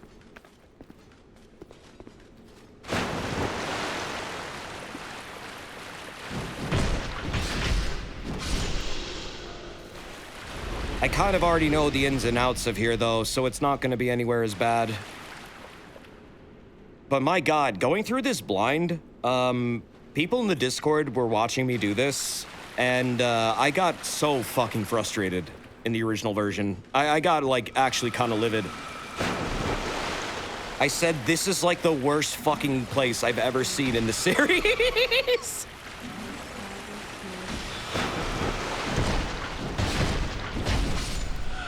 But I guess now I know how to manage it. Yeah, that totally gives it away. Why'd they put a Dragon Rider Knight there? What the fuck?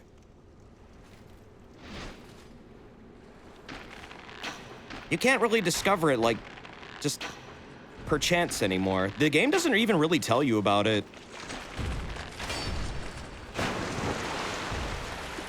You just kind of happen upon it.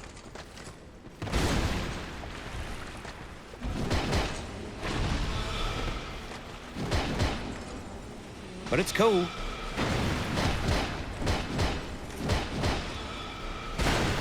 This is the guy that was going to guard the King's Soul. They got this guy to guard the King's Soul. Really? That's a big responsibility, Mr. Dragon Rider. You think you can, you think you can do it? Think you can stop me? Come on. Make my day. Protect your king! On guard!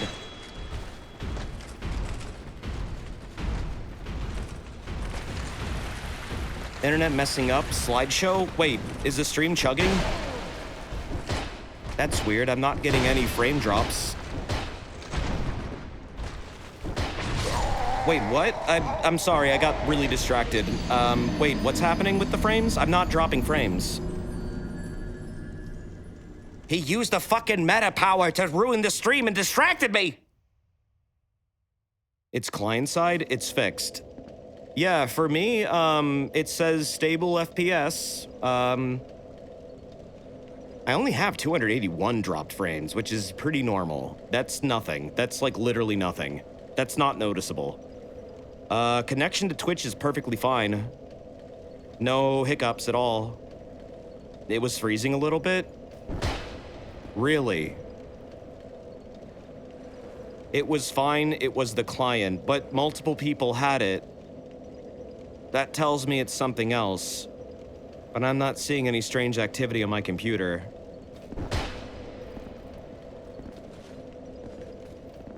Okay, well, Dragon Rider apparently has meta powers where he can distract me from playing the game. That's very insidious, FromSoft. That's the second time I've died to bullshit. It might be a Twitch issue. It could be.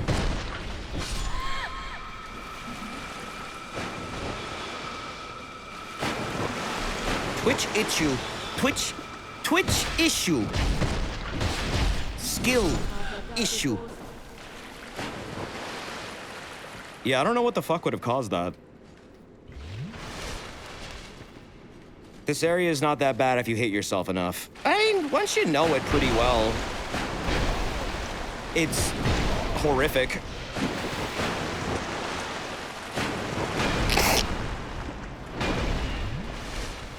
It's not the worst, it's just a living fucking nightmare.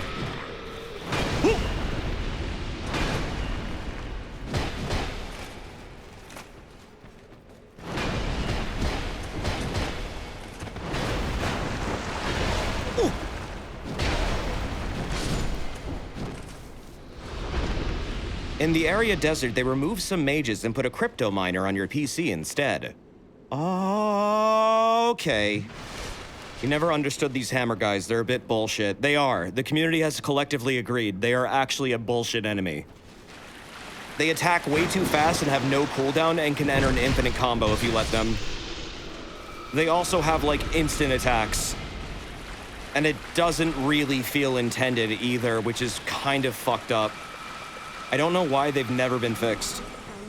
It really feels like there's supposed to be a delay after a certain attack string, but they simply don't have the delay activated, so they just keep fucking doing it.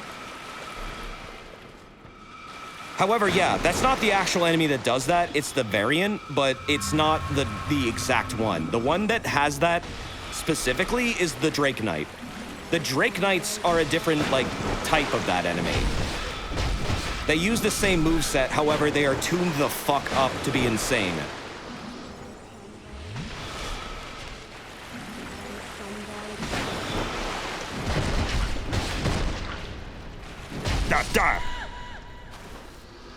You'll know when I come across them, you'll see how fast they attack, and you'll say, what the fuck is going on?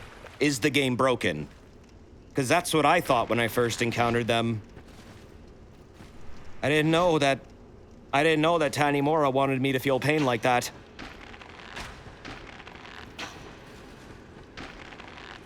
People say this ain't a horror game, and yet they put them in the game. Ah! Don't use your meta powers on me again! Don't do it! Don't you do it.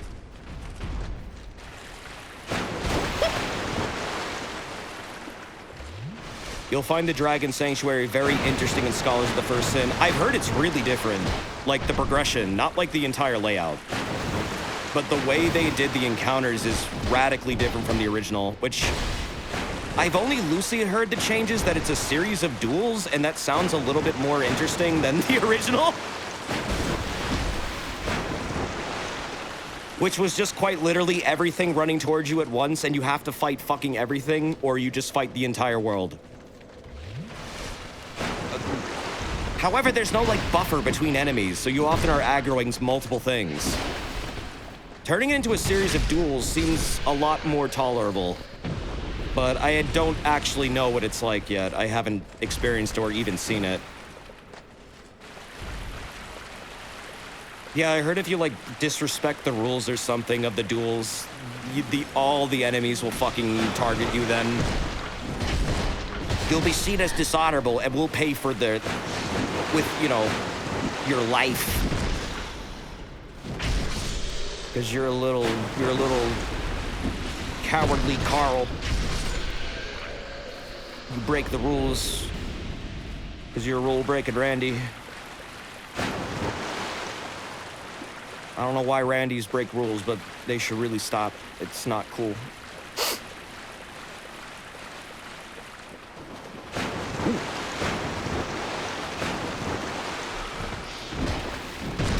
Oh, shit! Didn't see you there! Hello! Didn't realize you came back.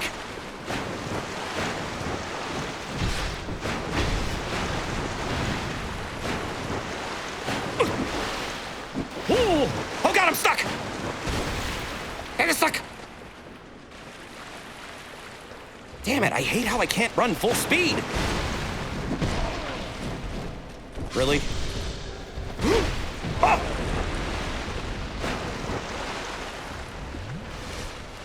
It's mostly the terrain here that I think fucks it over. Like, fucks you over. The enemies being able to run full speed through the water like that, and you being totally restricted in movement, and having to run to just be at, like, a normal speed, really fucks with the difficulty of this area big time. It makes it stupidly, like, oppressive. It is pretty. I do think this is a really pretty area. But the mechanics of it are infuriating. I do not respect this man. And therefore, I will pelt him with arrows in the ass. Or miss a lot. There we go. Whoop. Okay, come here so I can fight you on, like, solid ground. And not, like, in the water where I'm going to be heavily limited in my movement options.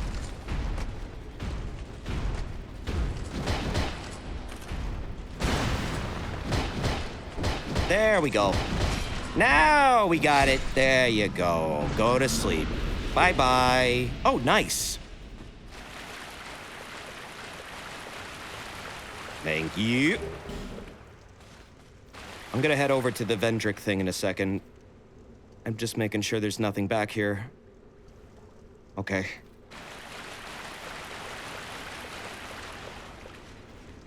Hey, you know, wanna know who's pretty? Read the first word. Hey. What?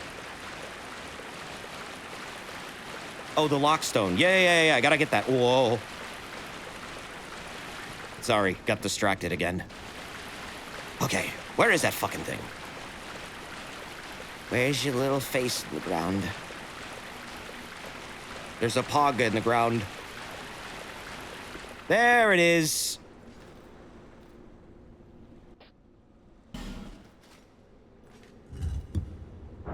What's this do? Whoa. Holy shit, what? Oh. It looked like everything got super bright. What is this, though?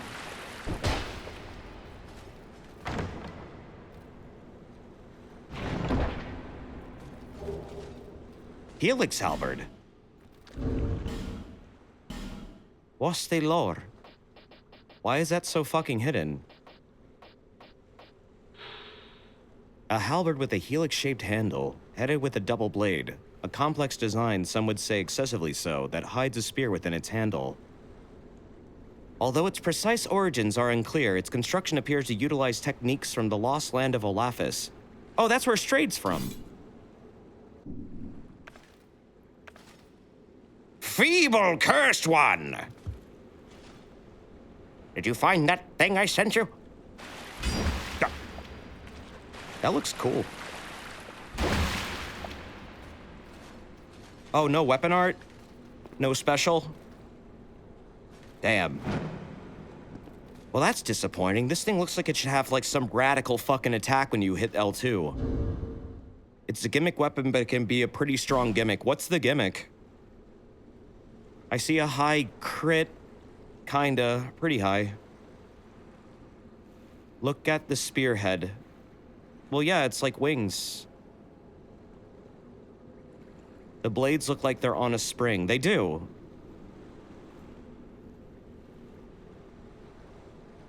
What is... Wait, is it like an extension thing? Does it grow? Oh! Oh, it extends itself when you R2. That's kind of neat. That's cool. I get why that would be a fucking pain in the ass to fight. How much does that shred its durability, though? Usually special weapons like this have like a 10 durability penalty every time you fucking hit something with it. I just like the Saint Spear. Saint Spear is my best friend. It will never betray me. It'll never hurt me. But it'll hurt everything else. It's a bottle opener. It do be looking like a bit of a bottle opener. This fucking thing, though, is a monster. Fucked up that this is even in the game. Oh, hey, Turacrow. Thank you for the sub, dude. 6 months? Thank you. Half a year. There are many months of watching. I'm in a good enough place to give money to a streamer I like. Well, thanks, man. That's really nice of you. I appreciate that. Thank you for being supportive. That means a lot. I'm glad you enjoyed the streams, dude. Thank you. Hope you're having a good evening, man.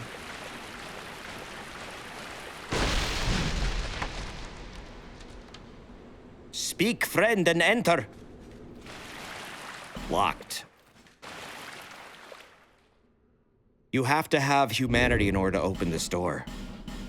I think that's a cool little bit. Which means I think Nashandra could never get in here. Oh, fuck. Oh, you have to do more than that, right? I need to talk to Vendrick first, don't I? Yeah, you need to take him out too. Right, I forgot about that part. Later. Much later. But yeah, that's there. Vendrick has to die. Just like Dante.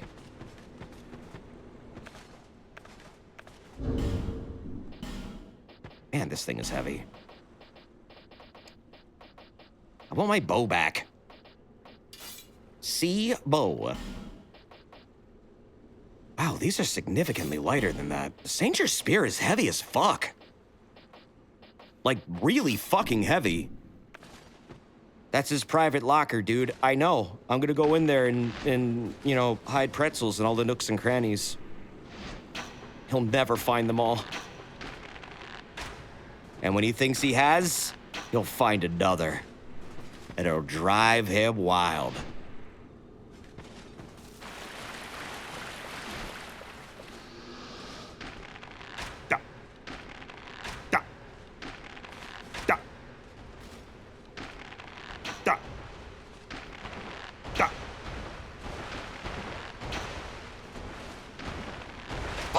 Headshot! Here he comes. Oh, don't be scared. Don't be scared. I'm only gonna shred you. So these things are all just experiments? Do I have that right? Like the ogres are like humans he experimented on or something, and they're not actually like natural beasts?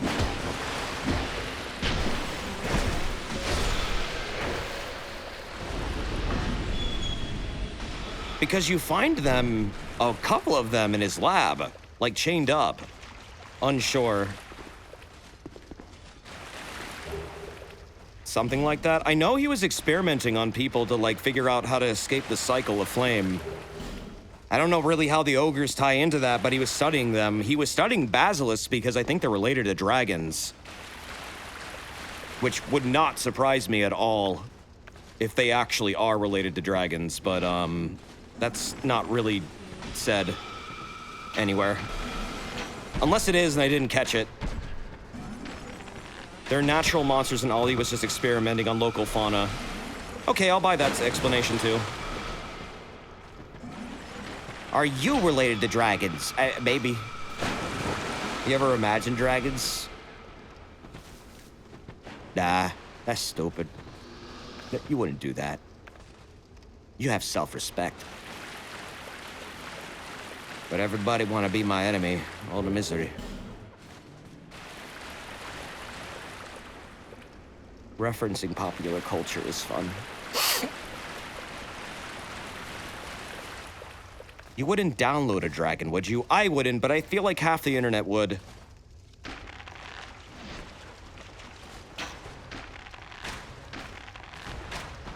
I have no respect for this big man.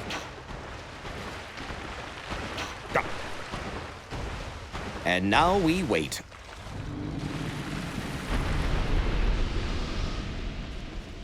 All right. He had fruit. Enjoy the fruits.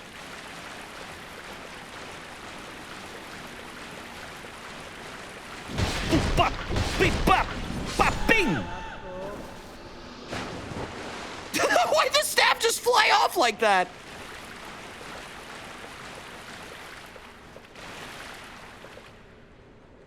Okay, yeah, I think there... Oh, yep, there is a mage over there, so that's still over there. Common fruit, the best item. Did anyone else get really excited about picking up, like, the goddamn berries for Torrent in Elden Ring without knowing what they were? Like, you were like, oh my god, a new consumable, what is it? And then you never fucking used it for the entire game because it was worthless. I miss those innocent days of discovering new items and thinking they were gonna be amazing. And then realizing they were literally trash. Literally, who the fuck used those things? Like, seriously, just use an Estus. Why even bother?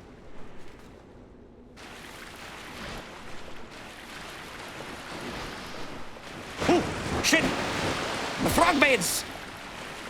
Back! Back, beast! Be gone from this world. You use them for crafting stuff. Oh, what do they craft into? I don't remember what they craft into, actually.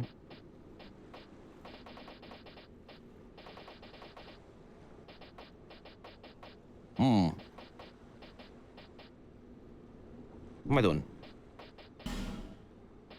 Oh, thank God I have one of these. I don't want to use that big one. Healing items for Torrent. Yeah, I never fucking used the healing items for Torrent. I never really found it that dire of a need. Because often when Torrent gets hurt, you get hurt. Sometimes more than Torrent. So, yeah, I'm gonna pop an Estus, and then the Estus heals Torrent anyways. So, like, why the fuck would I? It just doesn't really make sense to me. I guess, like, if you didn't take a lot of damage, they come in handy, but that often isn't the case. Usually when you get hurt on Torrent, you get fucking critted. Like, big time.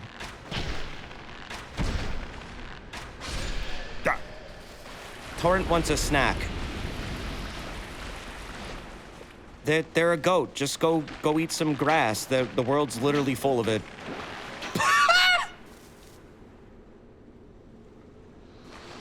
I'm not even Torrent's owner. I think that was like Vike or something. Where the fuck is Vike? Oh, he's fucking around in the stupid village. Oh, he's hanging out in the Everjails. Like, come on, man. Be responsible. Take care of your horse. Torrent got fucking dumped on me. He deserves a treat. Well, then let Melina give it to him or something. Not my problem. Sunlight blade. Oh shit, nice. Forgot that was here. It's Torrent. I know, but I'll say it. Often Torrent was more of a hindrance than a help. Especially in combat. Oh my god. When I started realizing how much Torrent like actually negatively affects you in combat, I really stopped using Torrent. A lot.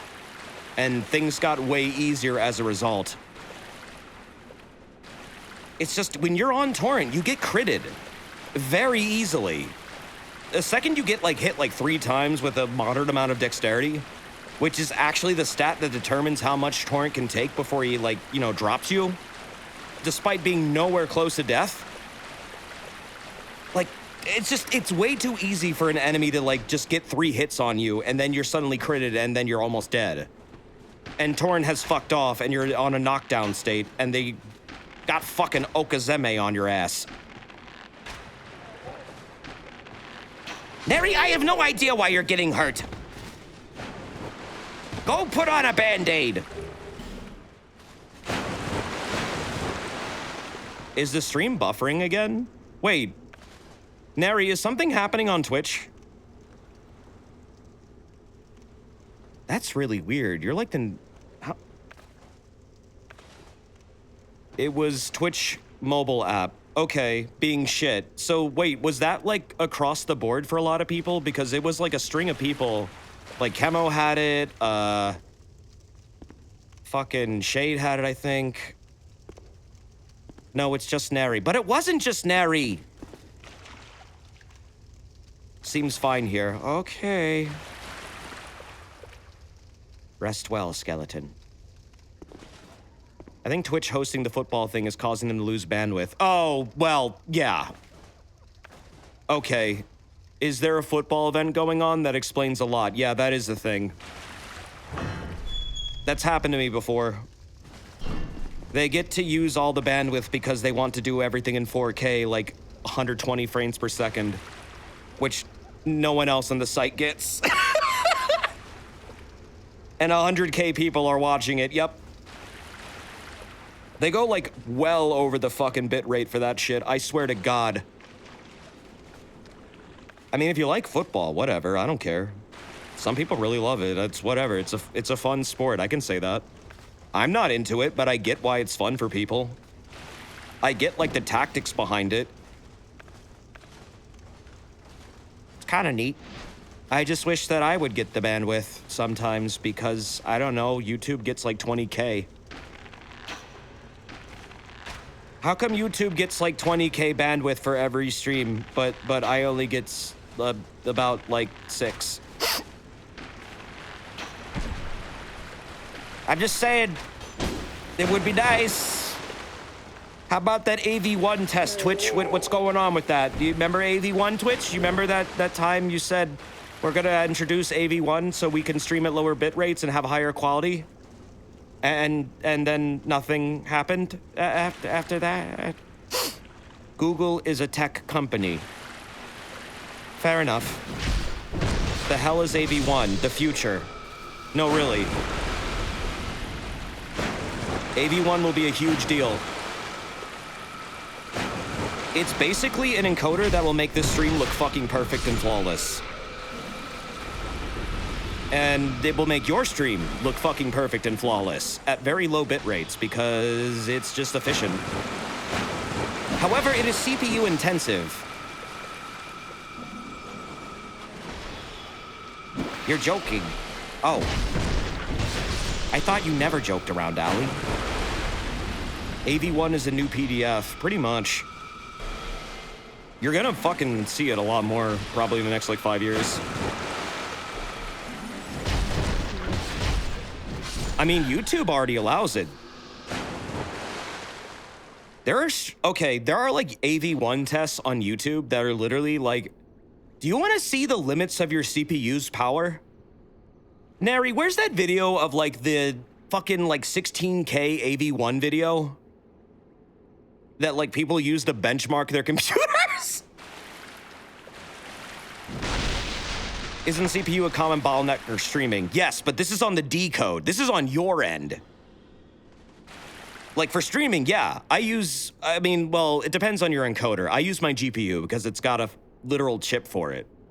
The 30 series has a dedicated chip made for like streaming content, video content. But on the receiving end, you would use your CPU in order to decode the encode. So I'm encoding, you're decoding. But AV1 is a hyper-efficient form of decoding where you can get pristine picture out of it, but on the receiving end, it really demands a lot of power. I don't know if they figured that one out yet, how to solve that issue. Chips for phones are now getting the power and ability to decode AV1. Once it starts rolling out more, we'll see the support. Yeah, I mean, it's really just gonna be like once people are able to reliably get the tech, you'll probably see it a ton more. I mean, most people aren't gonna notice it or know it's a thing, but I'm just telling you, it exists and it's cool. And I'm really excited for it to happen already. The only chip maker behind it is Qualcomm. There's only one? Wild.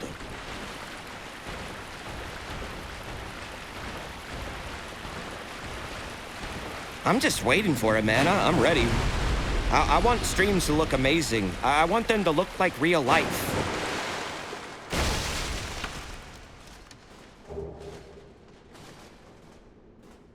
Oh, shit.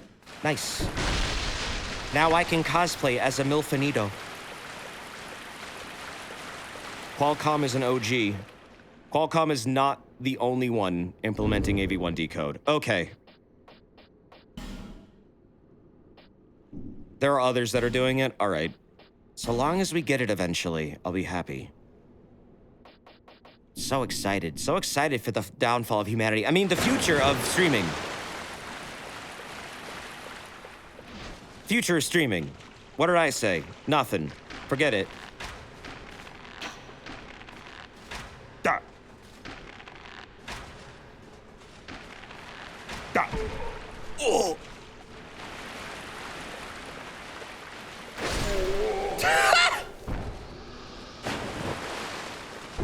Hell yeah!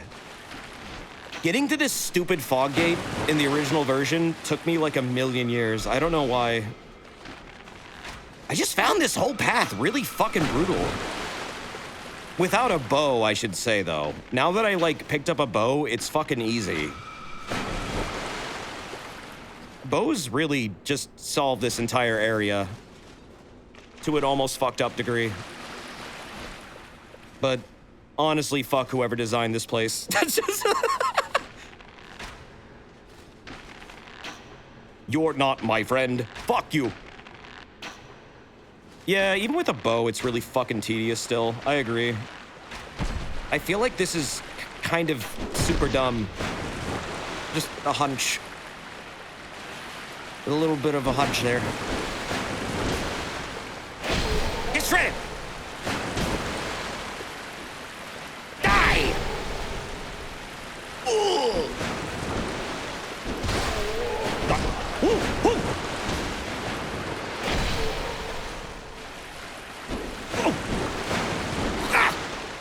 Hell yeah!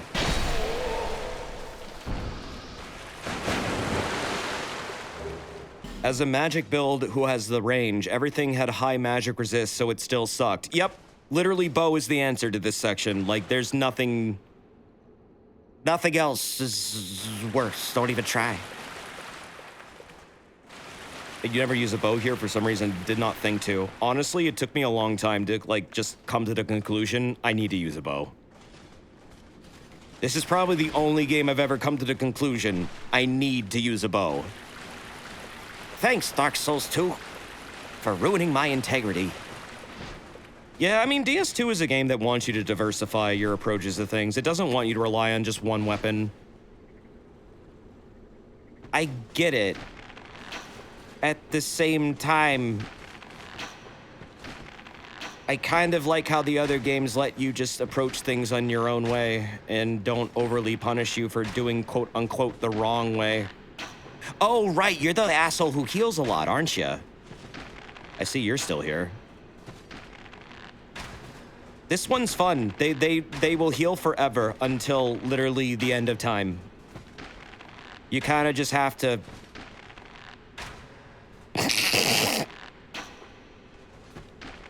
Yes! Fuck you! Just gotta pelt them until they're dead. Duh. Boom. You found the AV1 Twitch test from 2 years ago. How does it make your CPU run? I can't do it right now because I'm streaming. I'm gonna favorite that. I'm gonna pull it up. Hopefully my CPU isn't instantly vaporized. Do not play. Do not play! You're playing. Oh, fuck. Nope. Closed it. Favorited it, though. Yeah, they did that test a while back. And then nothing came of it, but I guess the tech isn't fully distributed yet, so what can come of it, I suppose. It's not really Twitch's fault. It just is kind of interesting to see, like, other sites have it. But I guess it's not a priority. You shot your CPU up to 35% at 1440. Damn, dude. Yeah, it can go kind of ridiculous. It's like exponential, too. As modern standards increase, it will become less of a burden.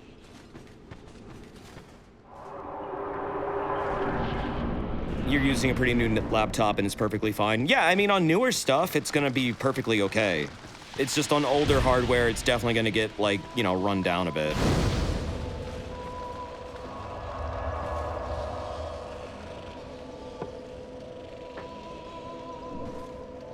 $720 to 1080 used up an extra 10% CPU. God damn! But it looks good, yeah? It looks real nice. You know, you look at it, you're like, damn, that look good. Desert, I can't open it on my Apple II. Try your Pentium processor. That might work. Are you running Windows 98 at all? Do you have that? It might be better for that one. It looked great, though. Yeah, I mean, it looks great. Shame about your CPU dying. I mean, straight up, that shit can look like fucking stellar 3D. It's really, really nice. But also, it will burn your CPU alive if it's too old. Dude, your fridge has a better processor. No, my fridge doesn't have an 8700K.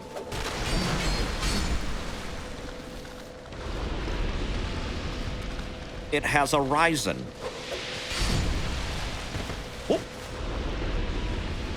What is the new, like, hot AMD CPU now? I don't typically follow them, but I might switch to them eventually.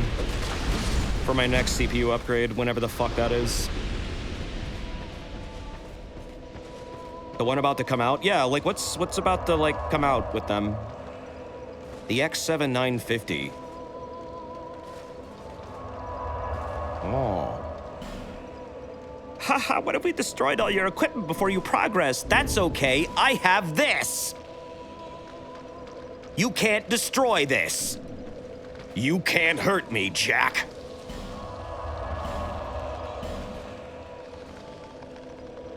That's my answer.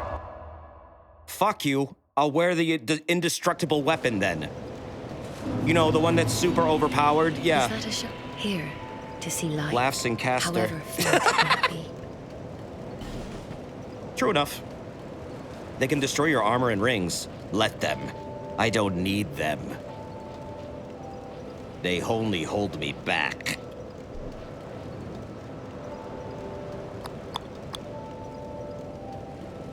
I will level Foth. I think Foth would be good. Does it just go naked? For some boss fights I do, because it doesn't matter what the fuck you're wearing. They'll just shred your ass anyways.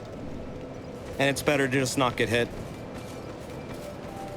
And it's not really even a Vigor check, it's just straight up, they're just like ridiculous.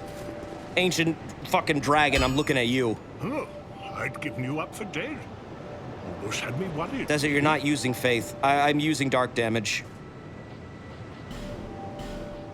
It's all dark damage, bruh. In fact, I need to actually upgrade some weapons to utilize dark now, because since it's at a good place. Yeah, dark scales with both int and faith, you have to keep them even. Okay, now this is topped off. Good, that's done. I'm gonna make my castices actually dark now. I'll be around if you'll make it back. You need 16 int for dark weapon, babe. That's not what I'm talking about. I'm talking about infusions, my man. But yes, I know. I know. I wish I could use the Dark Greatsword, but you need such a fucking huge investment for it. You also get it at the ass end of the game. Or at least I did. Is there a way to get it earlier?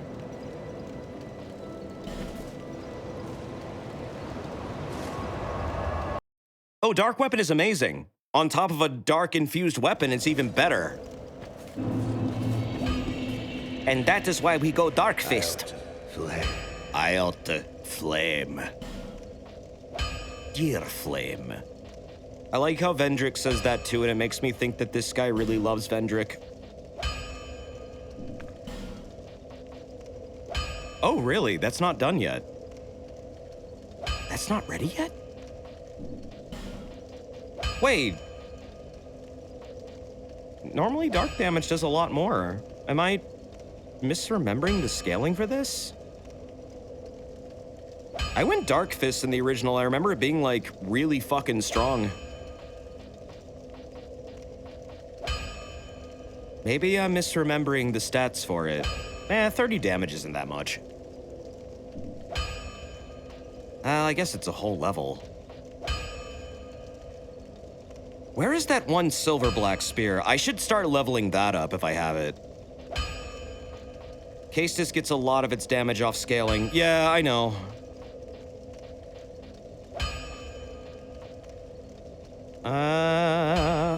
Oh, I have Black Steel Katana. This is a fucking good katana.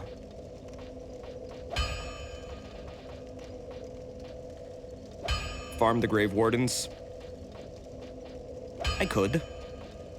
Or... Oh. I could go club. Club is very fun. I kind of want to go Great Club, though. This weapon is fucking amazing. How do I not have the Dark Spear? What the hell? Oh, wait, I have the Dark Partisan. I forgot about that. I do have a dark weapon. I'm supposed to be using that. Great Club works better. Oh, I know. That's why I want to get up to level 28. Titanite chunks. Chunks? Fuck! God damn it. Desert, you promised you'd try and break your bonk addiction. I know, but they always make them so fucking good. The Great Club is literally the anti-reindeer weapon. Like, how can I not love it in this game? It made the worst part of this game actually somewhat tolerable, despite how it is ridiculously intolerable still. It lessened the pain massively. Beat this. You can kill Grave Wardens around Agdane without ever aggroing any of them if you use the Poison Mist type spells. Oh, that's a good idea. But wouldn't it hit him too? Beat this. To be fair, you have Saintures for that. Oh, for anti-reindeer shit? I mean, it doesn't work as well, though. It can stun lock them a little bit, but the second I run out of stamina, they start doing their funny little combos. The Great Club will smash them down and repeatedly keep them down, and they'll no longer be able to attack the second you get any hit on them. Like, it completely obliterates the enemy. They don't get a chance. And I'd rather them have no chance at all. I want all my Estus. For Double Cat. Double Cat is fucked up. Some bullshit. I like how the binoculars are like equipment this time. I should be rocking this more. Let me get that out. 360. I guess I need to get my dark damage up a lot higher before I can actually, like, commit to a dark build. It's not quite there yet. It can get quite high, though. I've seen it get really high. It used to be, like, on my other characters, like, my best damage scale. That and, like, fire, because they're, like, the same kind of scaling, I guess.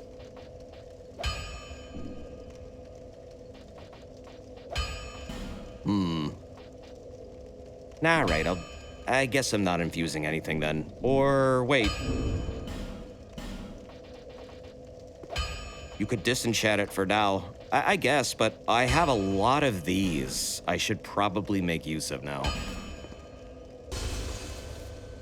Let's do that. No sense hoarding these. Haha, what's a soul memory? A miserable mechanic.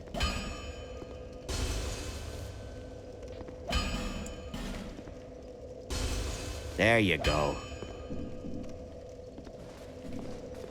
Okay, let's see. What can I upgrade now? Flame. Dear Flame.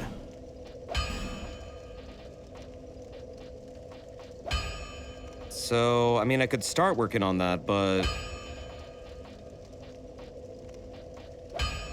anything else in here I want to upgrade before I get moving here back to, like, buying some rocks and shit? Yeah, let's go buy some rocks. Get that extra level of 16 in and grab Dark Weapon. Yeah, I could do that. That's a good idea. That's a good plan. I kind of want to go to, Shulva and get that fucking, like, casting shield. That thing is awesome! Like, it's not the best at casting, but, like, if you're just, like, buffing your weapons, I think that thing might be, like, the best one to use. Because it actually has, like, a shield feature. Is that a shark? Here, to see luck. However. Daga! There you go. Okay, I don't have another one.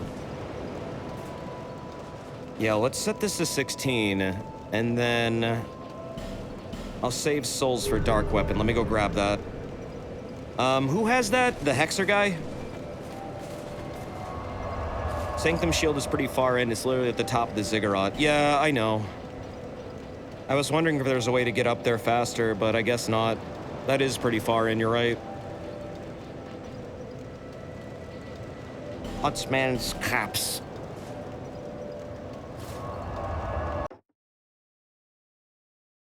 What the fuck is a caps? Capsa. Hello. The dark watches over you. Yeah, I'm part of your crew now. I'm a dark diver. Do you want to talk about dark stuff with me, bro? We can talk about dark together in the dark. If you want. This land lies closest to the dark. That is why I came here. This kingdom collapsed long ago. All that are left are either undead or hollow. Save a few misfits like myself. I like him. He's funny. I went to a great school in the south, but neither sorcery nor pyromancy appealed. He stutters like I do. I learned nothing. Nothing at all. Did you already beat Dark Lurker? Not in this character, no. We still have to do that. I still have to light all the torches. It drew me in, the nebulous. I'm gonna probably get some more effigies before I attempt that shit. Drawn to this land. I might wait a bit. That's a anything frustrating area of the game. The dark. You think he jacks it when you aren't looking? Yeah, dude. I mean, he's in a cave in the dark, facing a wall. This dude's definitely jacking it. Like all the time. He never gets up. You see his cloak? How it's got like, you know, white spots on and like black streaks? That's actually a black hood. Just to give you an idea of what's really going on here. I used this thing a lot throughout my original playthrough. This is supposed to do like a fuck ton of strike damage. I can get this thing up to like 700 damage. But when I smack something with it, it does like 20. It's fucked up and stupid. How does the damage for staves work in this? Like, I can get it high as hell. Is it like the spell damage? I wasn't sure if it was like the spell damage or something, or if it was like part of the modifier. That AR is a lie. I know. I was wondering if it was like factored in anywhere, because it didn't seem to be. It made me think this thing was better than what it was, but then I realized I should be using other staves that are better for dark magic. Oh, that's cheap as hell.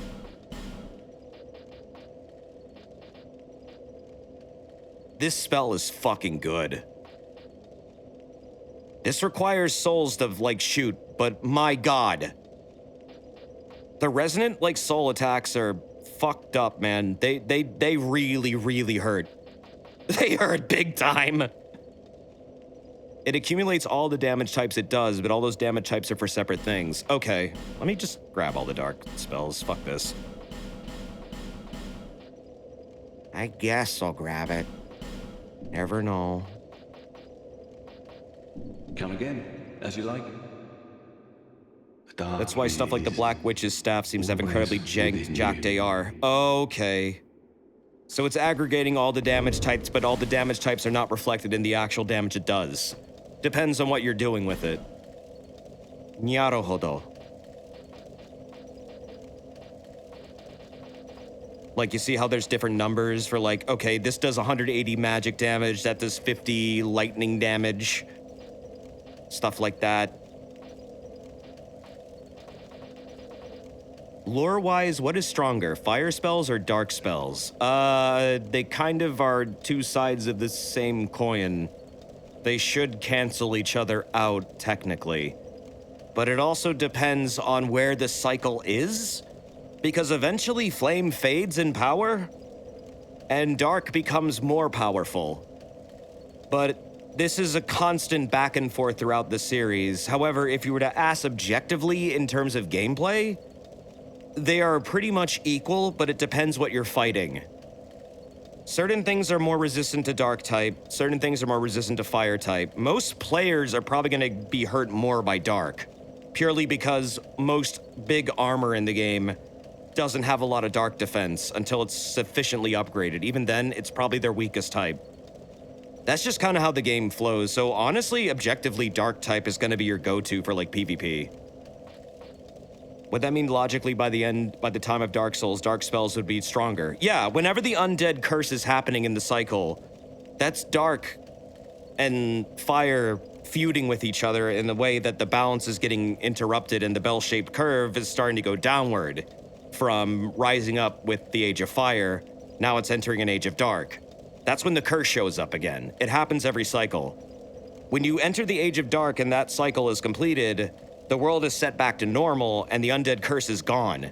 Another Age of Fire begins, and that goes until it reaches its zenith, which then it begins to fall back into darkness. This happens over and over and over and over. So, I mean, sometimes it's fire that's the strongest, and then other times it's dark that's the strongest. By the end of the series, yeah, dark is the strongest. Dark prevails in the Lord the Hollow ending. But, right now, this is kind of like at a moment, I suppose, where both are really strong. And it's like, pick your poison and what are you fighting? Gwyn caused it, right? Yeah, Gwyn caused the fucked up equilibrium. The entire reason this cycle happens at all is because Gwyn screwed it up. He hijacked reality. It's a lot to explain, but the answer is yeah. You can blame Gwyn for everything. The character Aldia is trying to figure out how to unfuck everything. And, well, his results are interesting. Oh, hey, Kurai, thank you for the 40 months, man. How you been? Happy 40. Stuff is rough at the moment. Oh, no. But being here makes it a lot better. Thank you as always, Lizard Man. Well, thank you, dude. That's really nice of you. I appreciate that. Thank you. So the hollow ending in DS3 is more dark and powered than the Fire Fades ending? There is no fire in the dark ending. In the hollow ending, I should say. In the hollow ending of Dark Souls 3, you have usurped fire completely. It has no chance of coming back any way.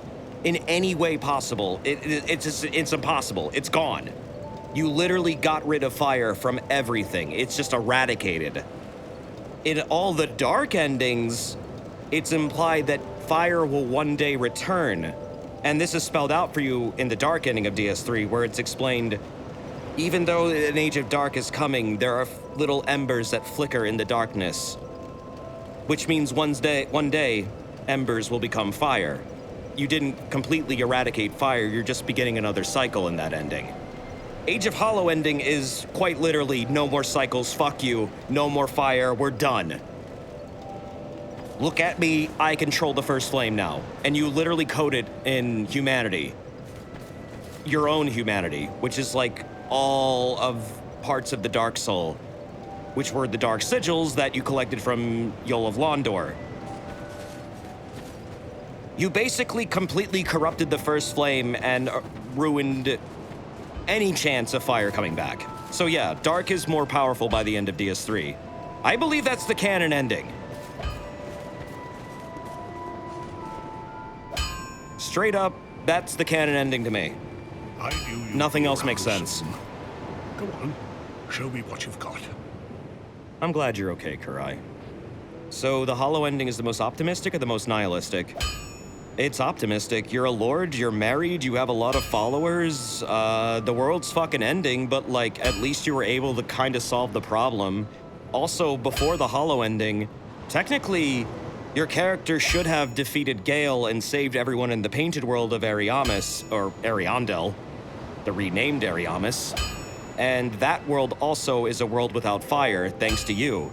So they will now live in peace and will not have to worry about the fucked up cycles of Gwyn and all of them. Basically, at the end of DS3, you pretty much solved every problem. It's a pretty definitive ending. Like an actual ending. Where, yeah, I mean, the world's fucked up beyond repair, but at least you stopped it, and you can at least live out whatever the rest of your undead life will be. As the Lord of Hollows, and whatever comes next, which is likely the destruction of said world, but at least the painted world exists that you are very welcome to joining. So there's somewhat of a bright side to it. It's not like they're gonna say you can't enter. They like you in there. You saved them. You saved all of them. Gale saved them all, actually. But Gale trusted you to take his will and rescue everyone in that world, and whoever else wanted to escape there. That is more optimistic than I was expecting this series to end, though. Yeah, I know. It is. It doesn't seem that way at first. But then you look at the context, and you're like, wait a minute, this is actually kind of a happy ending. Humans want to live in the dark. The humans are of the dark. They came from the dark. Their element is the dark. The dark was never a bad thing. It just was where humans came from. Well, everything came from, truly. It's the origin of life. The reason why the abyss happens is because light and dark's balance got fucked up because of Gwyn, and Gwyn agitated the dark with his light never fucking ending. And it was supposed to go over into the Age of Dark, and man was supposed to basically take over what Gwyn was doing. Gwyn didn't like that, so he said, I'm not fucking letting that happen, and then fucked up reality. Because he's a stupid boomer. So, I mean, you put a stop to it, you fixed it, and it is more of a happy ending for humanity as a whole. Darkness is hopefully returning to normal, but there's still the issue of the deep, which is not really a solved problem at the end of DS3, and it's more like, what is the deep? And it's kind of unclear. The Undeep is more like a stagnation of the abyss. At least that's how I interpreted it, and I think a bunch of others did too. Where like, there's the dark gets agitated, and then mutates itself over time into the abyss, which is like this all-consuming swamp that is ravenous and hungers for what it was denied, which was literally everything. And I mean, even the locusts that live in the deep say they're not trying to be evil, and they feel like they are peaceful, and all this like things about gnawing insects, devouring everything and destroying your flesh is a fabrication and a lie. And it's like, who do you believe? Do you believe the people that came from the dark, or do you believe Gwyn's propaganda, which basically said the dark is bad, the abyss is bad, and the deep is super bad? They even try to like talk to you. Like they don't outright attack you at first, but they're also emaciated. Like they are hungry and ravenous, they do attack you, but sometimes they don't. Not all of them are like that. So it's kind of unclear if they were actually evil, and it's also implied that the deep may have been a thing when the world began, but was like this thing that was just kind of there, but didn't really have a presence. It's fascinating shit. What do you interpret as the Elden Ring canon? That's a whole topic. What do you mean? Like, what are you asking about? Like, the entire story? That would take me hours. I don't even know where I'd begin with that. You need to shoot me a question. I believe the ones who don't say, let the feast begin. Well, I mean, when they say let the feast begin, they just really want the world they were promised.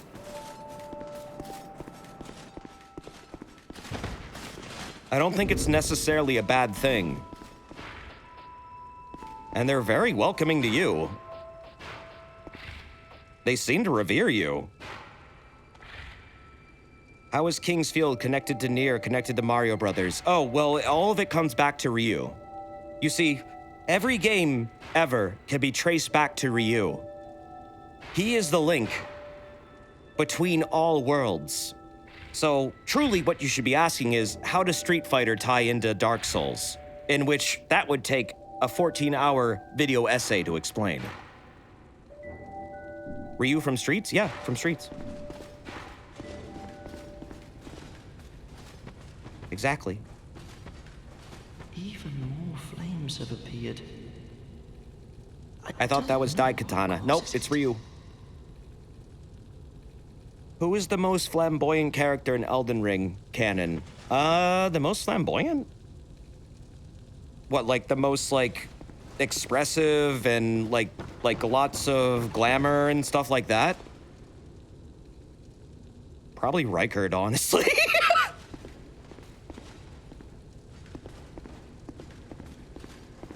The most fabulous. No, not Vare. Jesus Christ. You know, Roger, maybe? I mean, Rykard is all about, like, showmanship. That dude is, like, all about being big presence. Literally, that's his life. Yeah, Rykard, then probably Roger. Can he cause death by glamour? That's a good question. Rykard got himself devoured by a giant snake god because he thought it would make him look cooler. Vare's a bitch. Fuck Vare.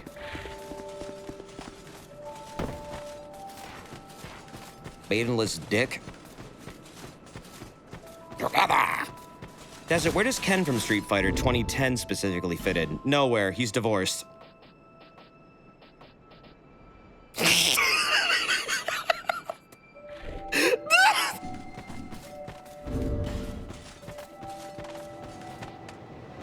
Shame on him. Boo that man. Yeah, if you're divorced, you can't hop across worlds. In fact, the only reason why he's in crossovers at all is because he follows Ryu. Like a lost puppy.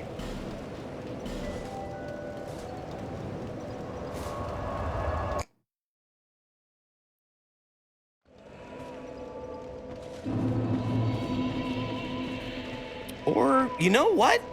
Actually, Jaren. Jaren, I think, is actually described as flamboyant. Is he not? His outfit is, I think. What the heck are you talking about? Jaren from the Elden Ring. Quite literally, he, like, puts on that entire tournament. He wears really flamboyant, like, armor that looks, like, really, you know, flashy. It's got colors, it's got stripes, it's got all kinds of designs on it. Yeah, Festival Man. Jaren, yeah, Jaren I would say, you know what, that's definitely the character. Jerma? Yeah, Jerma. Jerma from Elden Ring. He looks like Slave Knight Gale.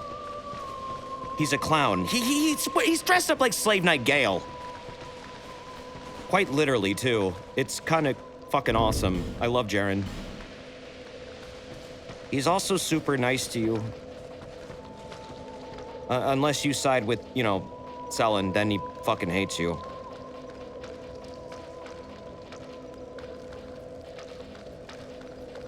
Where's my bow? Where is my... Oh, there it is. Okay. Dar!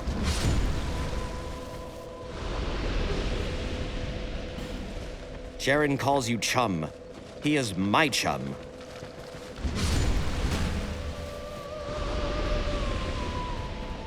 I sided with Selen because I love her spells. I mean, honestly, Corkscrew Glintstone, fucking insane. That spell is fucked up. It can absolutely shred things. The fact that damage stacks is continuous, and you can spam it really fast, can rack up like tens of thousands of damage if you know what the fuck you're doing. That spell is screwed up. It sucks in PvP, but my god, in PvP, or PvE, it's like what the hell? How is this a spell in the game?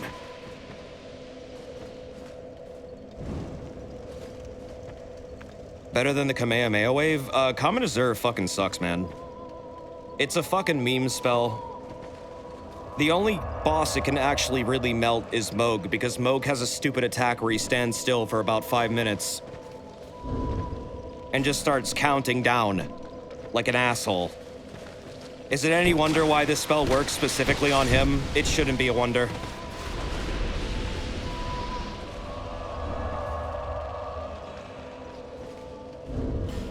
But no, trust me, I did a lot of Comet Azure setups. That spell is infuriating to use. It's really not that good. It's only good if someone else is distracting the enemy, and that's not a good spell then. That's a pretty dog shit spell.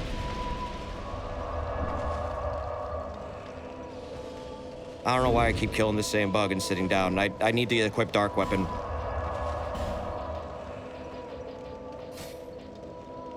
What about Soldier of God, Rick? Well, I mean, that's just literally the threshold of power. I mean, quite literally, how do you become stronger than them?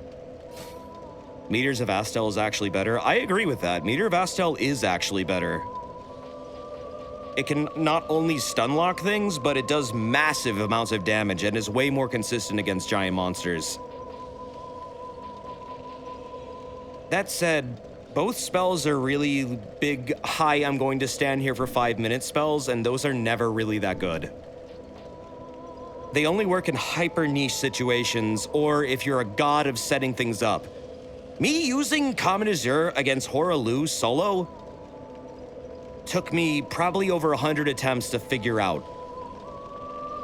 I basically programmed him during that fight. I had to learn every little thing he would do and how he responds most likely to certain actions. I had to really dissect that boss in order to get like that to work. That fucking like 10-second kill I got, that was hard as hell. I didn't look that up either. I just like figured it out. It was really fun to do, but like seriously, it kind of misrepresents how good the spell is. Yeah, the Comet spell does, not Comet Azure, Meters of Astel does like strike damage too. It's fucking awesome. I need a staff.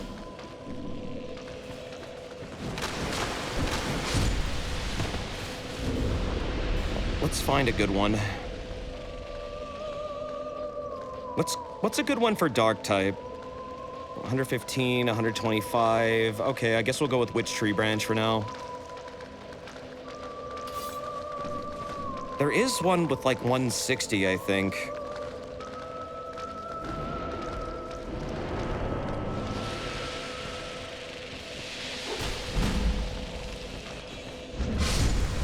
Damn, boy! That is a lot!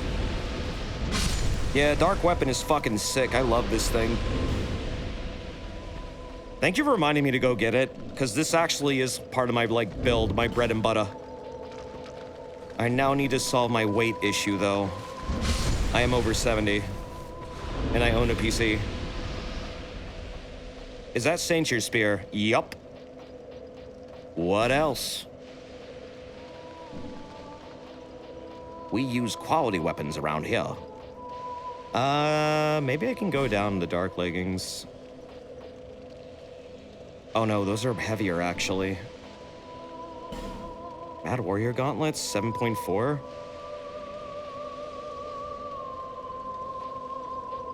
Dranglite Gauntlets are a little weaker, but still over 70.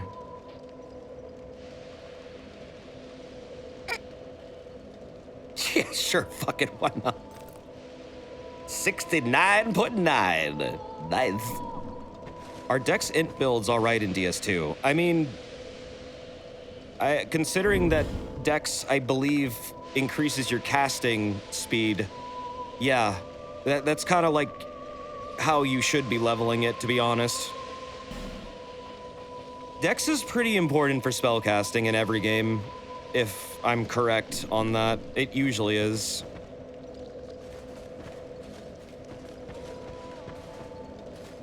There's a lot of options in DS2 I found for all kinds of builds. It's a pretty open-ended game. I mean, at least for PvP. I mean, for PvE, though, it really demands a really hyper-specific way of encountering all the enemies, and the formats the devs, I suppose, wanted. Oh, fuck off. Damn it. My crown broke. Gotta go fix it now. Fuck! I'm just gonna bow everything in here when I get back. I thought attunement affected your cast speed in DS2. Oh, is it attunement? I thought it was dexterity. Elden Ring is very, very versatile in builds. I will say, as much as I criticize it, and it's like PvP and PvE, and the issues I have with it, I still love the game a lot. A lot. I don't play a game for 600 hours and hate it. But yeah, the build variety in Elden Ring is insane. Like, you can make all kinds of wacky bullshit. Things that you definitely can't do in these games. Like, they straight up just made it, like, completely bonkers. Parrying spells. Casting spells that boomerang back into yourself to parry into a laser beam is pretty fucking nuts. And that's an intended thing. That is not like an exploit. That's intended. And I just find that fascinating. Is there any point to upgrading the stabs at all? Will this increase my dark damage for spells, or is that just purely melee?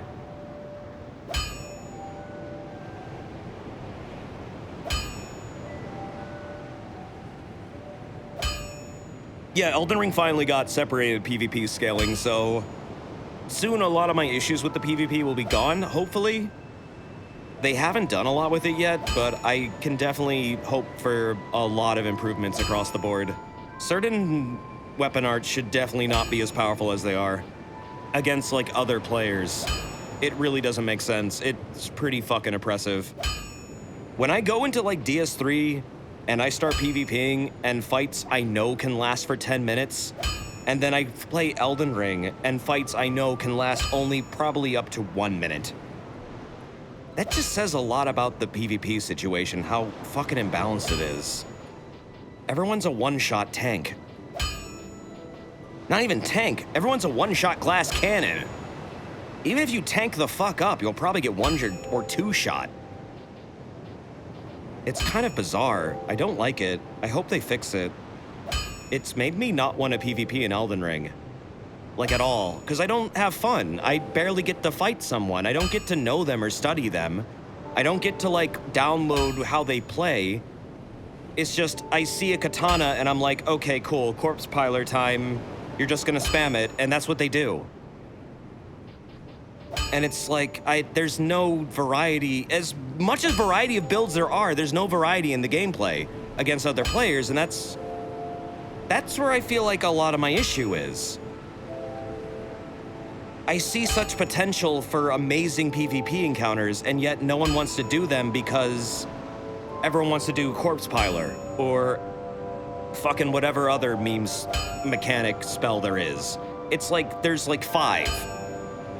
Like Stars of Ruin, Corpse Piler, fucking blood bullshit, whatever. It's the same shit every fucking time. And I just get tired of it and I'd rather just co-op. And that's what I do. Every time I'm in Elden Ring now, I'm just co-oping. Because I got sick of it. It wasn't fun anymore. I go into DS3 if I want a PvP because I actually get good fights in DS3. Ugh. Tongue's getting tired. Yeah, I know it got nerfed, but it's like, you see the same weapon arts again and again. That's my problem. I try and run unconventional weapons in PvP in Elden Ring, just to increase the fucking variety. Oh, I love DS3 PvP. It's my favorite. It is literally my favorite. I really want this game's online to come back so I can finally experience it and compare it. I think I'll like it a lot. But DS3 PvP is very easy to get into, and the community is pretty fucking nice. The people who are into PvP, they want you to have fun, and they will respect you. They will bow when they duel, they will set up fight clubs, and they will communicate turn order. They do not like people taking cheap shots, and if you are an asshole, everyone's going to gang up on you and kill you. I kind of love DS3's PvP community.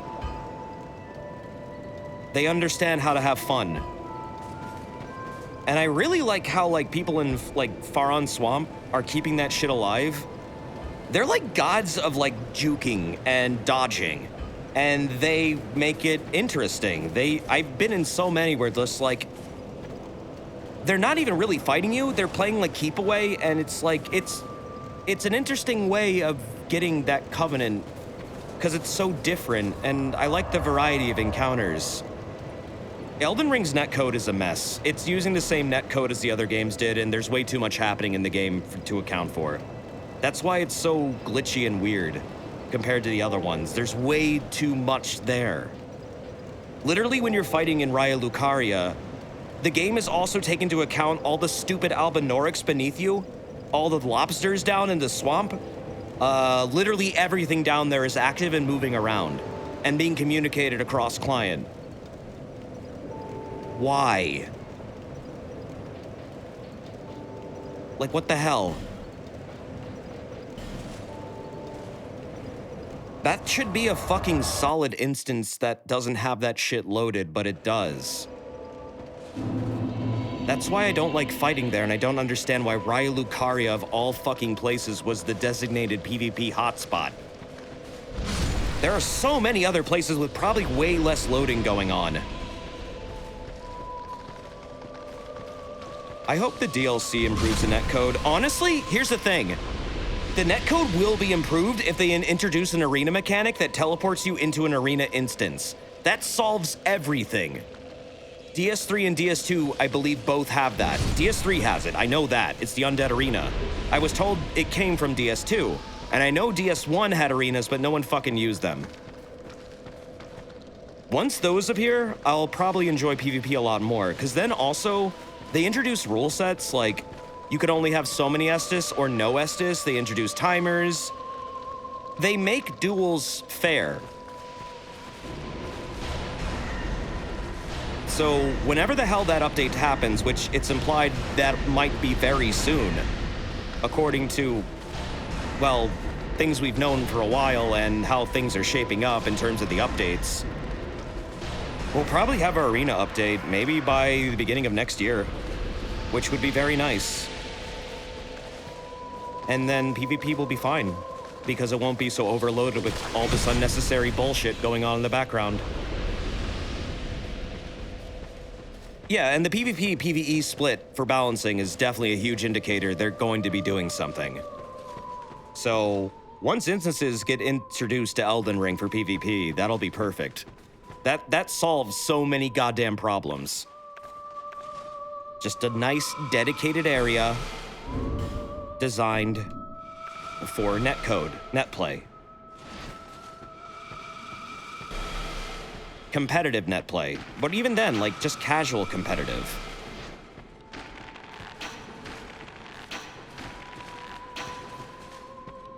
I'm excited for it. The second Elden Ring PvP starts to, like, shine, it's really fun. If you're playing with the right people, it is actually more fun than DS3. It is, but that never fucking happens. It's so rare. Like, it could be better than DS3. God forbid. It could. That's what I'm hoping for. Just got back, what you miss? A bunch of upgrades. Just me upgrading and ranting. The usual. Pelting people with poison and missing. Oh, you're a fucking healer. Oh, wow, that's a huge-ass range. That range is enormous. Okay, I need my stamina back while you're poisoned so I can spam. There we go.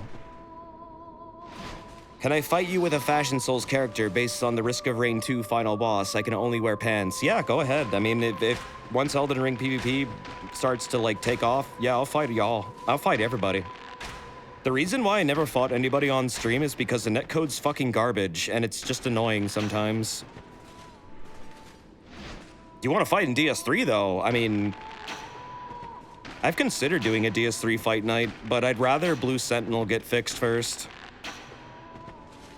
I did find a really nice tool, though, that does give you the player information that Blue Sentinel did, and also introduces a ping check where if it detects really weird, unstable bullshit happening on the other player's system, it will activate a kill switch if you want.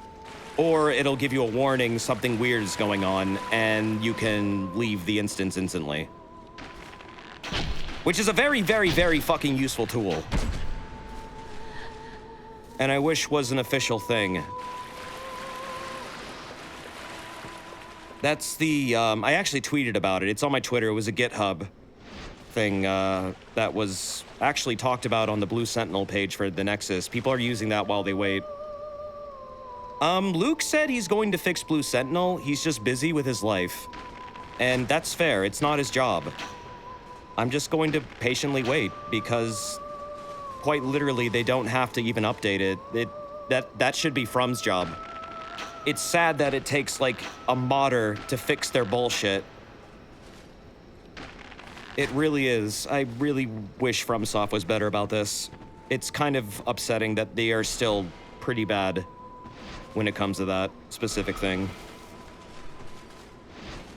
That's modern gaming now, though. No, FromSoft is pretty bad about it compared to other companies. Most companies have this shit sorted out, or like they're much better about it. They're way more proactive. FromSoft doesn't do fucking anything. They literally don't do anything. They threw a fucking easy anti-cheat onto Elden Ring and called it a day. They didn't even fucking optimize it correctly. Don't forget, there was a night where Elden Ring was completely inaccessible because they fucked up the anti-cheat and it was literally banning everybody for like an entire night. it was ridiculous. They don't know what they're doing. They say they care about PvP, but then they don't do anything to, like, protect it. It's frustrating. It's mixed messages. But them now doing PvP-centric updates says they're changing their tune, so that's good. Let's embrace this. Let's give them a chance. Just, please God, fix the problems.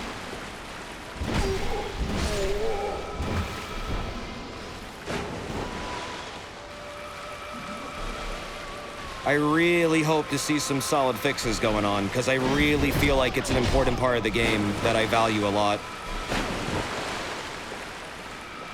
And has honestly given me some of the most unique and fun interactions I've ever had in a game that is considered a competitive PvP game. Like, I've had some really cool, genuine, like just encounters with people. Doing all kinds of wacky bullshit or just being funny. It's a fun time. It's not like fucking Dota or like League of Legends where you get like mad at people. Like, you just have fun. God forbid. Peculiar Canalador. Who? This is the worst area in the entire game. Yes. Yes, it is. Ah! Oh, you dick. That's it. You get the wizard fist. Come here. Nope. Long live the king! Bitch. Give me your effigy. Dolia!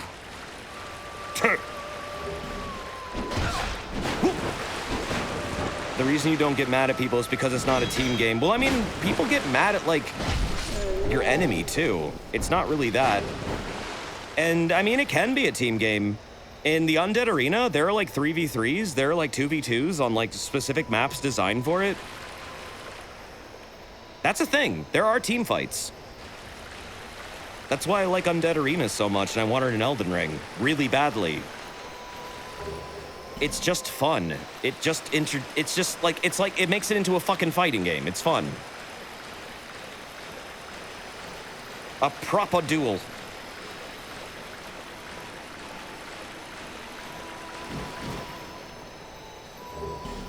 Well, yeah, people like sending fucked up packets to other people and cheating like that. That's why Blue Sentinel is good. That's why that one tool I have is good. It can detect bullshit happening. And will notify you, hey, something weird is going on. You might want to, like, know about this. It doesn't know exactly what, but it can detect strange fluctuations or modified values on the other character that you're engaging. Which, usually 9 times out of 10, that means they activated something to fuck with you. What's Blue Sentinel? It's a mod for DS3 that protects players from other players. Like, hacking and shit. It's a community anti-cheat. And it's really useful. It doesn't solve every problem, but my God, does it make your life way easier. That's an awful lot of effort just to cheat at a video game. People are fucking weird. Did I tell you about the guy in DS3 recently who was just sitting in Pontiff Sullivan's arena, spamming the same move over and over again, which caused a global launch to anyone in his instance? Complete with high-pitched shrieks that were 10 times louder than normal? And also, he was emitting stink waves. He was actually there, too. If you tried to run up to him eventually, like if you could manage to get up to him and start attacking him, he would get up and fight you. And he was there for days, doing that endlessly. This person has no life.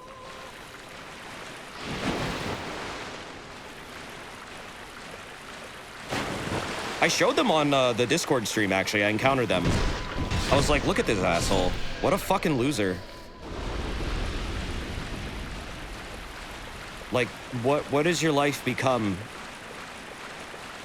to find that fun of all things? Like, Jesus. Why, though?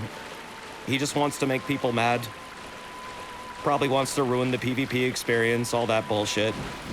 Also, apparently this guy started summoning people into Firelink Shrine, which is an impossible place to invade, and that can potentially get you banned. So that's fucking fun.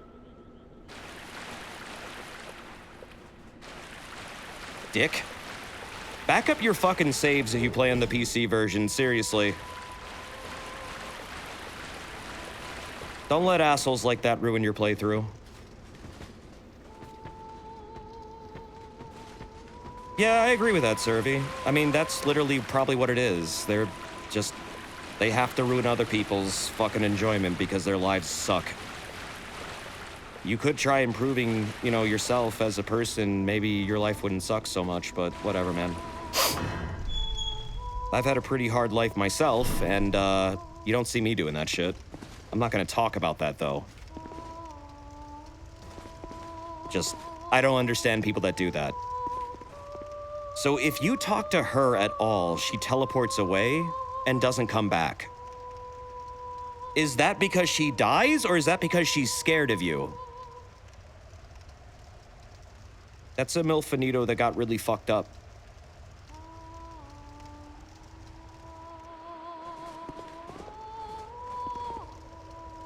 I don't think Souls players are petty. Most of the Souls players I run into are very nice. In fact, it's one of the nicest communities I've been a part of. There's a bunch of really bad apples in it that spoil the bunch, but for the most part, at least in DS3, I've ran into a lot of really kind people that just want to teach you the game. I mean, but if you're getting invaded, it's a fucking invasion. They're just playing the game. That's part of it. It's for Covenant stuff. It's nothing personal. She teleports because you are saving her, basically. Oh, is that? It's a good thing. Okay. Yes, these are called Milfinitos. They quite literally Milf-I-Nito. No idea why. Yeah, the people who say get good or wherever, like, don't listen to them. Fuck them. I've played every single one of these games, and I'm going to say there's no wrong way to play them. Everyone has their unique struggles. If you need to summon to beat a boss, that doesn't diminish anything. That just means that's the way you play. It's fine. Not everyone wants to be a perfect dodging, like, acrobat. Not everyone can be a perfect dodging acrobat. Some people literally just can't do it. It's fine. It doesn't mean you're worse. Some people like to use shields. Some people like to use magic. Some people like to use bows. They're all in the game. Use a fucking Spirit Ash if you want to. It doesn't make you a bad player. Miyazaki put them in the game for a fucking reason. There you go. Have fun. You have to talk to all of them to get the key to the embedded. Oh, okay. Just as long as that's a nice thing to do, I'll do it. Yeah, I've had invaders in DS3 help me. Those are called the nice invaders. They're like a whole, that's like a whole thing. Especially like the purple dudes. Purple invaders in DS3 can both attack you and help you. They're fucking awesome. I love that faction. You never know what you're gonna get. Life is like a box of chocolates. Never know what you're gonna get.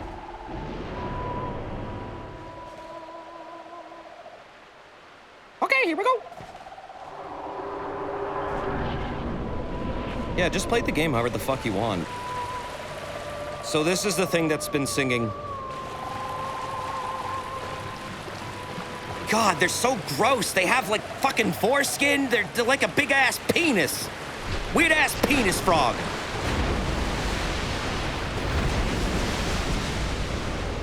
But man, they're cool. This is one of the most unique fights in the game, I think. Like straight up, I love this thing. I don't want it to end so fast.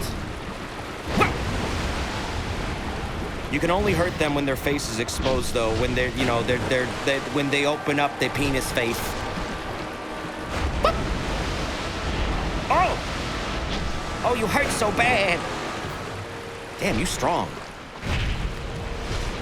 How did that not kill me? Whoa!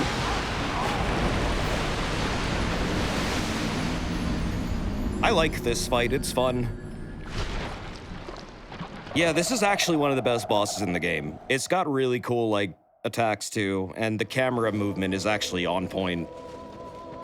It's one of the rare giant monsters that don't suck.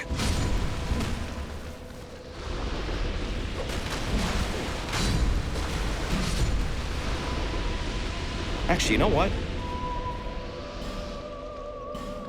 Let me see something here.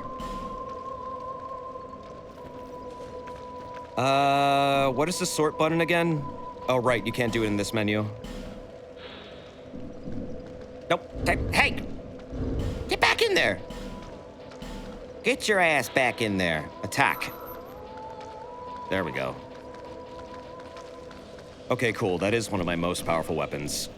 I can stack the dark damage on that, probably, and make it go through the fucking roof.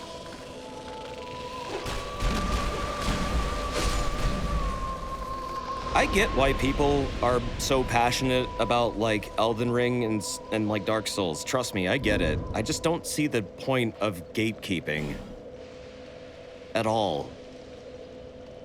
I want more people to get into these games so they make more and they get better and better and bigger and bigger. I want this series to flourish. I've always wanted this series to flourish.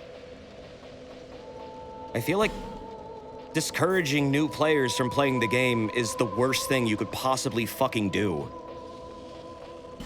And I just don't like people that do that. I really don't understand people that are doing that. I want to show people that these games are fun and not stupidly toxic. Because they're really not. It's the assholes that make that happen, and they are not the majority.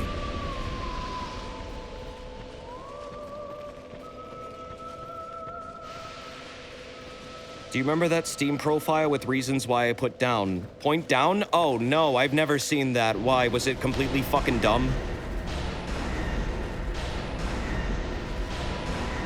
Was it someone with like a god complex?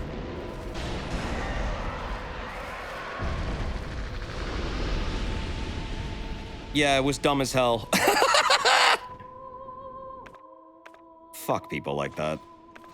They're not worth space in your brain. Oh boy, I might need to visit my boy Gavlan again. Running out of these. This one in particular is gonna be a problem.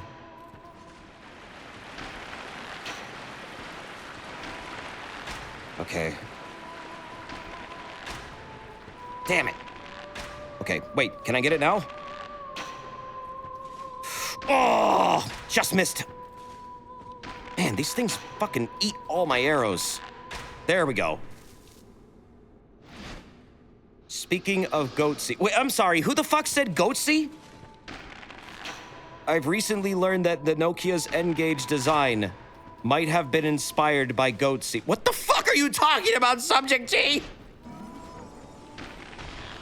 That's no way. Fuck off. Don't talk shit. You're talking shit, don't talk shit. You've heard of this? Really? That's fucking weird. Chad, I think I say fuck too much. It just kind of slips out, like a hot dog in your pocket. I can't really control it. Sometimes I slip up, and when I'm talking to my parents, I have to be like, I'm sorry. I think they've just accepted that it's part of my, like, natural vocabulary. Sorry, part of my natural fucking vocabulary. You say fuck and don't hear it? Yeah, seriously, I have that problem. I need, like, a fucking swear jar. I say fuck the same people way, and Same, dude. Something in the water. I remember, like, back in the day, you'd get like real bad looks if you said, you know, fuck. people would be like, nowadays, it's like as common as saying the word the. You might as well try not to breathe.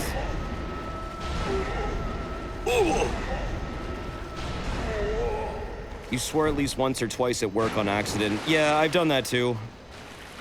Thankfully, my coworkers have usually been very nice about it. They honestly have the same issues, so it never really mattered. It is a very flexible word, and it feels good to say. It's like cathartic. It feels cathartic to say fuck.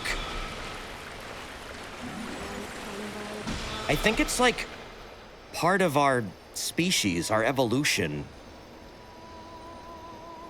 It's become so ingrained in our DNA. Our fucking DNA. Yeah, I've tried to say fuck less and it doesn't work.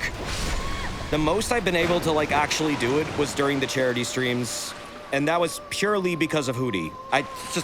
Every time my mouth almost made it, I thought of Hootie. And he got the vision of Hootie being angry at me in my mind made it stop.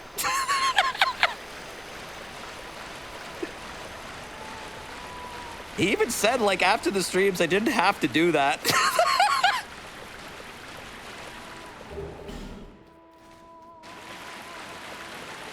Hootie with his arms crossed, holding his baby, hiding, shielding their ears and eyes from the stream, with the most disapproving look on their face, just shaking their head at me, going, shame on you. And I'm just crying. I'm like the sad screaming cat memes. Be like, Hootie, I'm sorry. Hootie's a fucking awesome guy, I agree.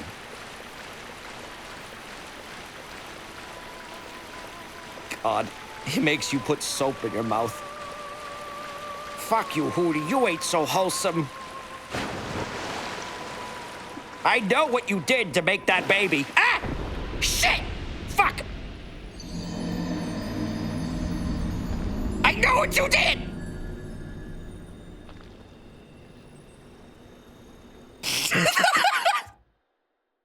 That is true. Yeah, he laid an egg. Fucking abomination. He's a witch. He ain't wholesome. He's a damn witch.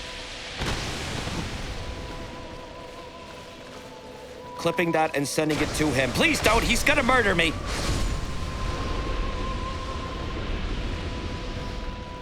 He's gonna DM me being like, why are you talking shit?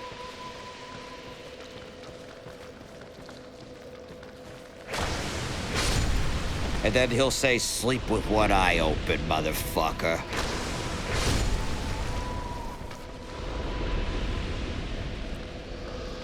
Do you know where babies come from? Can you tell us?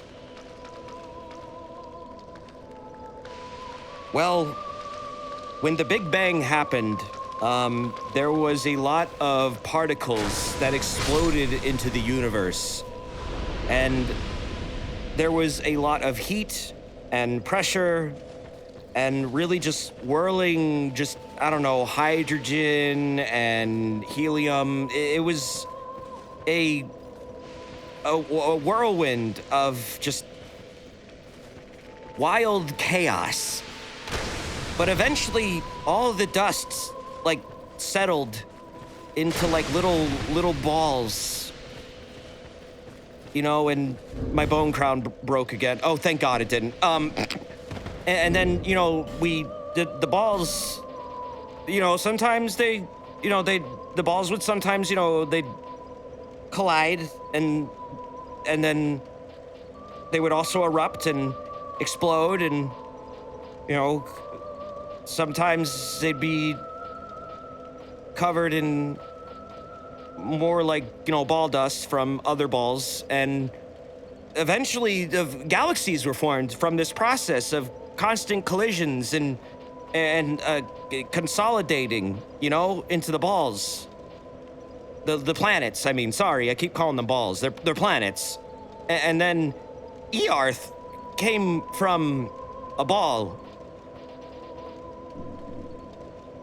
And I guess eventually monkeys evolved on the ball, and 2 of them had sex and made a baby. You're welcome.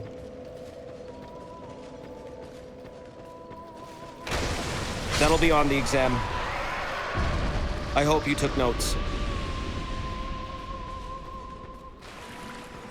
Kids come from balls. Got it. I mean, am I wrong? Am I incorrect in any way? Like, okay, the monkeys also had balls. Yes. On the ball, there were monkeys with balls, and they used the balls to make the babies. You see, it all comes back to balls.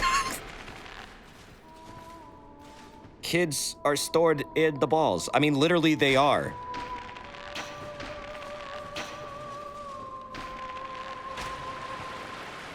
Literally, they are. That's not incorrect. That's life. That's biology, man. Des, you know about that medulla chest? Which one? There are several chests of medulla. Are you referring to the one in the house? Are you referring to the one in Moglin's shop?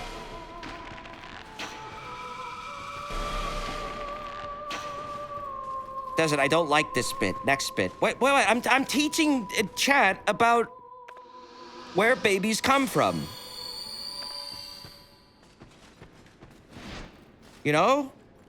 You have a Y chromosome, then an X chromosome. Well, actually, that's not true, because sometimes parthenogenesis can happen, but I don't think humans can do that.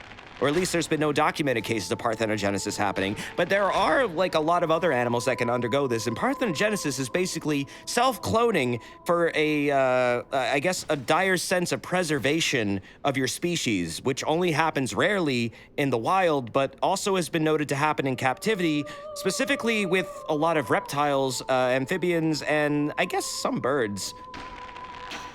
Yeah, Komodo dragons can do it. Yeah, you don't need a Y chromosome, that's true, because you can clone yourself. And in fact, there's an entire population of Teidae that are just purely female, and they reproduce all the time. However, their reproductions are clones. So if a disease comes around that can totally wipe them out, they will all fucking die.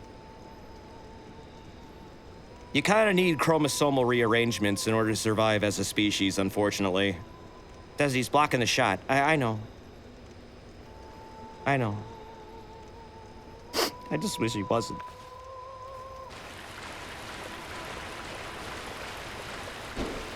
But yeah, without, like, genetic diversity, populations can get overrun by disease very easily. And this has happened before. Did you know that the original banana was almost wiped out by disease? I think I have heard that, yeah. 8 chromosomes, that song by Paul Simon. No, it's a game by Square back in the 90s where you are a time-traveling little scamp, and you are, you got like a fucking boken, and,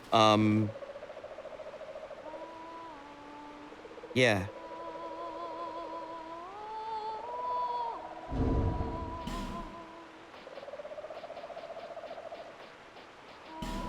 Oh yeah, chemo, absolutely.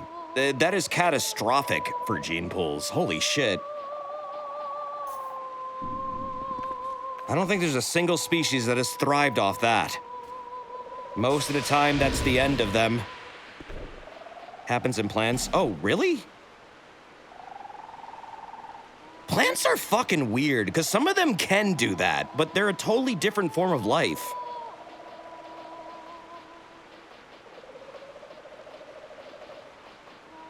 I think there was like... I think some pea plants can do that, actually. Because that's what Mendel was studying, wasn't it? Yeah, I mean, they're literally their own kingdom. Can't really apply what happens to plants with other forms of life. They're very unique. I sent you the profile in DMs. Oh, I don't want to look at that right now, but I'll look at it later for a laugh. Thank you, Sarvi. Appreciate it, man. What is my durability at right now, actually? Oh, it's fine. Ooh, wait a minute. Ooh, oh, it is not fine. Wow. I nearly got boned. I thought Mendeleev was the periodic table. Mendel did genetics with, I believe, pea plants and tulips in his little garden.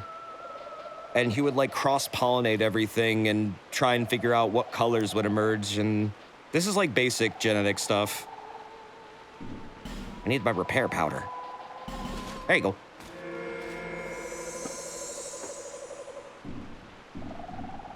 Pea plants and tulips? Yep. You got it. Here we go. Oh, wait. Wrong spell. Mendel did the hereditary table or whatever it is. Well, yeah, I mean, he basically was the start of genetic science.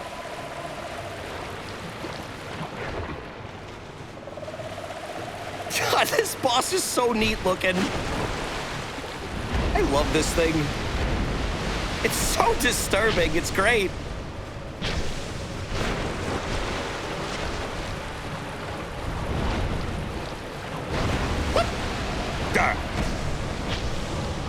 It's a shame it's over so fast once you, like, know how to fight it. Thrust damage to the face. Shreds its health like goddamn paper. Punnett square? Yeah.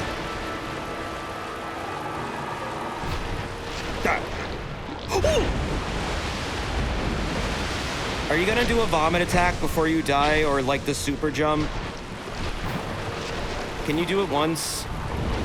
Just once, please? Please? I don't want to kill you yet. You haven't done your whole move.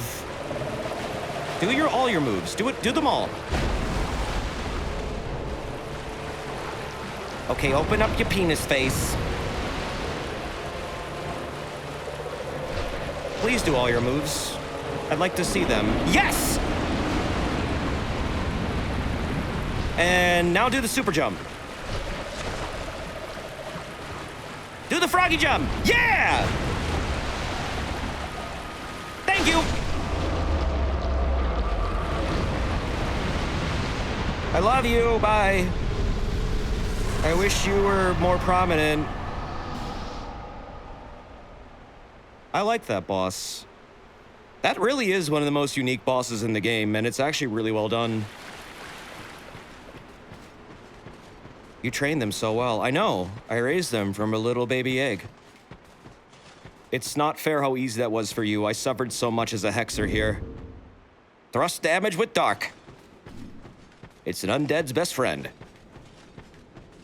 Why are you holding two sticks? Oh, this stick covers my other stick in darkness, which doubles the darkness because this stick is actually already a dark stick. So now it's doubly dark.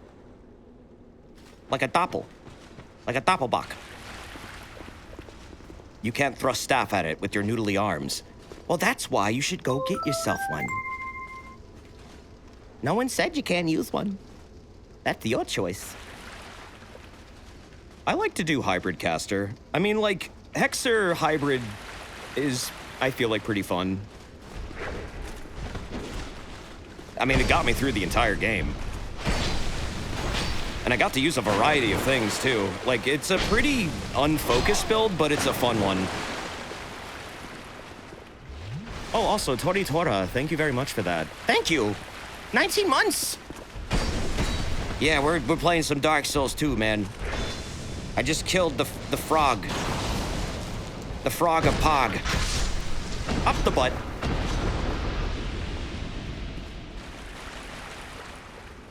Hold on, there's a bonfire over here.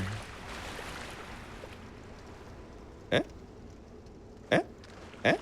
Hey there, little feller.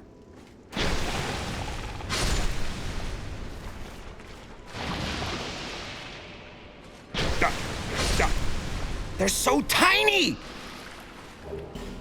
I like the tiny ones, they're cute. I want a basilisk like figurine. How the fuck is FromSoft not made like any merchandise that features the basilisk?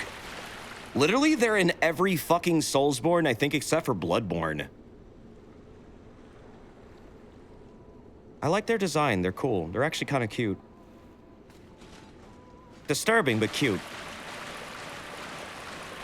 The eyes are fake, by the way. They have really teeny tiny ones. You can actually see them. Take a look. See? You see the little teeny tiny eyes? That's the real eye. Those are just weird ass, like, sacks, apparently. That store, like, curse. You could, like, YouTube circle them and have an arrow pointing to them, and you could say, full of curse. Yeah, they're fake. Some of the basilisks in other areas in this game don't have giant eyes. They actually are reduced. They're, like, not there at all. All they have is their normal eyes. So yeah, no, they're fake. They also might be related to dragons. Oh, wow, they put this here? Of course.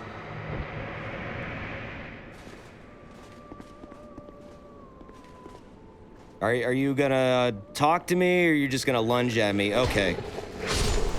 Fuck you two. Hey, I mean, mimicry is a thing in nature. There's lots of butterflies that make giant eyes. It's not known if they know what the fuck they're doing, but they do be a thing. If they're related to dragons, can you breed a dragon with the huge fake eyes? That is something Aldia was actually studying, I think. Aldia was literally trying to breed dragons, and he has a giant caged basilisk in his lab. I think his dragons might be hybridized basilisks with giant souls. Bearer of the curse. I will or something to that degree? Something like that. It's something with giant souls.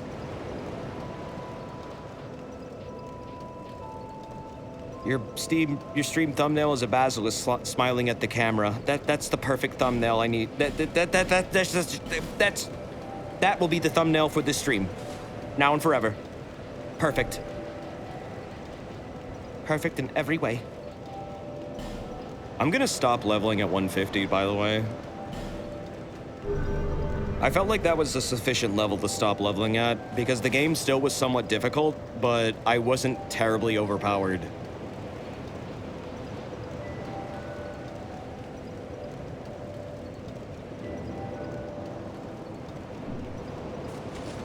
She no longer seek lest. Oh yeah, she doesn't now. Right. Bearer of until. Now she says, bearer until. Bear hunt.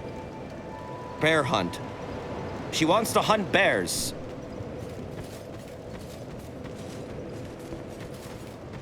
I don't know that there's any bears in this game, but I mean, well, I guess I'm looking at one.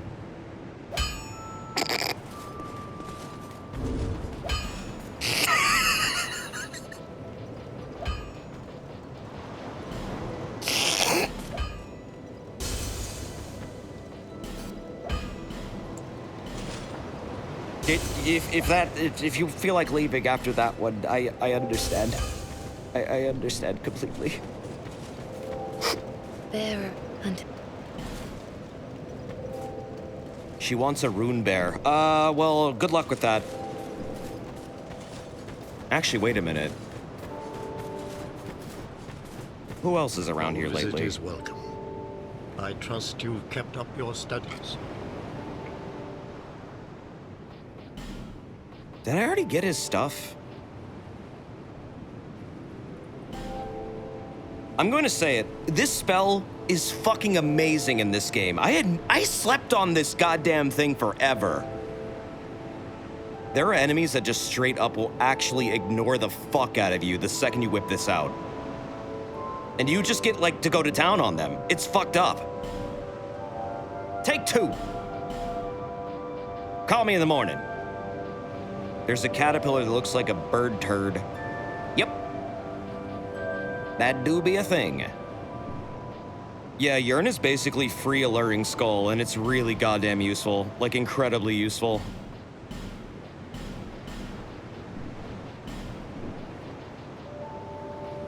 Had no idea it was that good in this game until, like, I just slung it out. And I noticed the range for it was massive. Like, it can aggro an entire room if you, like, throw it up to the ceiling. Everything will just run over to it and just stare like dumbasses while you just run past or kill them all. It's fucked The up. forces of magic and souls lie dormant in this land. Where to next? Oh, I have to go into the undead crypt now. Sorceries. I suspect that I may even conjure up new spells here. Yeah. Sorcery is yet a mystery, even to me. Let us mature together, young pupil. Use scrolls to unleash the power of sorceries. But the power of each scroll is reliant on that of its owner. The untrained cannot wield a scroll to its proper potential. I forgot this Never guy forget, existed young for a pupil. while too, and forgot he even moved here. There are no shortcuts to mastery. Young pupil, do not take my teachings lightly. Huh? I mean, he is kind of an asshole. Hello again. How have He you been? fucking ditched her. Completely. Oh, cool, I have fire seeds. Should really be pumping that up. Pyromancy comes in handy later. Big time. I'm always here. So come and see me when you're in town. Yeah, they're a little forgettable. Also, the spot where they are is kind of hard to, like... Straight up, I was actually at one point wondering where the fuck he was in Majula. I could not find him. That's a pretty shitty spot to put him. I'm just... once you know where he is, it's not bad, but, like... I remember someone saying, like, oh, he's by a tree. Like, overlooking the cliff, and I thought it was supposedly this tree. Or, like, this tree. I don't know why, but it never clicked that it was this one. I never look left.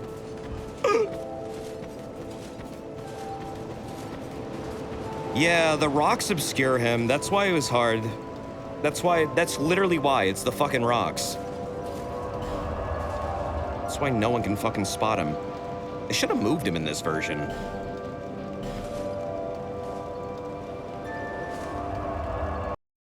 Yeah, I found the stone girl. I gave her, like, a lot of armor that I didn't need. Smithing stone girl. Well, yeah. I mean, she's pretty hard to miss. Let's go through here. Oh, is that locked? Why can't I... Wait, what? Really? Why? I thought this would... What am I missing here? You need to be hollow. Oh, okay, yeah, you're right. I was like, wait a minute. Don't I have to be human to go through here? And I'm confusing with the other door. The Vendrick door. I'll go back there later. It's not terribly important.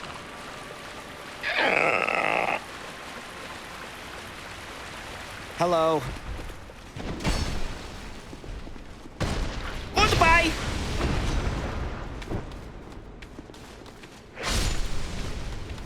Oh, hi. The weird dogs are here.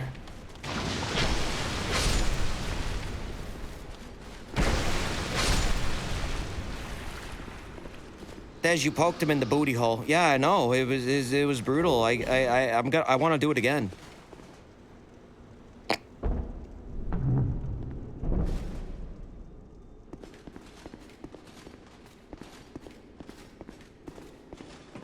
Here we go. Down, down to Goblin Town.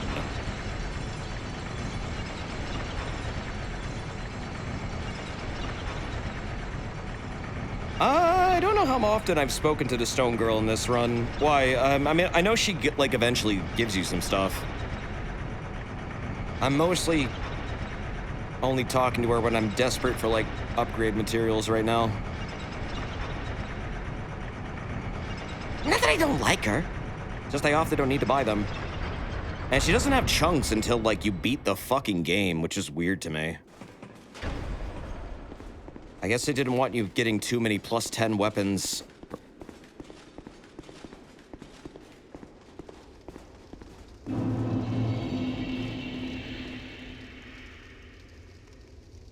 This area is cool. Alright, let's light this shit. Ah! Fuck!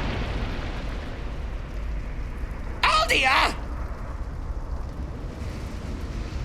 Can you at least, like, warn me, man? Bro, you gotta, like, not barge in like a fucking atom bomb. Like, just, do you have to do that? I believe we've been acquainted. Yes, we have. Young hollow, conqueror of fear. What drives you so to overcome your supposed curse? Steam achievements? Life is brilliant, beautiful. It enchants us to the point of obsession. What are you doing on computer? Go outside, it's so beautiful! Yeah, I love his voice actor in these effects. One man lost his own body, but lingered on as a head. Bengal? Others chase the charms of love. I don't know who he's talking about with that one. What is it that drives you? He just, like, referenced a bunch of characters, but that last one, I don't understand who they are. Is it one of the kings? Once, the Lord of Life banished a dog and all that stand from humanity. Maybe Vendrick, yeah. Assumed a fleeting form. These are the roots of our world. Yeah, I like this speech. Men are props in static life, and no matter how tender, how exquisite, a lie will remain a lie. Young Harlow, knowing this, do you still desire peace? Peace? No. Fuck Gwyn. Vendrick, the near true one, is here, and not far off. But what is a king? Peace was never an option. You, neither born with great wisdom grounded by the flames. What is it you seek? Platinum achievements. I just did. We shall meet again. Do you think he shops at all these? No, but Shadow the Hedgehog does.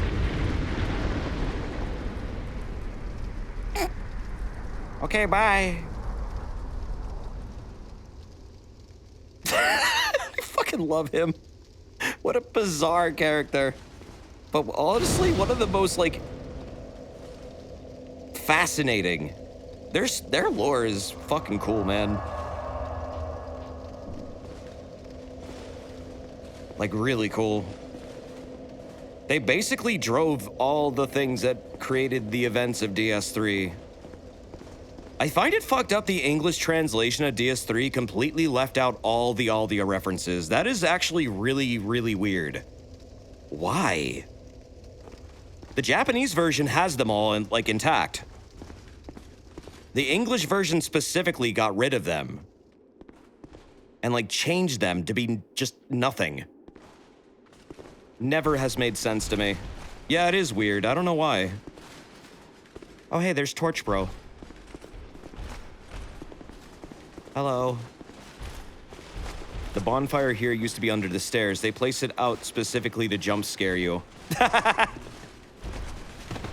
That's funny.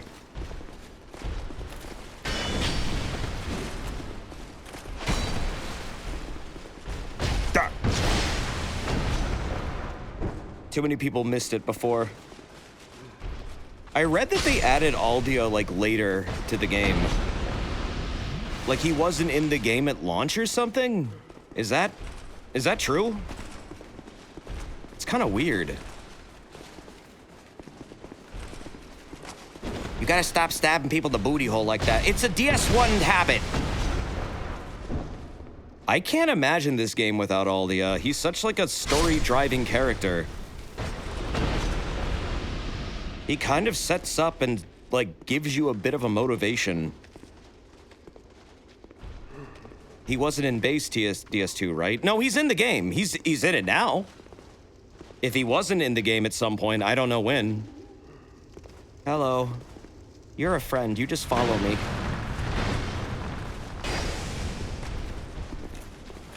Oh, hey, it's the door shields.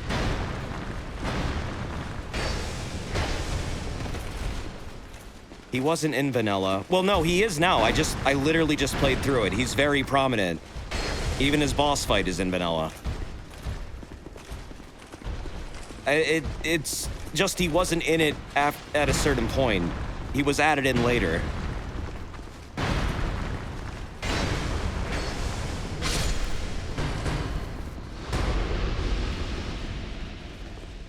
Well, yeah, that's what I'm saying, subject. That's literally what I just said. In OG DS2, it got patched to include Aldia. Yeah, that's what I mean. He was added later. That's all I'm saying. Like, yeah, I was asking, is that true? And apparently, yes, it is. Neat. So, I guess if you play an unpatched version of DS2, you won't see him at all. Thank you for the light, dude. He was added before Scholar. Was he, like, hyping up Scholar? He probably was a hype device. He was the hype man!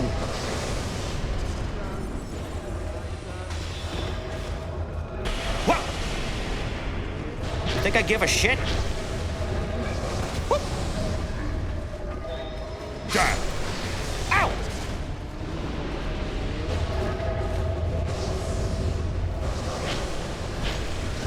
Oof.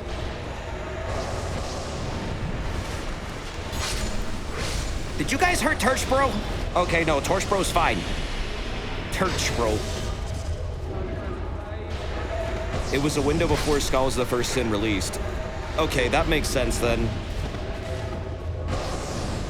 They called this update Skull the First Sin, though. That's true. And then they revealed they had a whole game remake called Skull the First Sin. I get it.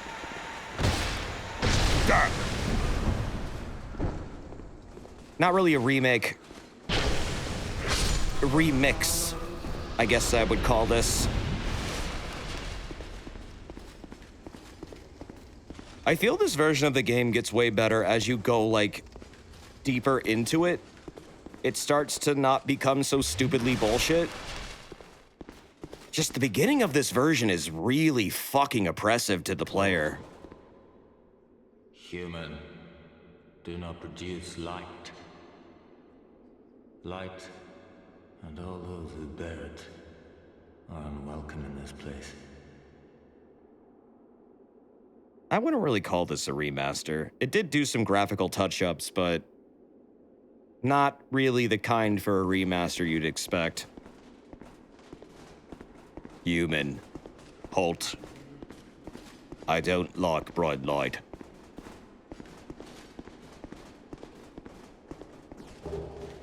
You now have to kill Torch Bro. No, he's fine. He's not following me in here. If he does, though, I mean, yeah, they get aggressive and attack you. But it seems like he decided to stay put. I am Ugdane, guardian of the crypt. Countless dead rest here in peace, cradled by the comfort of dark. Light only agitates. We have no need for it here. Have you played this before? Yeah, I mean, I recently just went through all of the original. I am a finito. For the first time. This is my first time in this version. This task was granted to me by the one who gave us the first death. Countless souls rest here. Some of them from ages long ago. Some were rich, others poor. Some wise, some dull, but now... What's the relation between Finito and the Milfinito? They're like caretakers of the dead. The Milfinitos sing songs to make it so the undead are calm and not constantly just attacking everything mindlessly as hollow beings that just are ravenous in nature because they literally don't have souls really anymore. They just basically sing a song to lull them to sleep and I guess bring tranquility to their mind. And then the Finito protects those who are in, I suppose, this place, the crypt of the undead. So they're kind of like groundskeepers that were trained by Nito to, I guess, take care of the dead. Did you come for him? Why is he blue, though? Cold. I don't know. You will find him deeper inside. Many council servants and the like have come to fetch their lord. Why am I green? But they maybe he drank a lot of silver. Put to death by the king's own guards. Perhaps he's not in the mood for company. Oh. In the past, humans were one with the dark. The former king of light, he feared humans. Feared that they would usher in an age of dark. How queer you humans. How you go on, never separating truth from fiction. Wait, what? What does that mean? This place is welcome to all, provided due reverence is shown. Death is equitable, accepting. We will all one day be welcomed by her embrace. Tell me what you desire. Show me reverence, and I will lend you my hand. Oh, okay. Can I learn how to do a cool fucking gesture like you're doing? Oh, okay, never mind. I was hoping it'd be his. I've never found a good use for this. Warmth is okay, but you can honestly get it as a drop. It's not worth buying. Soul Appease.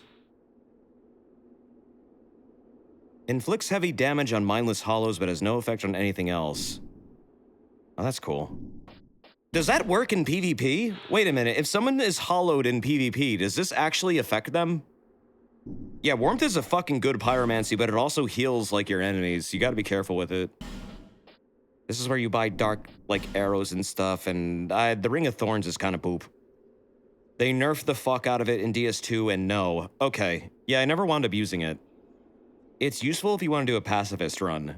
Okay. Crude human. Do as you please.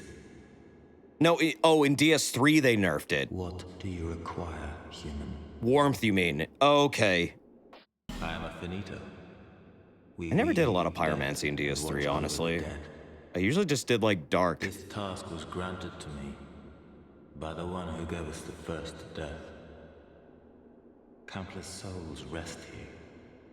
Some of them from some were rich, others poor. Some wise, some dull, but now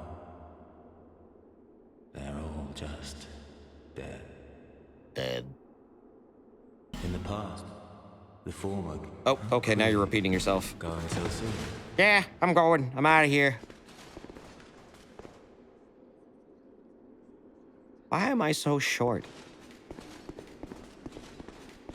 Shove a torch in his face. He loves it. No! He's nice. I don't want to fuck with him. He takes care of the dead boys.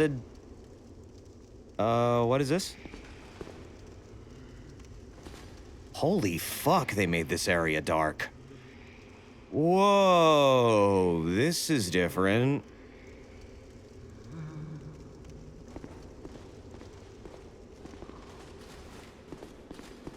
It is like 10 times darker than it was before. God damn. Okay, they really did fix up the shaders for this game, actually. In the original, you could pretty much see this entire area flawlessly. Did you bring a light? No. No, it's against the walls. Listen. Skeeter from Doug over there fucking told me no lights are allowed in here. So I'm not going to break his rule. I will adhere to it. And probably be terrified. What the fuck is this?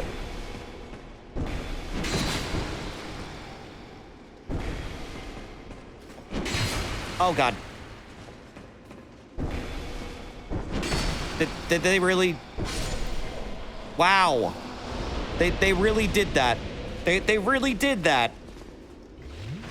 Fucking ladder ghosts? That's a new one. This area is a lot cooler in Scholar, I think, especially the funny ladder ghost. Yeah, that's a new one. I've never seen that in any of these games. Like, things climb down the ladder to fuck with you, but never the ladder itself attacking you. You punched a ghost to death. Think about that. My spear is magic, and I'm a wizard. I'm Ganondorf. I can punch to death if I want to. Fuck you. I have the Triforce of Power. Cry about it.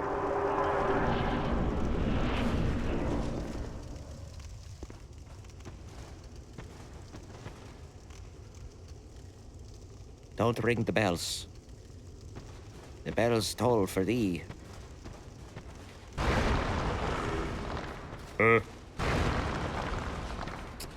Nope, no ding. Not happening. It's gonna happen. I should probably not be using my dark weapon in here, though. It's not really gonna benefit me. At least I don't think it does. Well, wait a minute. These are hollow. No, I probably want fire in here, if anything. But I don't have any fire weapons. It's not a big deal, though.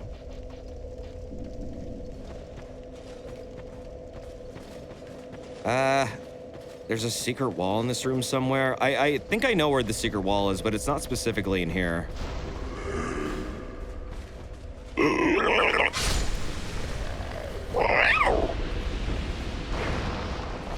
I'll take that, thank you. Don't disturb the dead.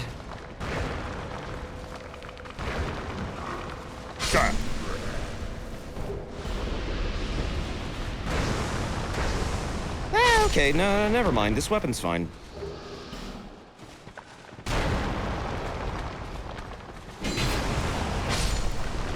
Piss off, ghost! It's not bad damage. Remember to hit that bell if you want the notifications. You will not trick me. You will not be tricking me. Fuck!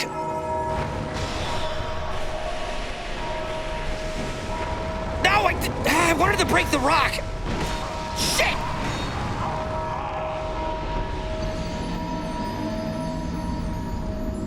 Asshole! Good job, buddy. Why does this happen to me? God damn it!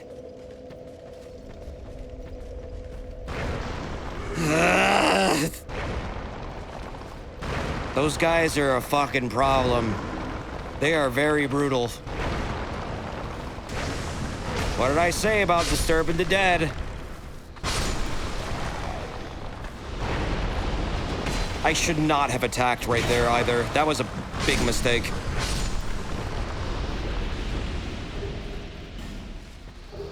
At least you can get fucking shards in here. That's nice. Okay.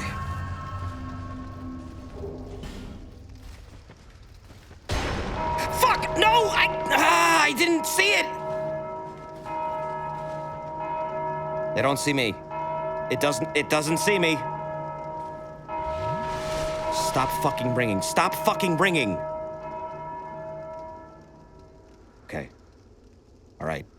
You good? We're good?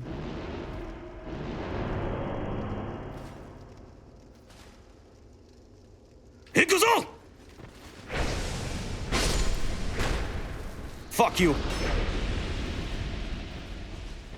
I actually don't want to break that, because I think it permanently gets broken, and I think these guys might be worth farming at some point, potentially, if I need it. Considering they're endless. Yeah, I know, they drop a really good sword that can shoot spells, so it's like, they're kind of worth keeping around if you want to farm that. They spawn endlessly later. Oh yeah, that's right, they do, in the fucking hallway. It's whatever. Okay, bye. I don't think she's happy. Nice. What you doing down there? You like farting?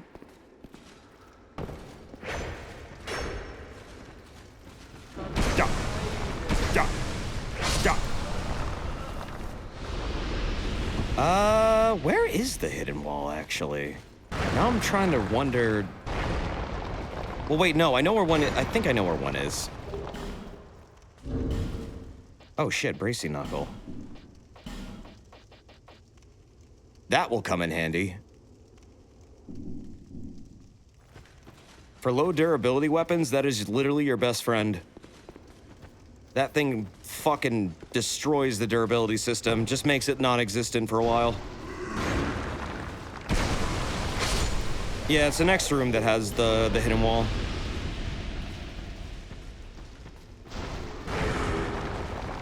I was kind of hoping they'd change some up between versions.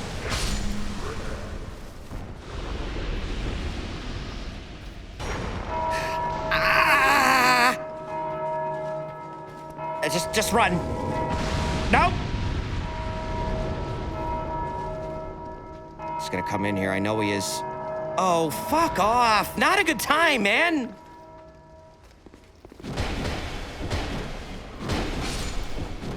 Oh my god, thank God for the fists. What is up with you? Why do you keep trying to fucking kill me? You got a problem, bro? You're cruising for a bruiser, bro. Cruising for a bruiser. Get the fuck out of here. Hey!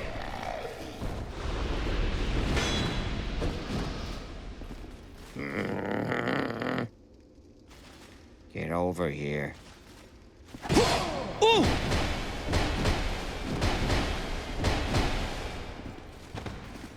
Uh-huh, uh-huh. Oh! Ow. Okay, that time they actually got me. I just got usurped. Fuck. They got a lot of health. No, seriously, that was a lot. They're fucking spongy.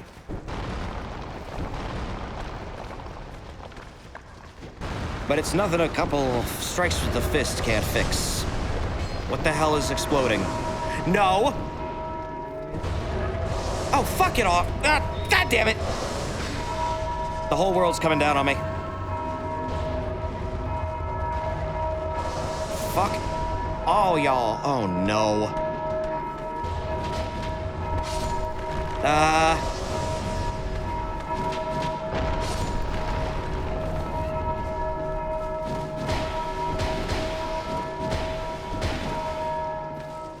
I didn't want to hit you with my other fist anyways. I'm holding back. Get out of here! Oh.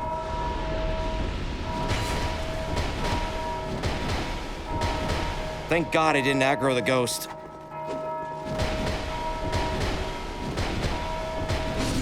Bitch!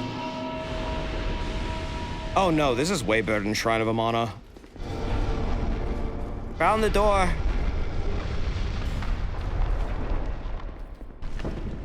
I mean, to be fair, I ran through that segment. So, is it any wonder why everything got aggroed? That's pretty much what happens. And I know it. Why do they keep bells in there if they're trying not to disturb the dead anyways? Oh, it's to alarm people that the dead are being disturbed. It's an alarm system and they are actually guards. They're like enforcers. That's why that exists. Is that wall, bro? Fucking machine gun.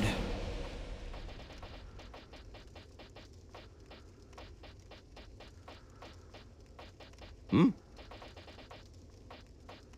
Oh, is it all the way down here? I remember it being pretty weak. Yep, there it is. Heavy machine gun! I love this thing.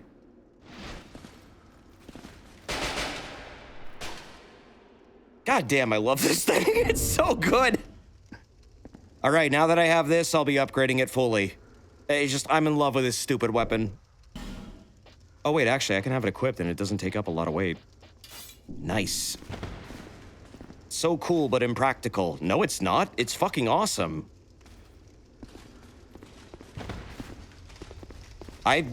That thing shreds if you use it correctly with the right elements on, like, the right enemies.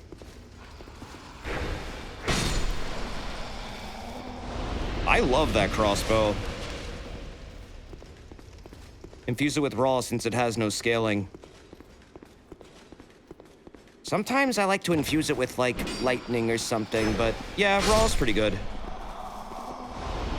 Oh, I'm very aware of Chukonus. Don't even trip. I know they're a thing. Repeating crossbows, I mean.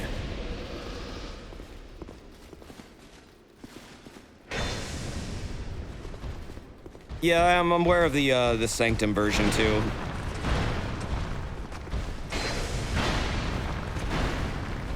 There is another. But I prefer the Avalon.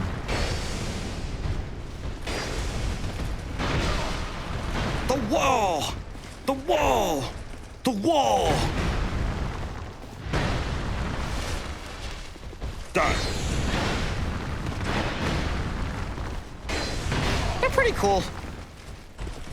But man, they stupid.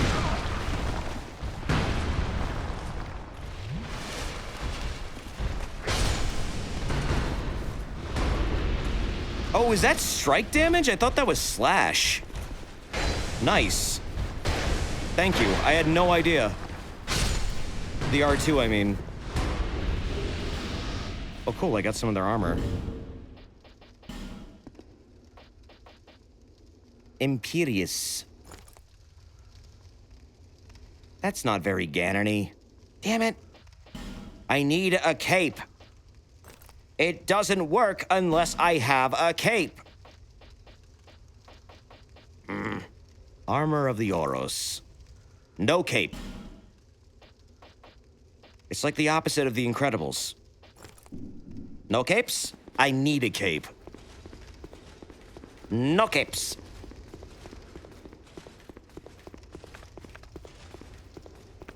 Pop a rock. Shadow Temple from The Legend of Zelda Ocarina of Time called, and they want their skeleton walls back.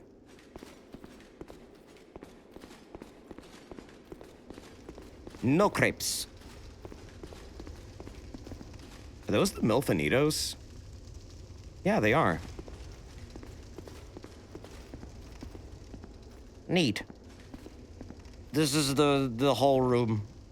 There's nothing in here, it's just a big fucking hole.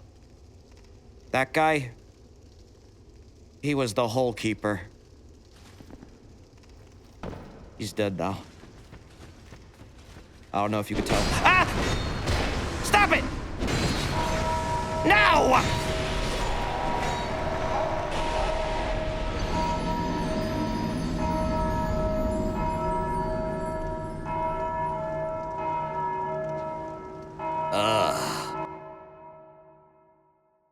This room sucks. Yeah, I know. I know. God. I love how strategically placed the rocks are. They're just fucking hoping that you're gonna accidentally hit one of them dumb bells. They're fucking banking on it. Whoop.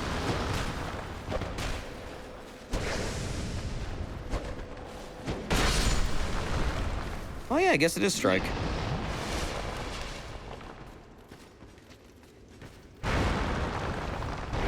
Quote from Desert P. I, God. I see nothing incorrect with that statement.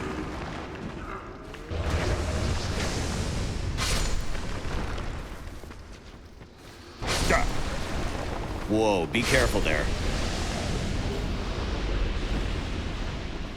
This is where you grind for the blue flame?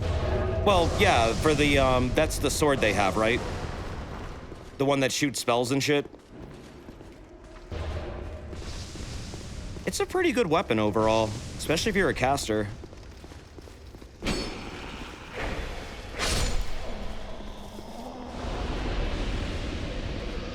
It has the funny glitch. Oh, it's got a glitch with it. Really? What's the glitch? I didn't hear about this part. A Casper? A caster. It's a gun, an outlaw star that Gene Starwind uses, and it has magic bullets that drain your life sometimes and can shoot miniature black holes. Or whatever the fuck the plot demands, because, I don't know, it's a cool-ass gun, who cares?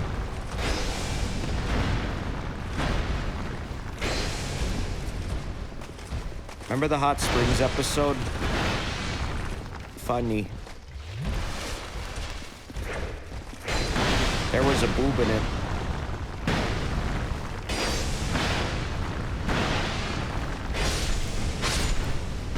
There's also a lizard butt in that episode. The plot demanded a Hot Springs episode to get the plot relevant. Black hole shells. I know, right? Look, why did they make it that episode? To explain not only caster gun lore, but to get, like, the goddamn things that he needed to survive that final bit of the show. They made it, like, integral to watch to understand the story. Fucking outlaw star. Yeah, it had a boob. One boob. Well, technically two. But there was one bared boob. At least one. Pretty sure. Nah, fuck this shit. I'm out.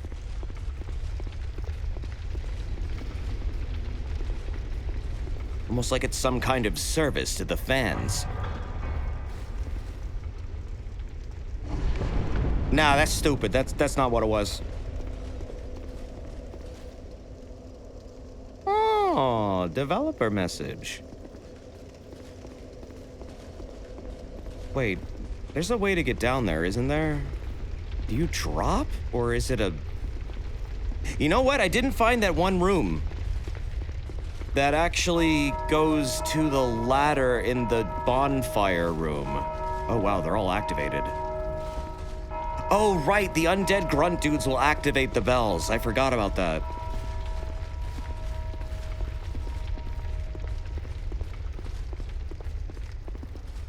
Man, I wish we got Outlaw Star Season 2. We recently watched it again. By we, I mean me and the fellas. And, that show still kind of holds up. It's very near and dear to my heart.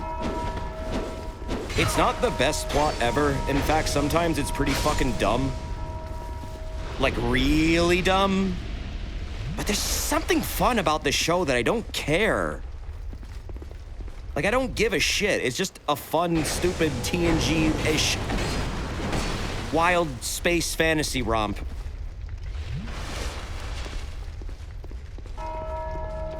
Like Hot Springs episode dumb? Yeah. Still, definitely one of my favorite shows of all time. I love the Mind Control Cactus episode. That is, like, actually a really fucking good episode that is memorable. That is, like, easily the most TNG episode in the goddamn, like, series. I think you'll like Galaxy Angels. I really want to watch Angel Links because it's a spin-off from Outlaw Star. I've never actually seen it. I'm just aware of it. I know it has Deuce. Like, Deuce Delax Rex is a main character of it. That's the fucking Saurian dude that appears for like one episode. Got the white robe. Whoop.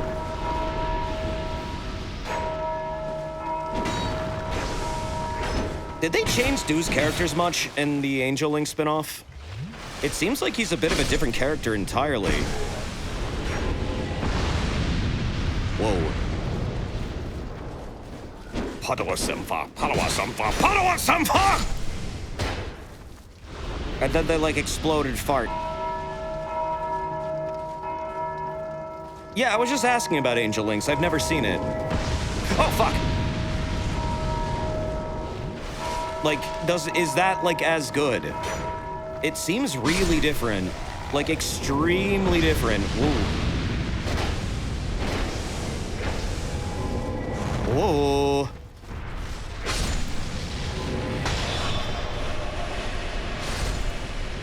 Nice. Damn it, give me this fucking sword already. Give me my wizard sword, damn it. Give it to me! Not the magic shield! No, I can fight it on my own, it's fine. Don't worry about that, Mesa Moon. We got it. Honestly, we could probably just figure out a way to group watch it again. Like, the other stuff we've been doing. That wouldn't be too hard. I mean, it might be on Crunchyroll. I'd have to look, though. I know they recently absorbed, like, all of Funimation shit because, Sony merging them back together, which is a fucking godsend. I'm so sick of like, having to subscribe to, like, several different anime fucking services just to watch the shows I want. Can we please consolidate more of them? Thank you. It's getting stupid. It is Funimation. Okay, so then if it's Funimation, then it's probably on Crunchyroll now. Since they have every show that Funimation had. Since Sony owns both. Desert, it's a very bad thing, actually. I don't want to pay more subscription fees. I don't care. Oh, whoops. I'd like to not pay, like, out the nose every month just to watch certain shows.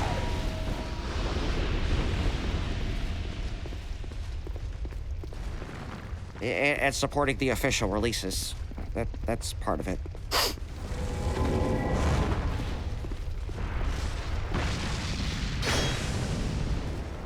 Not terribly important, but I don't know. I'm stupid. You know that one episode of Aqua Teen where, like, they all say together, you pay for cable, you're stupid, and then they look at the fucking screen at the viewer? They were looking at me and saying that. That episode was about people like me.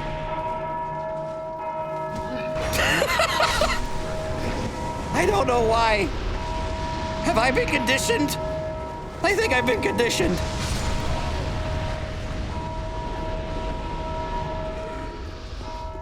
They get their support through merch sales. Really? I've always been curious about that. How much do they make from Crunchyroll versus, like, other forms of generating revenue for, I don't know, like Togashi if I want to support Hunter x Hunter?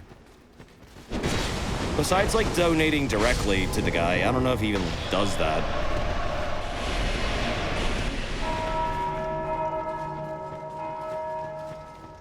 Like manga sales. Like, definitely, I guess. Or do those go to Viz or something? All the Hunter x Hunter stuff is now on the SJ app. Oh, really? Blu-ray sales were important.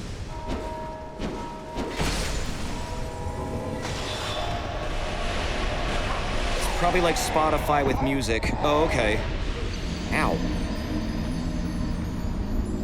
Physical sales help more than digital. Okay. Yeah, I've never really looked this up. I don't know.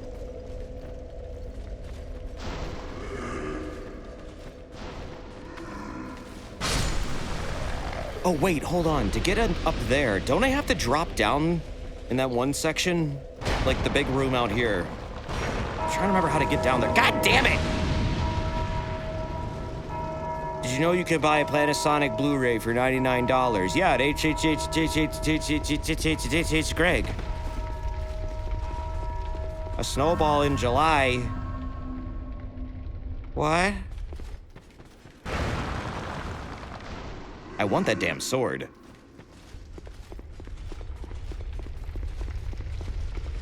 Can you drop down there? I'm gonna fucking break the rules. Don't tell that guy. Don't tell the blue man. Don't tell him. Please, be cool. Be cool. Okay, let's just take a look down there and see what's going on. Ah, okay. Duh. Okay, now put it up, put it up, put it up. Now you fucking tell nobody I did that. Don't you dare. Huh? Don't you dare. Oh, it's like a little ghost. What is this? I don't remember what this is.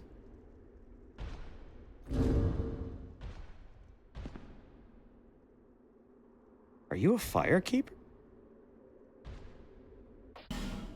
Wait a second.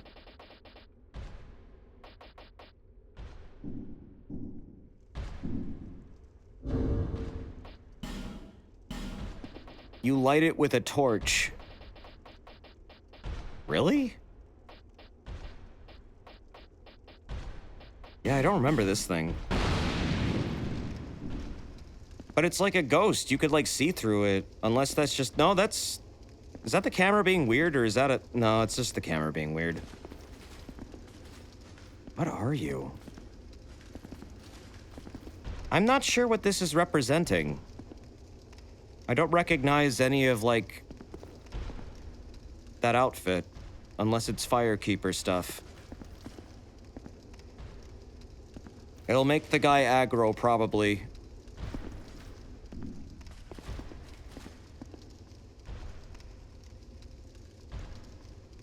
Wouldn't lighting a sconce here be really bad? Is that a sconce, though? Because I guess it is.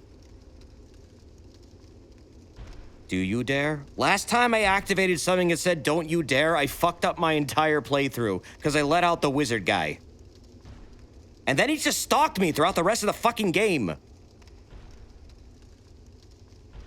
You will only piss off Agadine if you go into his room with a torch. I have no idea what this does.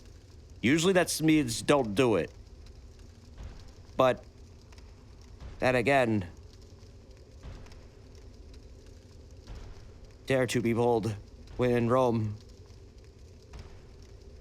do as the Romans do. My God, what have I done?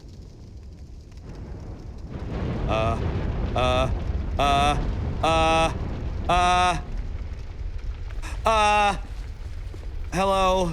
Who are you? Oh, Jesus. Ooh! What the hell is this?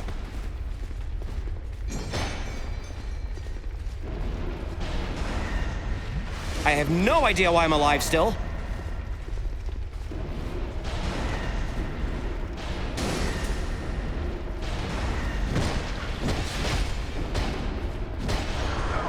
Oof!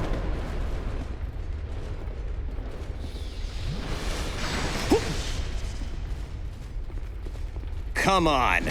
Fight! Let me show you how a real wizard fights, bitch. Shield of the Insolent. That mace can cast hexes. What the hell did I just do? I seriously didn't encounter this in the original. If it was a thing I didn't know. I've never even heard of it before.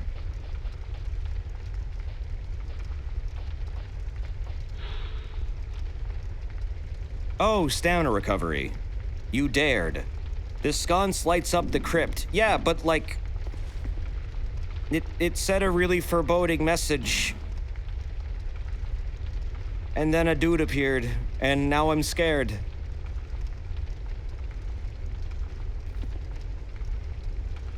Who are these cloaked dudes? What is this?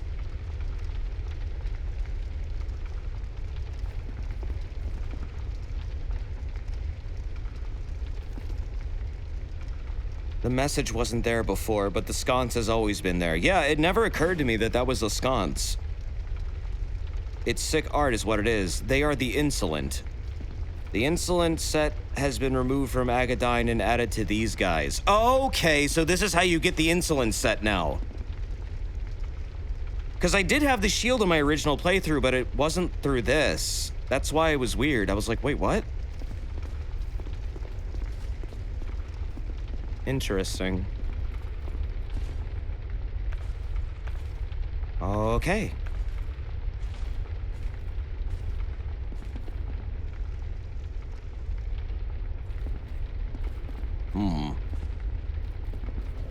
Well, hopefully Agadyne isn't going to fucking murder me in my sleep. But who knows? He just might. Big man. You're too dummy thick, you can't fit through the... Oh, never mind. Okay, well, it was nice seeing you. Bye. Have fun. I'm opening this. I'm taking this. You can't stop me. You can't stop me.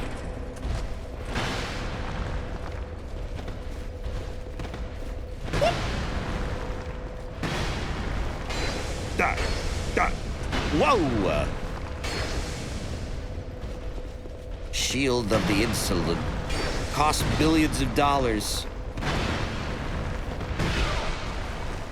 Because healthcare in Dragon Lake is fucked.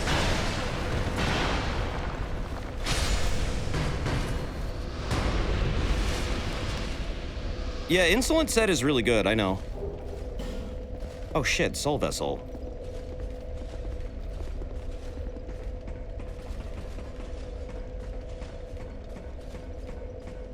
This just goes back up to the bonfire. And okay. Cool.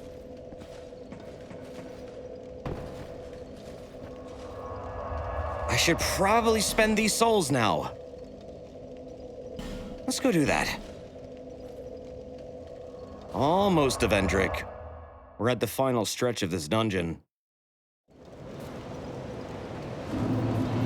When you play Dark Souls, you usually go for somewhat light armor with a huge sword. I mean, yeah, I don't like to spend a lot of points into endurance, and I usually just try to get it to the bare minimum that I can get decent armor, and then focus entirely on weapons after that.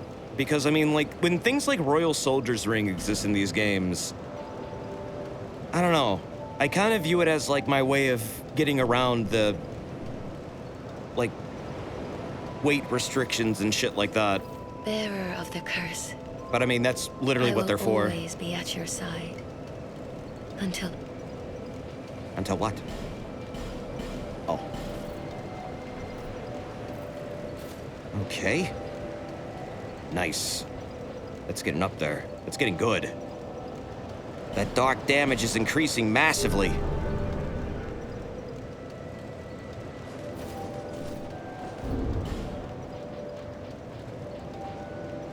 Let's see.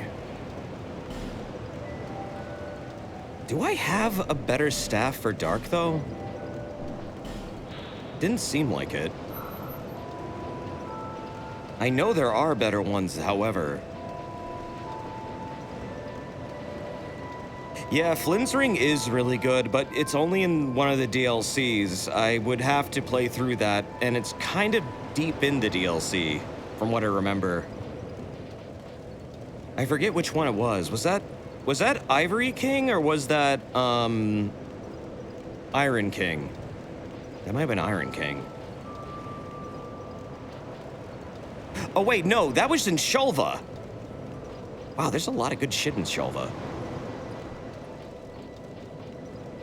Irony King. That's just me in real life. Wait, where is my staffs? Oh, there they are. Oh, Black Witch's staff. I do have one. This might be better, actually. Never mind. Oh, this is a jack of all trades staff. But that spell modifier is so much fucking lower.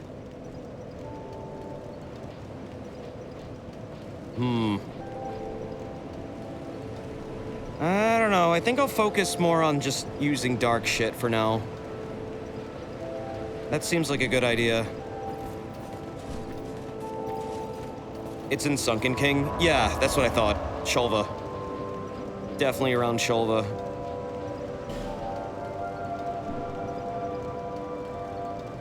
Trying to think. I'm about to fight a boss that is literally dark.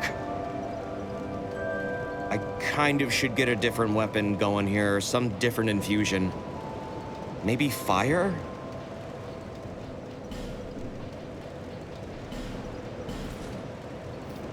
I'm thinking.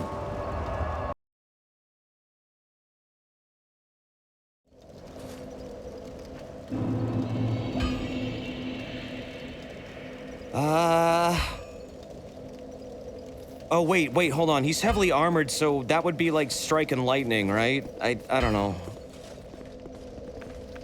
Maybe lightning fist? Like, this is not gonna work anymore. Not against the boss, but this could, unless I want to upgrade something else.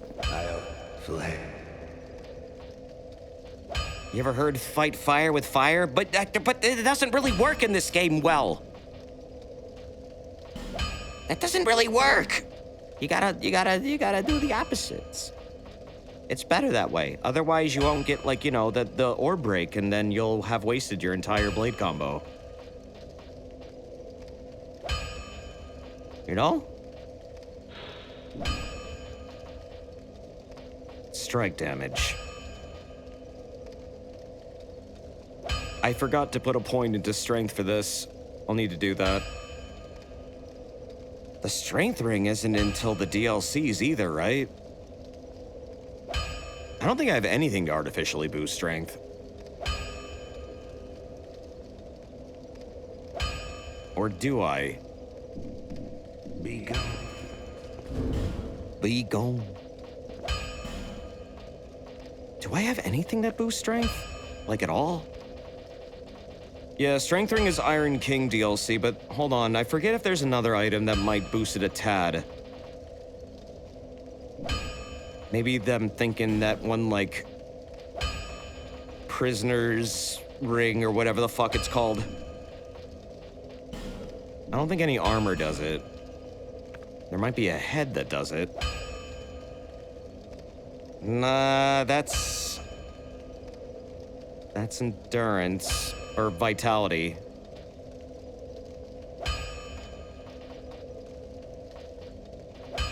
Usually it's the helmets.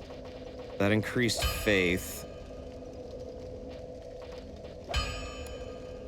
Yeah.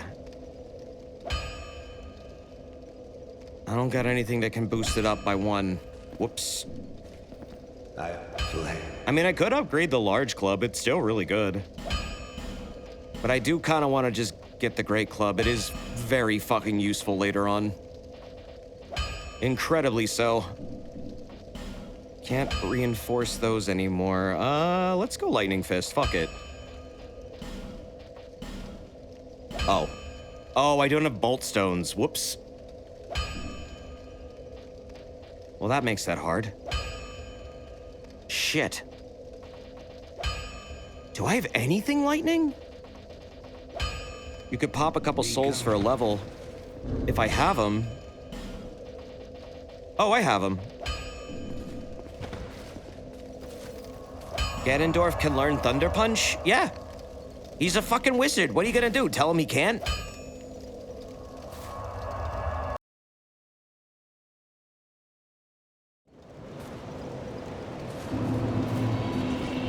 Actually, wait, do you sell them yet?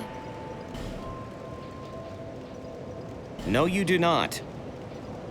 She sells them eventually, the bolt stones. You know how they call this place Drang Lake, right? Well, in the old lore, in stories and the like, they said it had another name. What was it?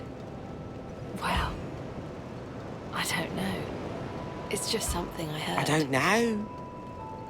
Since long, long ago, many kingdoms have risen and fallen on this very spot. Each like a great flame that turns to soot. Maybe that's why people don't remember much about the past. Why do you look like you belong in another video game? Lothric, Lordran, Lorien? It's... yes, all, but not Lothric. Lothric comes later. You see that blacksmith over there? Is he one of those hollows? More like a Lophis. He seems to keep eyeing me up. He sort of looks like my father. I think it's mostly her hair. It's such an odd hairstyle for this series. I don't know, no one else has hair like that. But he wouldn't follow me out here. It looks so strange. She looks like a God of War NPC, a little bit. No interest. Just a little bit.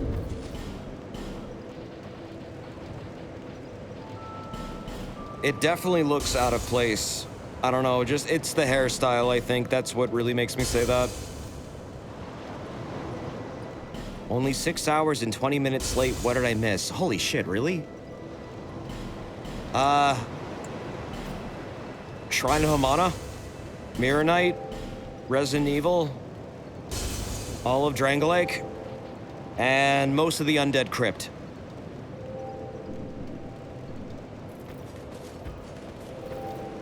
There are quite a bit! Demon of Song? Yeah, we fought Seaman of Dong. Until hope has... And it was good. I love that boss. Yeah, some really solid progress today. Boop. All right. And... there you go. Getting it up there. We also talked about the N-Gauge. Oh yeah, and Goatsea. That happened. I remember that because it was weird. But it did happen. At least I believe it happened. I don't know, that might have been hallucination. I should go visit Gavlon with all these extra souls. I can't upgrade anything right now. I can't even, like, infuse what I want. Gavlan wheel, Gavlan deal.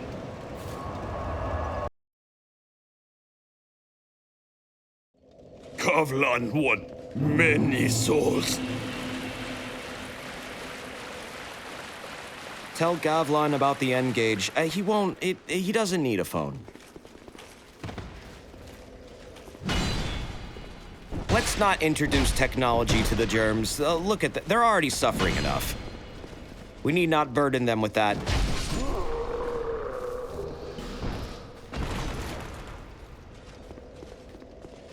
Yeah, I mean, it was just a lot of solid progress. Mostly just stomping things. Oh, Gavlan, know you. But some fun progress was had. Can you tell Gavlan where babies come from? I mean, they come from him.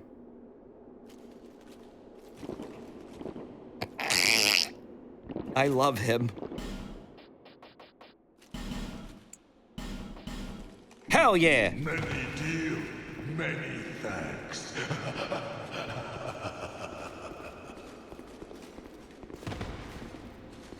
Gavlan father, many sons, many daughter.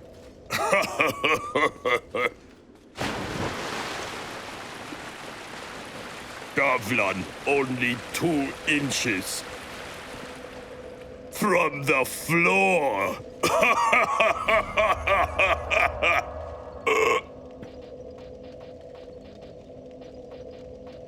His problem. Step on it a lot. Gavlan. Do. A lot. It hurt.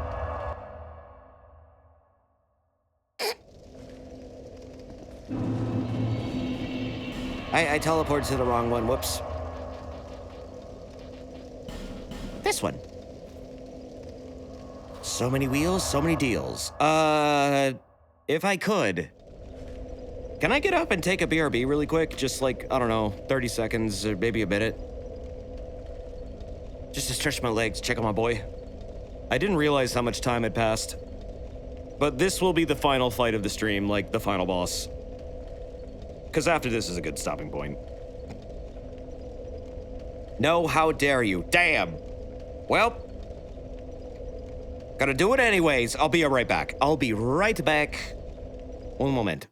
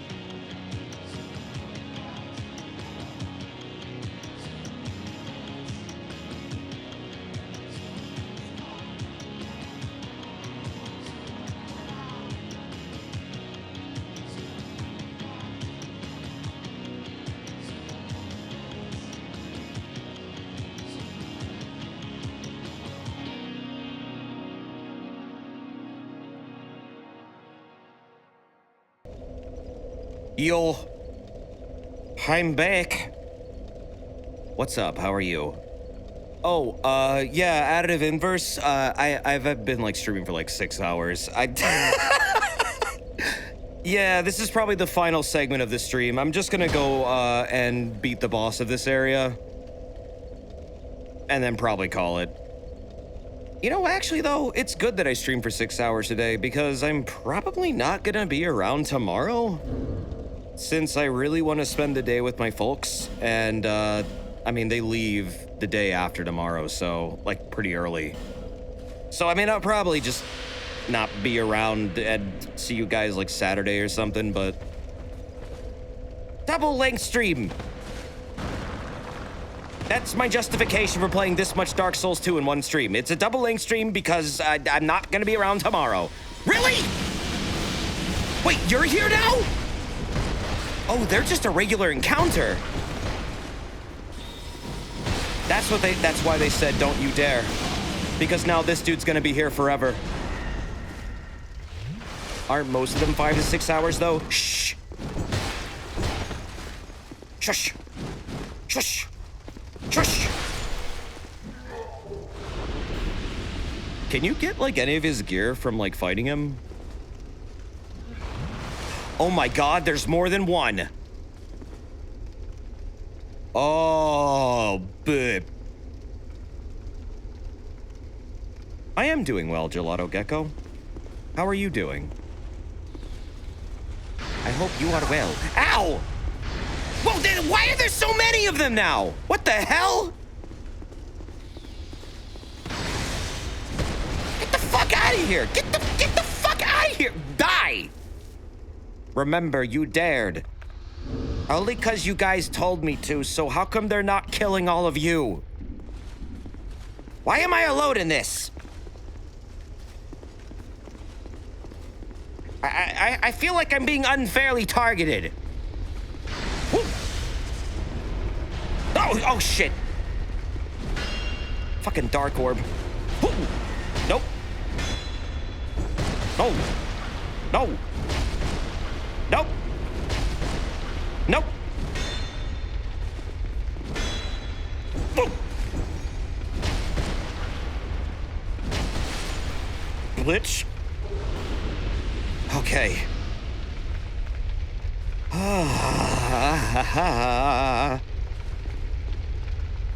Is this place gonna be goddamn filled with those people now? Like, seriously. Okay, thank God there's nothing there.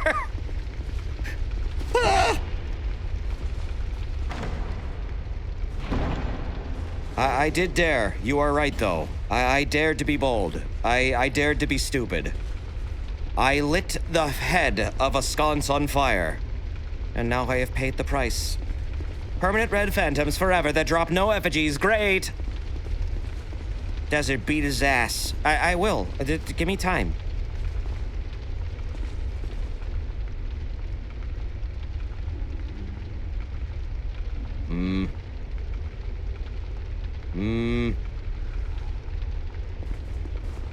Oh, wait. This is the infinite spawning funny ghost room. God damn it. As I walk through the shadow of the Valley of Death.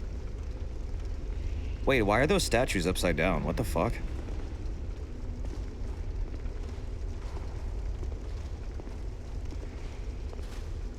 I've never noticed that before.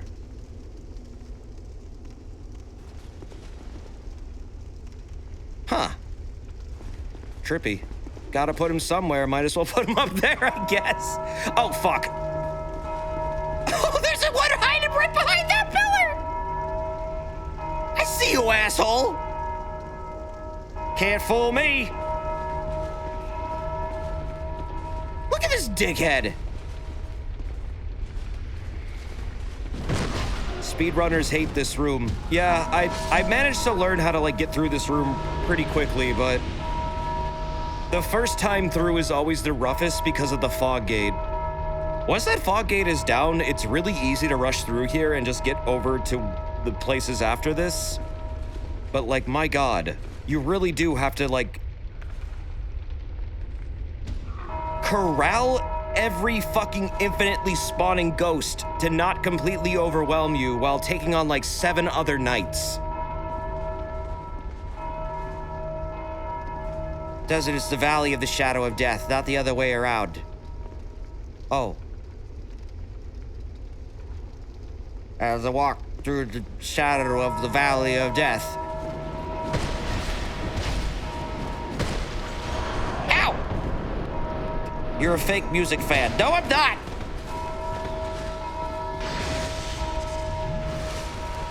Dar, dar, dar, dar, dar, dar, dar, dar. Yeah, they are in here. How many of these dudes are in here? What about the other side? So those 4 ghosts will spawn infinitely, and who the fuck keeps ringing that? Can I kill them?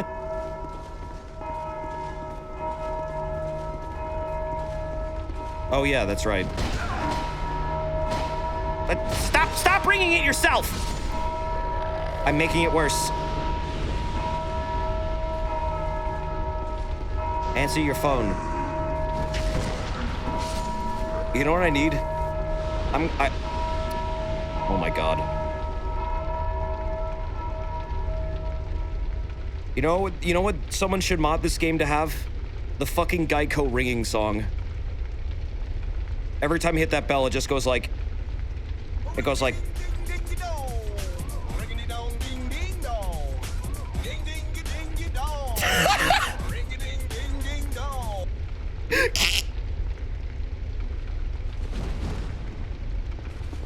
Ring-a-ding-ding-ding-a-dong! Ring-dong-a-ding-ding-dong! What the fuck is a Geico ringtone? It's a ringtone that Geico made. It just says ring-a-ding-ding-dingy-dong. In a very catchy way. That should get modded into the game, and...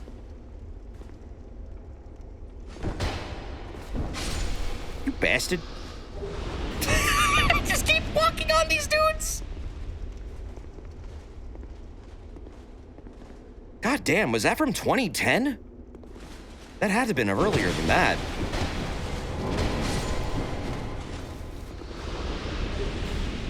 Oh shit, I got it! I have the funny magic sword now. I can now shoot spells out of my blade. This is perfect.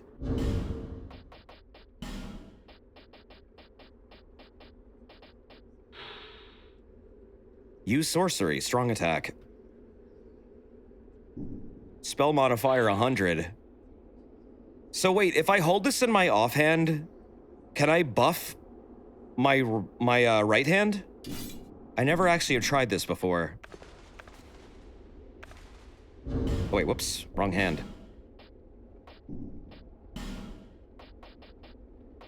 This is probably gonna be a lot heavier than the staff, though. Yeah, you can. Oh, nice.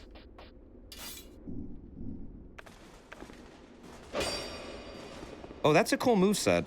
I like that. It works like a catalyst. Except it smacks bitches up, man. Wait.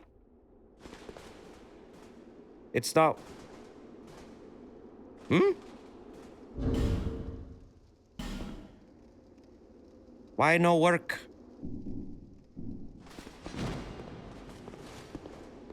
Does it have to be in your main hand? Why is that not working?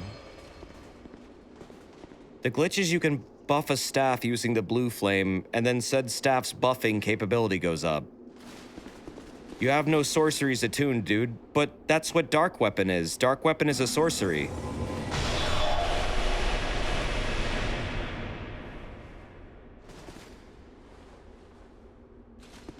Oh, is it a hex? Oh, wait. Right, hexes are not sorceries. Oh, fuck, I totally forgot about this. They're considered 2 different things. God, I totally forgot about that classification. Yeah, it's a hex. Hexes are different. Right. Okay, well, then I'll just have to grab some magic weapon bullshit later. Yeah, I forgot about the distinction. They should make a hex version. That would be appreciated. Just, you know, for me. They should put it in the game for me, specifically. No one else. That would be appropriate.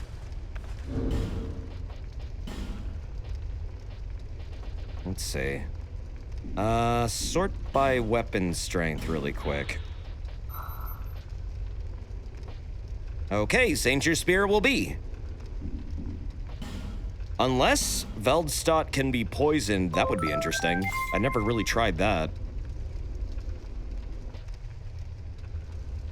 Oh, thanks, Altalar. How you doing, dude? 31 months. You're here for the fisted, and I'm not disappointed. I've been punching the fuck out of everything so far. Well, not everything, but a lot. But thank you for that, dude. That's really nice of you. You can poison Veldstadt. I should try it. I should definitely try it.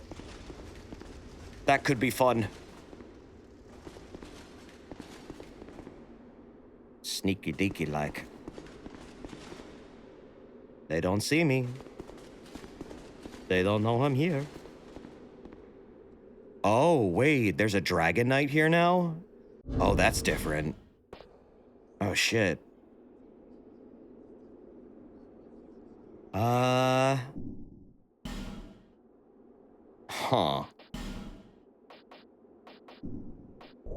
Let's get rid of Saintier's Spear.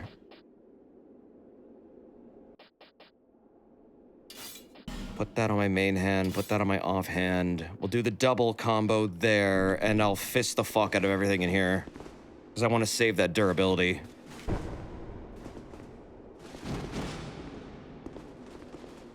Okay. He might not respawn. Usually they don't, but I don't know. This is different. This is a new encounter. I don't remember him being in here before. Let's pull you guys away from the ghost. There you go. Fight me over here, where the ghost won't give a fuck about any of us.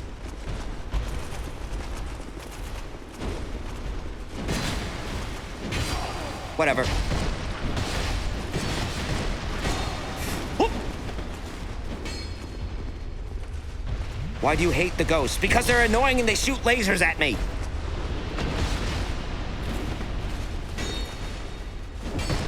Darn.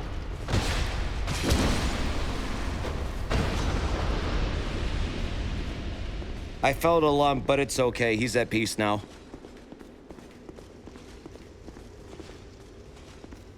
Okay. Jesus Christ, they made this area dark. I think the lump might have been poop, though.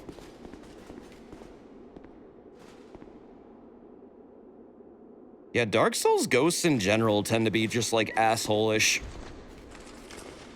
They either are completely overwhelming, or they break all the rules, or they just never fucking stop.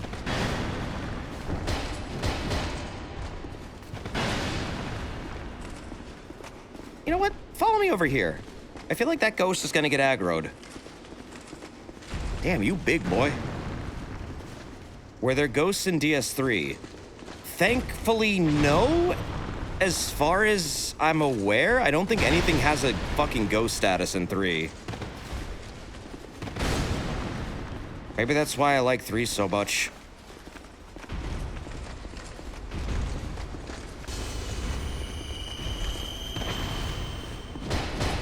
There were ghosts in Sekiro. Well, yeah. True. I mean, the headless literally are ghosts.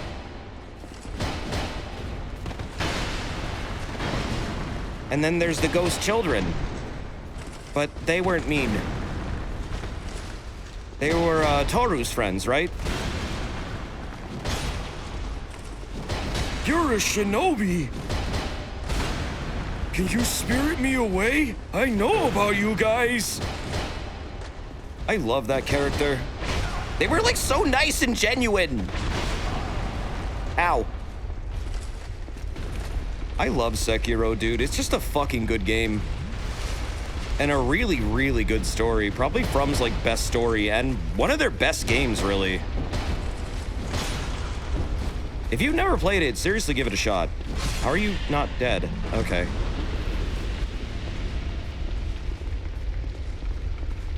He wants you to watch Spirited Away? Yeah.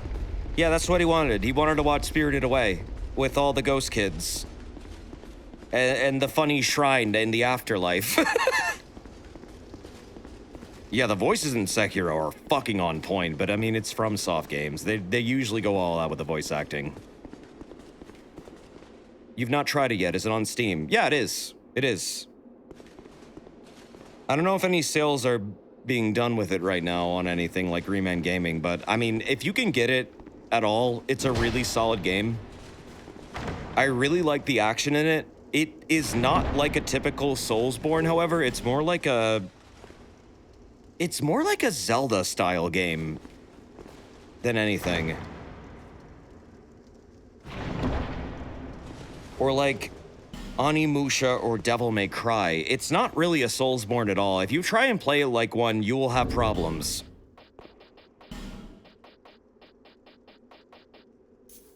The quests are kind of Soulsborne-y. It has aspects of one, but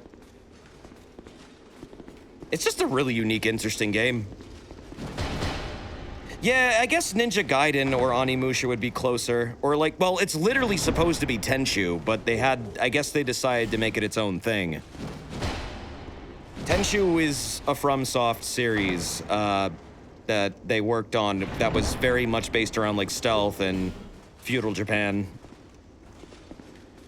Onimusha DMC is a good comparison. Yeah, it's somewhere around that kind of, but like more big, like open-ish, Zelda-ish big. The death mechanics in that game are cool. I like it. I have a feeling we'll see Armored Core again. Miyazaki said he's got a project, like, almost done that he wants to show off soon. So hopefully that'll happen quickly. Maybe we'll see something during the Game Awards.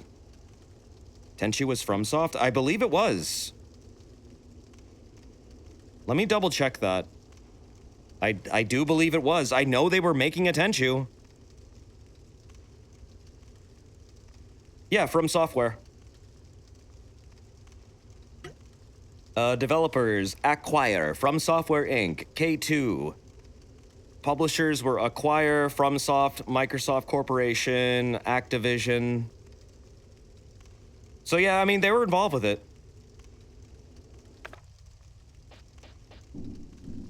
Tenchi Muyo is a FromSoft game, that's right. Alright, let's do this shit. Let's go.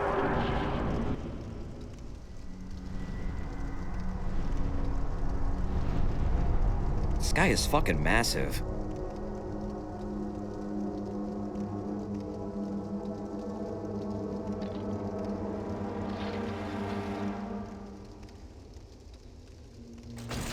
Remember Garl Vinland? This is his big brother, quite literally. Go forth, Super Garl Vinland. Crush the fuck out of your foes.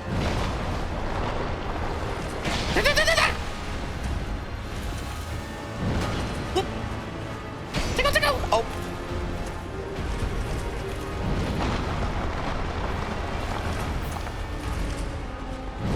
I was kind of pissed off that that one DLC boss just summons a copy of him. It kind of cheapened him, but I don't know. I just like to view it as like not Veldstadt. Who knows who the hell that guy was?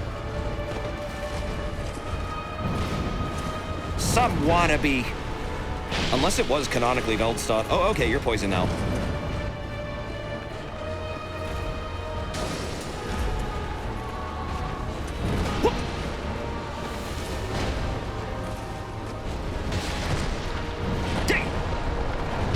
Oh!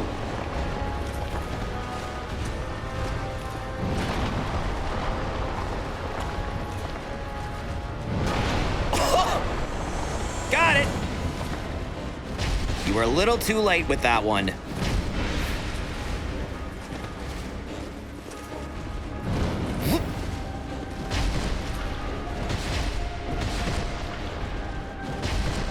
Okay.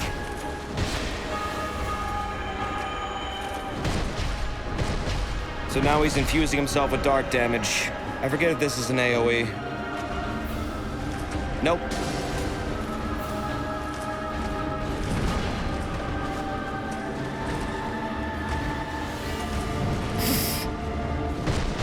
He will also start firing fireballs at you.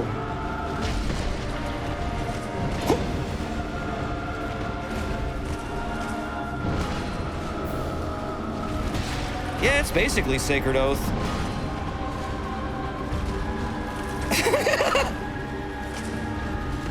About to fight this man's unlocked.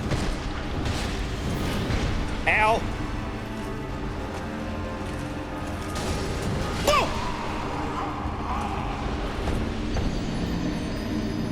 should not have disengaged.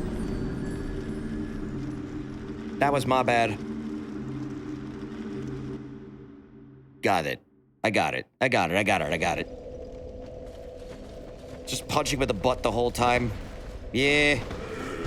I got it, though. Rematch will be easy.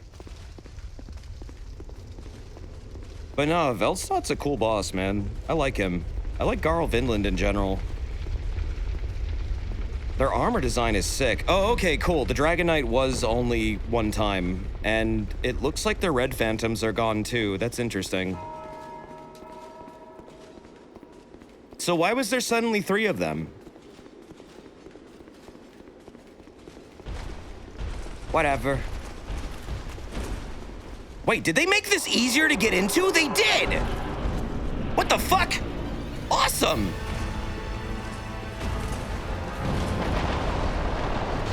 Oh shit! I like that change. Now it's actually not a pain in the ass! Take out the bell ringer. I don't need to, I don't care. I can literally just run to the fog gate and now. God, in the original, you had to like fight fucking everything. Like they would just immediately cancel you out of going through the door. That's a good change. That is actually one of the good changes.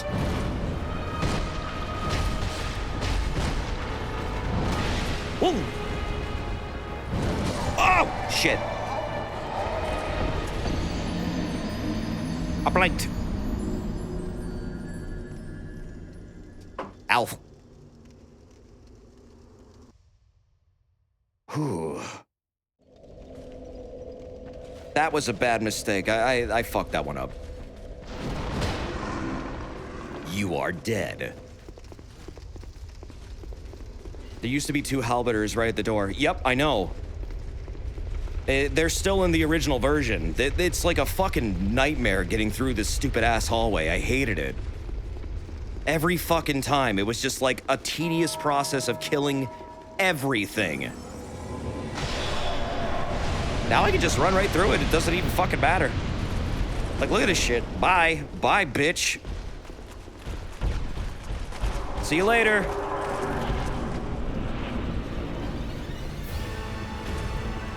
Take these.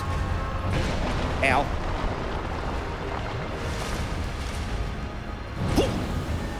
Let's go.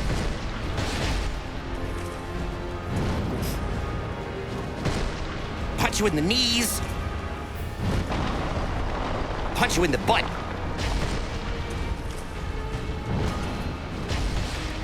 In the booty. Booty blast. Oh, fuck. Ow.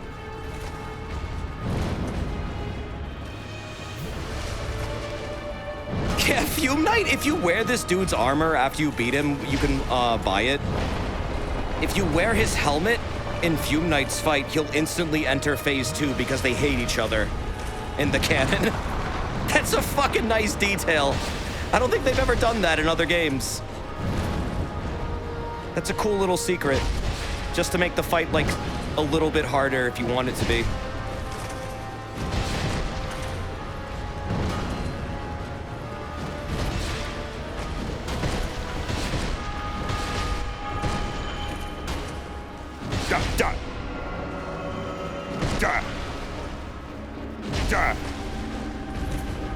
All right. Let's dance. Hoo! Come on! Damn, I am missing a ton. Oh, here comes the volley of orbs.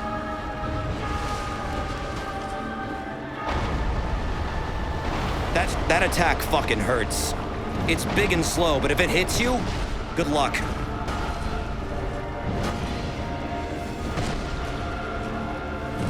So honestly, if you get hit by that, you kind of deserve the damage.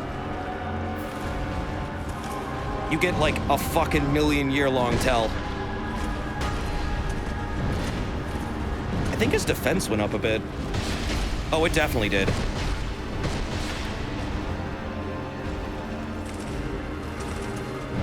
Against pure physical, too.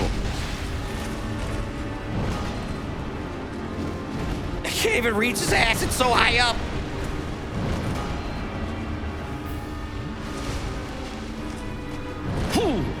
Tall ass. That's an insult you'll never probably hear, ever. Uh-huh.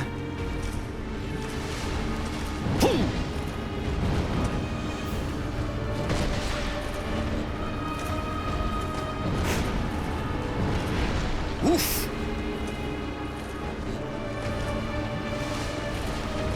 Oh, shit.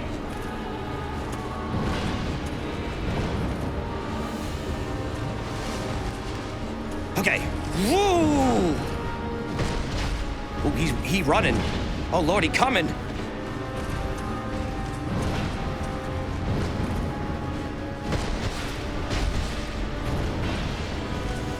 Uh-huh.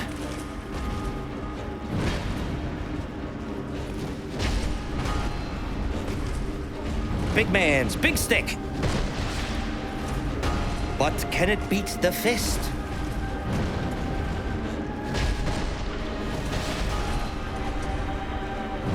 The answer is no.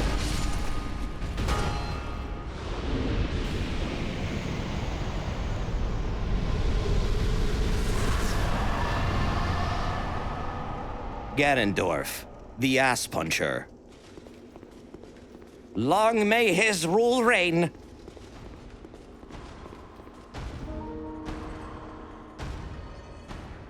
Did they add music here?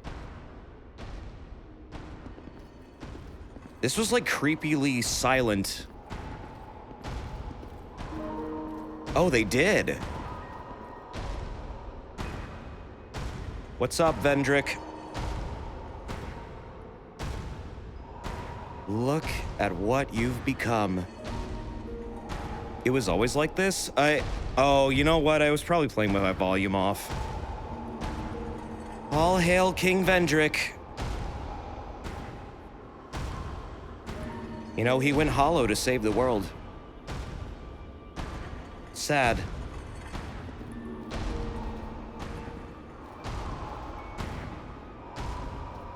He was a good man. I don't think Vendrick ever did anything, like, terrible. He might be one of the only characters I can think of in the entire series that never really did anything bad. Yeah, I remember this being totally silent. I've never heard this song before. Was this guy, like, super tough? Yeah, I mean... Okay, he's a really interesting boss, so right now, I can't even fucking hurt him. You need to go and collect all the giant souls throughout the game to deal damage to him. If you have one, you can deal like hyper reduced damage to him. If you have two, you can do slightly reduced damage to him. 3, slightly little bit more reduced damage, but it's still pretty fucking awful. 4 is beatable, I think, and 5 is easy mode. I'm pretty sure you can do it with 1 though, but it takes like a million years. You will aggro him though. No, dude, I've tried to punch him like for a fucking like 20 minutes straight. He never aggroed.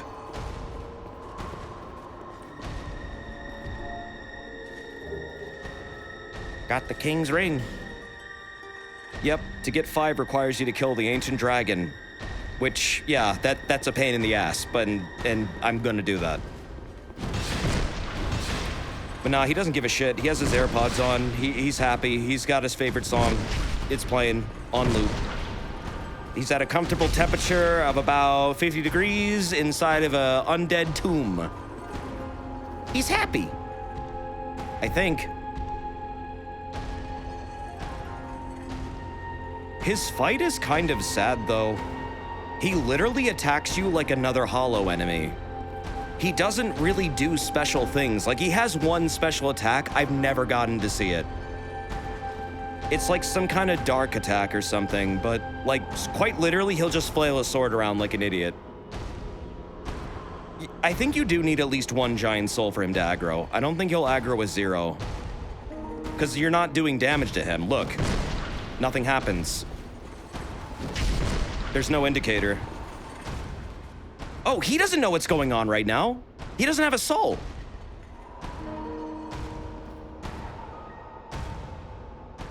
No, he's just a...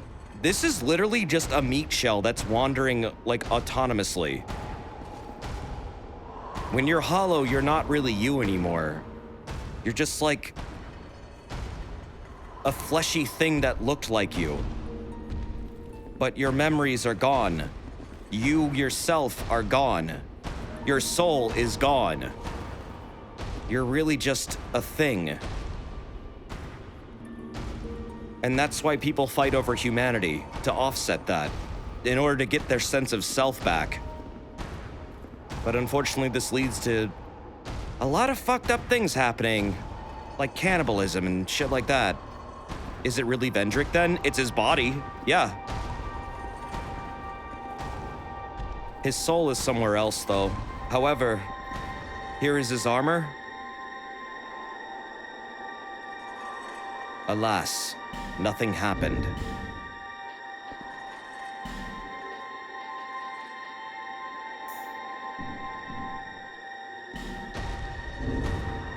Oh, wait, I need the Ashen Heart, don't I?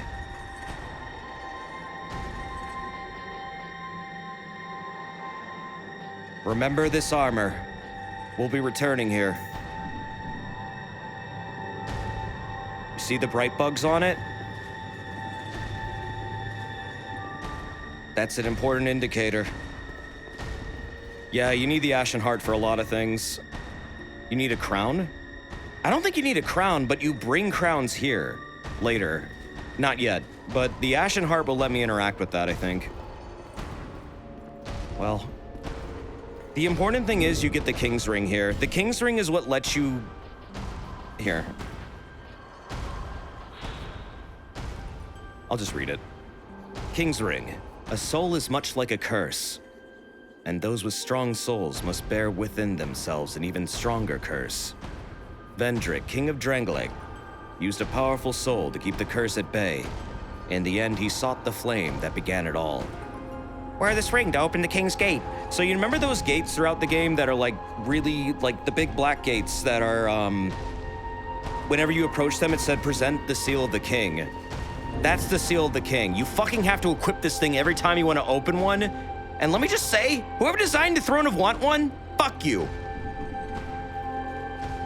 I hated that. Having to re-equip the damn thing every time. I eventually just sacrificed a ring slot and kept it on. Vendrick was basically the chosen undead of his world. He defeated all 4 Lord Souls, collected them all, but didn't link the fire and said, fuck you, I'm finding another way. He didn't bring about an Age of Dark either. Him and his brother have been studying a way to escape the cycle. But yeah, they should have made the King's Ring a fucking key item. I mean, at least it gives you extra fire damage, but it's like 5 fucking ticks of it. That's nothing. Like, single unit, like, increase. Like, 5 damage. Like, wow, thanks. Like, wow. Yep, 5. Literally 5. He said, I will live peacefully with my totally normal wife I love so much. She told me to go start a war in a foreign land and go steal their thrones. I think he stole either the Throne of Want from the Giants, because it is really weird how there's a tiny little chair carved into it when it's a one big giant chair. And probably, like, I mean, I don't think he lifted it up or something, but maybe he teleported it, or I don't know. It's weird.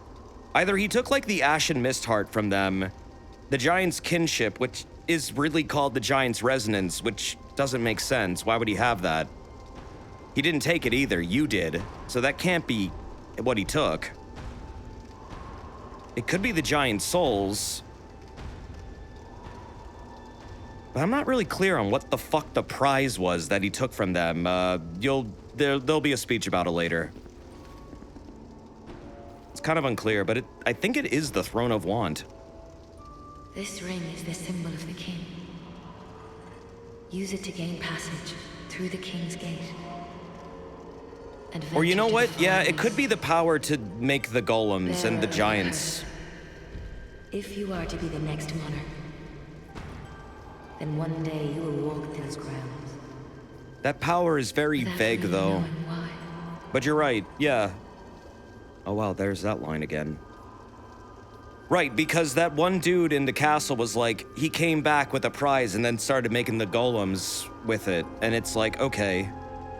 So did he take like a soul? Did he take like a life force? How does, what exactly powers the golems? It's soul energy, but like, is it the resonance? But can anyone have the resonance? Because you get the resonance too. I kind of wish they would like explain that a bit more. Maybe he stole the giant's cat and now she's living it up in Majula. Oh God. That explains a lot about Shaukhor. Your guess is that the golems are powered by souls of giants. They're powered by something involving souls, but it's not clear. Also, if the Ivory King had golems, does that mean Vendrick wasn't the first to develop them, or did he give them to the Ivory King? Ashley doesn't want to talk anymore. Because there are golems in the Ivory King's like castle. The exact same ones that are soul-powered. The giant's resonance is the giant lord's own power. Right, and you take that from him. When you do the time travel funny thing, which will be next stream. It could be that Vendrick was inspired by the Ivory King's golems. Well, yeah, but then if the Ivory King can make golems, then did he take something too, or are they the same kind, or what? That gave Nashandra the idea to invade. Well, yeah, Nashandra wanting to kill all the giants is a weird part of the story. I don't know what she wanted from them. Like, the motivations there and what they took is left pretty fucking vague. I think intentionally just to keep you guessing. But yeah, it's weird. It is weird. Something probably with souls, but it's weird to me that the Throne of Wan is also like this giant chair with a tiny chair carved into it, like it wasn't like that before. So it's almost like a giant was using that throne at one point. But also, how the fuck do you steal an entire throne? So that doesn't really add up for me either. The motivation seemed to be that Nashandra wanted pretense for ruining Drangleic, and angering the giants was a good enough way as any. Well, yeah, it started a horrific war, and it destroyed everything. And basically, you're seeing the aftermath of it, and that's why everything's so fucked up. Maybe she was just a bitch? Well, she is, but there's a reason for that. There actually is a reason for it.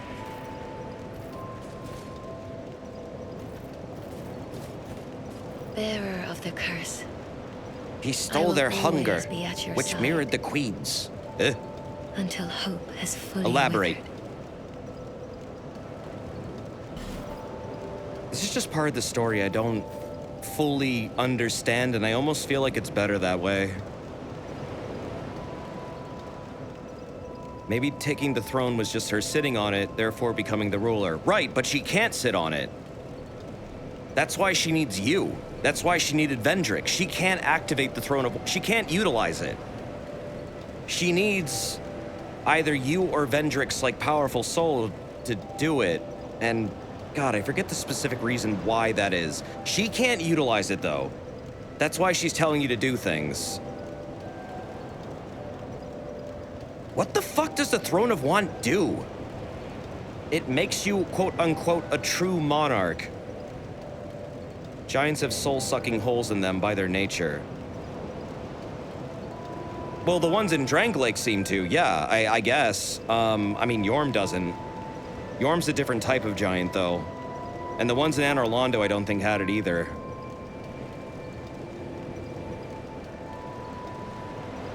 I guess you could just call it the Giant's Power, whatever the fuck that means. It's probably a multitude of things.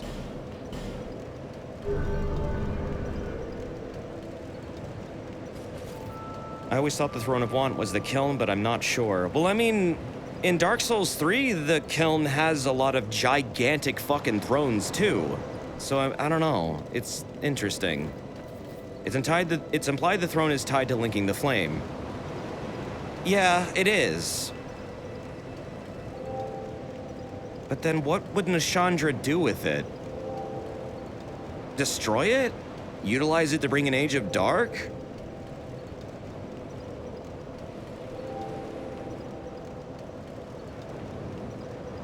This is where the story gets, I don't know, I've already said this, but like, yeah, the unclearness of this part is interesting. It makes me ask a lot of questions, and then I start thinking about things a lot. I kind of love that. It's like a little mystery to solve, you know? And then you get a multitude of answers, too. It's like everyone has their own idea of what is going on here. I feel so many games over-explain things, and just there's no mystery, nothing to, like, wonder about, you know? It was some form of knowledge regarding how things work, I'm like 90% sure. Well, I mean, yeah, it's like something to do with how souls can be manipulated by the giants, and I guess now he can make golems with it. And then he also got the Throne of Want or something to work too, but he never sat on the Throne of Want. Right? He never did that. That's why Nashandra's upset with him. Because he figured out Nashandra's plan to use him. So that's why he removed his soul, had Velstadt guard his original body, hid the soul in the Shrine of Amana behind a door that Nashandra could never open because she has no humanity. Or, well, it can only be opened by a human. I don't know. I guess technically Nashandra does have humanity. She's literally dark. So wait, why can't she open the door then? If Nashandra is literally... Okay, Nashandra's a daughter of Manus. Let's just get that out of the way. Manus is pretty much a character that was like a super reactor for humanity. In fact, so powerful that he just like... It just radiated out of him and created the Abyss. The suck? He figured out how to do the suck without living hungry vessel. Well... What, like lifesteal? I don't think she counts as a human. Well, she isn't a human. But she is, like, dark is humanity. It's part of it. It's, like, deeply tied to it. She has humanity, but she isn't human the way I see it. Yeah, like, okay. So you need the body. Oh! She needs his body. That's why he hid his body behind Velstadt. I get it now. You do have to be a literal human, or a hollow that has a human soul. I get it now. She doesn't have that. She's something else. Technically, Manus was a hollow that was so filled with humanity it mutated into another creature, but Nashandra is something else. She's a shard of Manus, but she never really was a human. She's also a copy of Dusk, but like, not actually Dusk, it's like an illusion. She shows you her true form, and it's definitely not human. So I guess she does need both his soul and his body to be one to use the throne. And possibly to open the door to get the soul too, but... Huh. That would explain why she's using you now.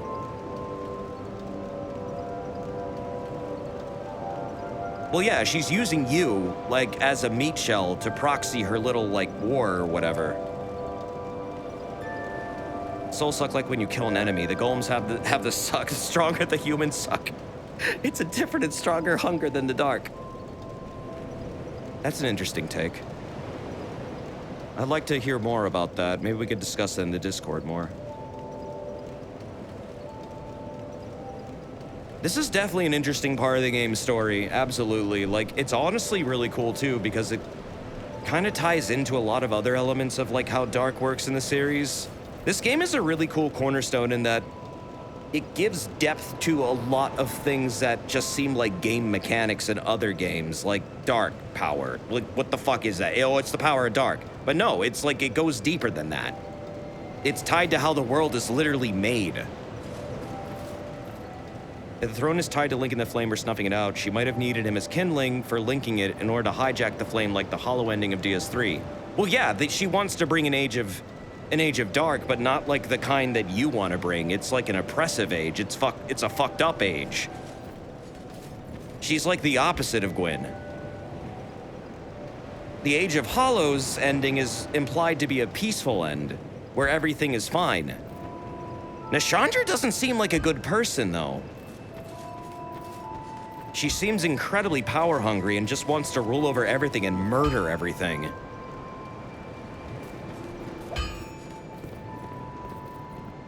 I guess to strike back at the humans that drove Manus into a fucking craze.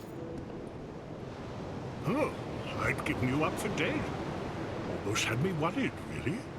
Yeah, she's like an all-consuming type of force. I mean, all the queens in the DLC are kind of like that. Some of them aren't so bad. The one in the Ivory King seems to be the only peaceful shard of Manus for some reason. They also seem aware that they are capable of being corrupted. And they don't want to be. Yeah, the Ivory Queen is a good person, actually. They were apparently not going to be. But the Ivory King made them realize that they didn't have to be that way. Man, the Ivory King is cool. He's just a really awesome guy. He did a lot of benevolent shit. Like, probably one of the most positive characters I've seen, like, written out in the series. Of course, he doesn't have the best end, but he certainly went out with honor and a bang.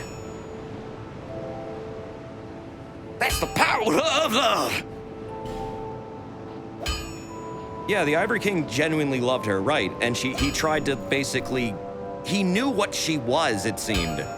And he didn't want her to become like the other queens that wound up pretty much parasitizing the remains of a fallen kingdom in their cycles. If you make it back. Nashandra is yet another queen that's trying to take over a cycle. I don't get why the other queens didn't succeed, though. It seems like they would have. Maybe it's because you showed up. It is because you showed up. Wait, yeah, it is. You literally killed them. And all the DLCs are probably time travel. God damn, this game had a lot of time travel in it. I still really wish we could have seen the 3 versions of Majula. Like, there's a past, present, and future version, apparently, that they were planning. Alana didn't succeed because of Yorg. Oh, was it Yorg? Nadalia arrived too late. The DLCs might not be time travel. I kind of like the vagueness of it all. So wait, Yorg stopped Elena? But she's still around and Yorg is dead. But yeah, Nadalia arrived too late to the Broom Tower. I remember that. Yorg kind of fucked up Elena's grand master plan for Shulva. Okay. Yeah, okay, that makes sense. Well, Iron King did ruin his own kingdom without Nadalia, that's true. I don't know. The lore for this game is fascinating. It's really interesting. You again? Yeah, it's me. Hi.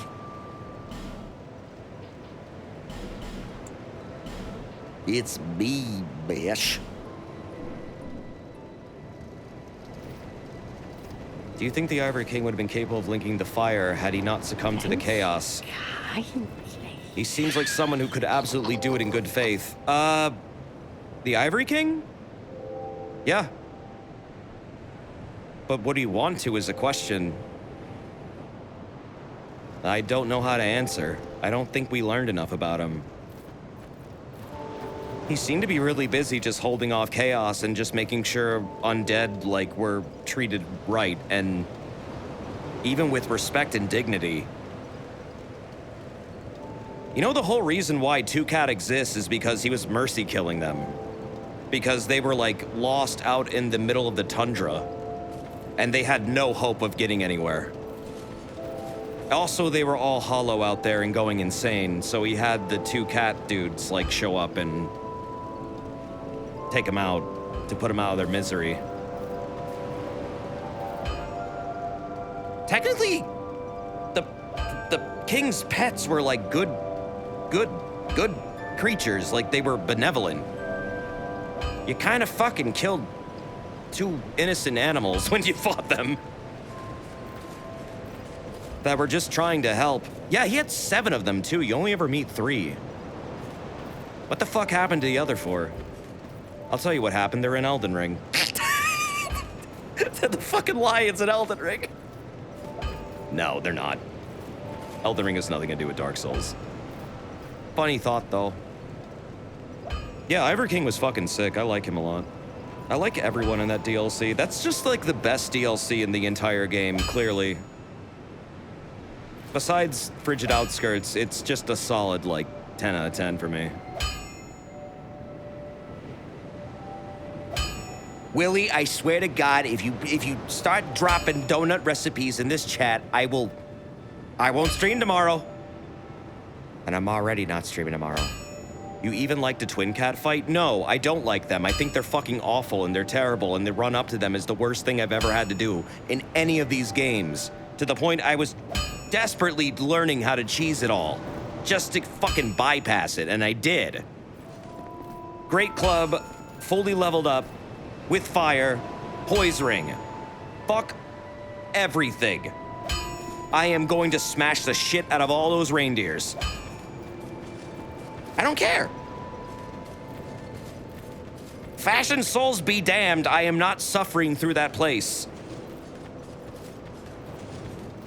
It's just a fucking horrible part of the game. Of any game. What the hell were they thinking with that one? Would you like a fried ice recipe? Yes, I would. Okay, well that's it. Willie posted the thing. I am not streaming tomorrow. You can blame him. Yeasted donuts. Nah, I wasn't gonna stream tomorrow, like I said, because I want to hang out with my folks all day. It's like the last day I get to see them for a long time. So I'd like to do that. But yeah, this was a good stream. I mean, we got a lot done. Like, literally an entire chapter of the game done. Drangleic Castle, done. Shrine of Amana, pretty much done. I don't think there's much else to get there besides, like, some... well, the crown, but that's later. Undead Crypt, pretty much done. Besides fighting Vendrick, which we'll do way later. Now we have the King's Ring. We gotta go into the Giant's memory. Well, not the Giant's. We need to go to Aldia's, lab next time, and we'll be going to the Dragon Place, which I also really don't like. I like the first part of it. I do not like the second half of it. My God. At least in the original. I'm looking forward to seeing the changes. I hear I might like them more. We need to see the Giant's memories. Well, yeah, we will. After I kick the shit out of Ancient Dragon. Or, well, give them a nice toenail clipping, because quite literally I am not fighting them any other way. Don't care how long it takes, I will do it. You got faith into 20. Make sure you talk to Falcon. Oh, yeah, let's go get that out of the way. Right, he gives you the best armor set. I think the armor set he gives you is definitely one of the best in the game. Like, it is just an all-around fucking good set. I used it so much. I enjoy.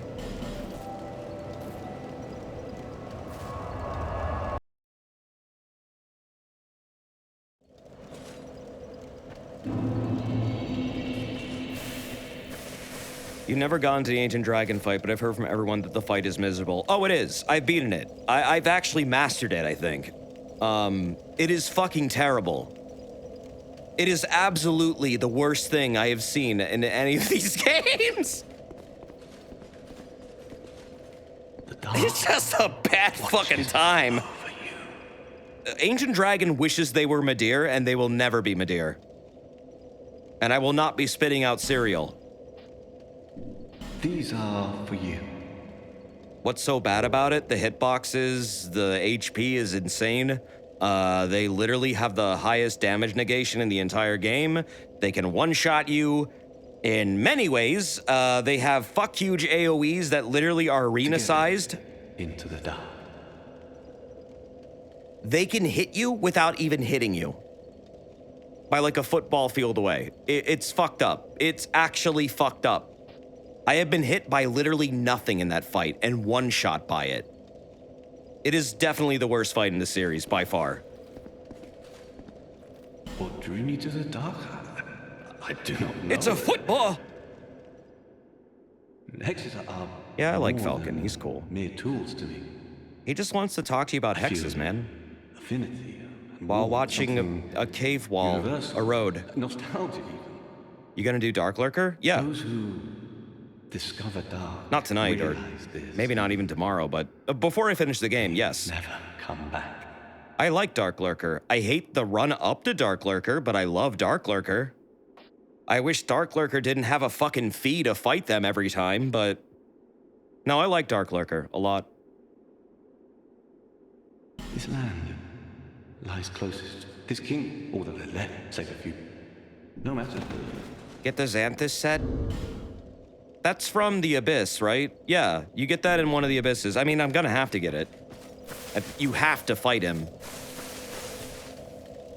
That's not Shaded Woods. That is...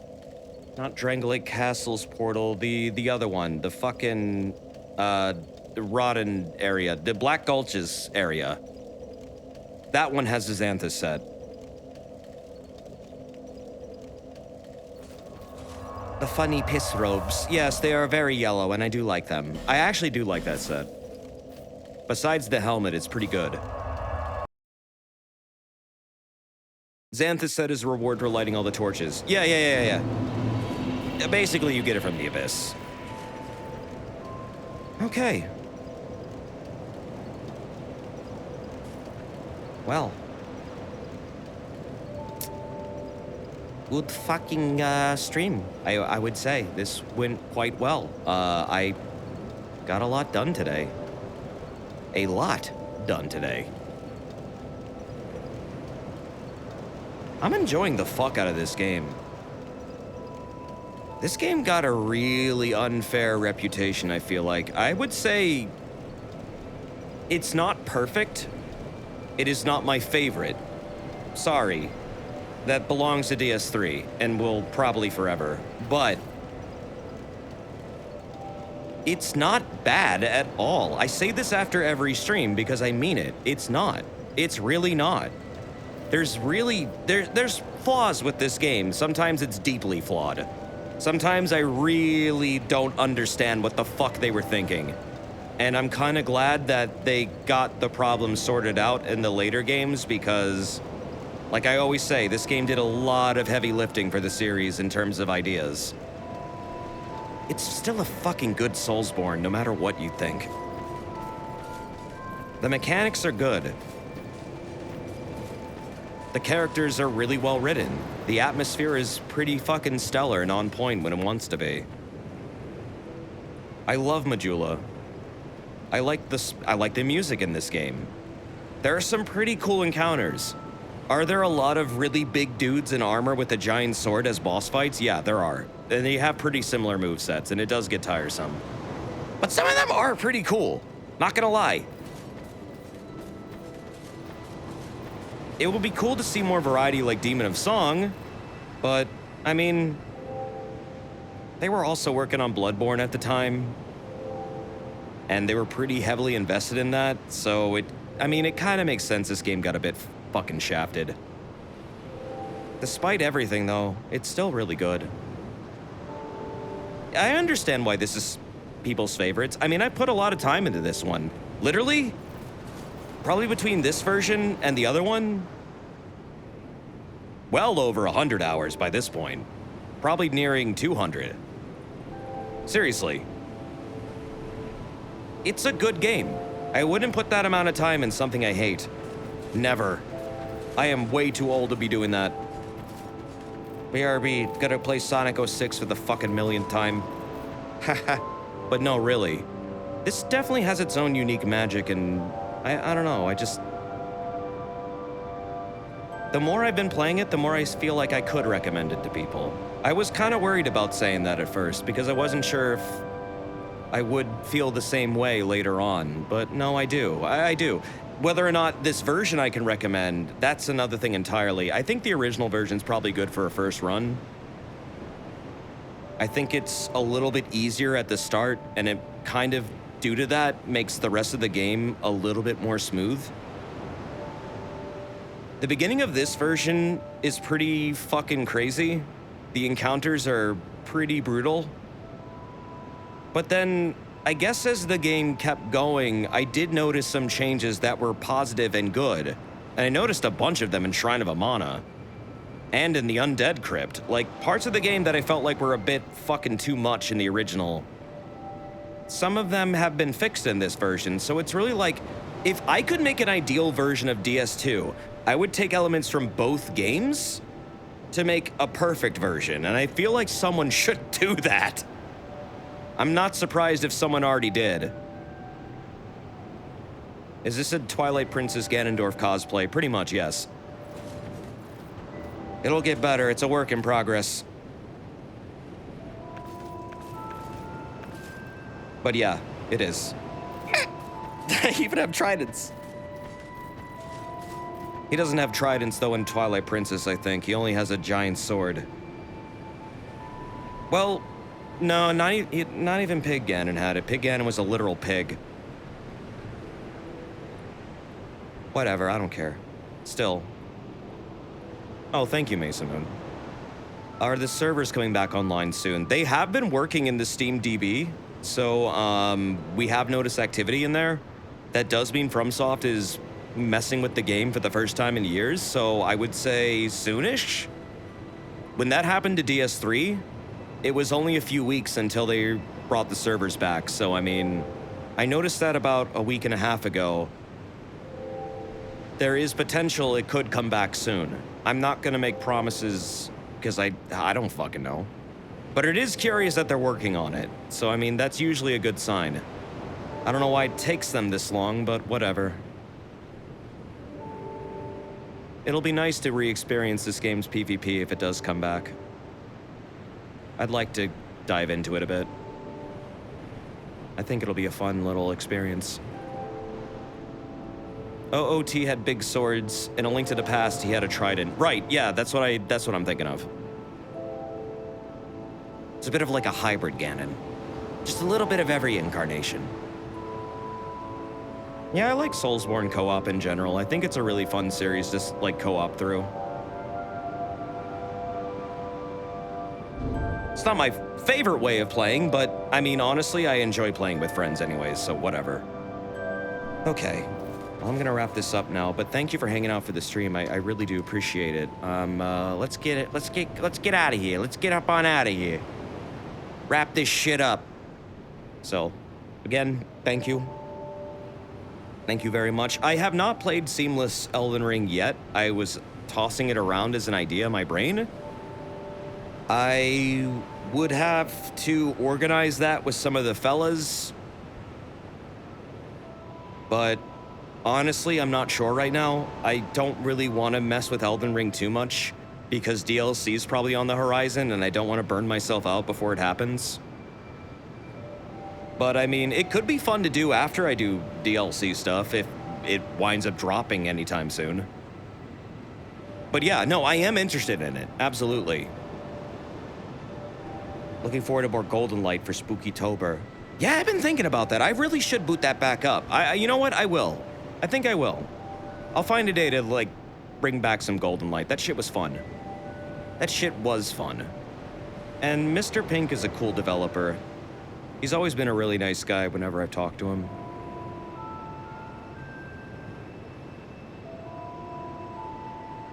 I do need a good horror game too, not gonna lie. I mean, Resident Evil DLC clearly coming out this month. It's gonna be good. It looks fucking amazing. I kinda wanna try that third-person version too. Apparently the demo for that is active now. So that could be fun to check out for a little bit. I might just have a bit of a Resident Evil day soon. Yeah, Darkwood is something I have. I would like to play it. I know I would enjoy it. I know it's really hard though, and like pretty kind of lengthy, like 20 hours, but it looks good. Yeah, I know. I've played it a little bit. I think it could be a fun game. I've been wanting to do that for a while. I know Vin's trying it right now. So, I mean, if you want to watch a streamer that's probably... Is he committing to it? I haven't kept up with that. He might be. Don't take my word for it. Sometimes he feels something and then he doesn't later, but... Have you considered Blasphemous? Yes, I have, and I have it. I would love to do that someday. You could try Phasmophobia with the boys. Yeah, maybe. I haven't ever played Phasmophobia. I, like, got it for one Halloween, and then I never wound up playing it with anybody. So yeah, that could be something I could look into as well.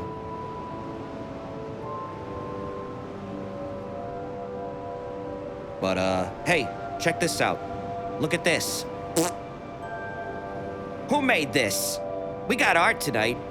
If you got any art you want to send me, check out the rules in the Discord, and then you can send it to @DesiP_art or to the stream art section in the Discord.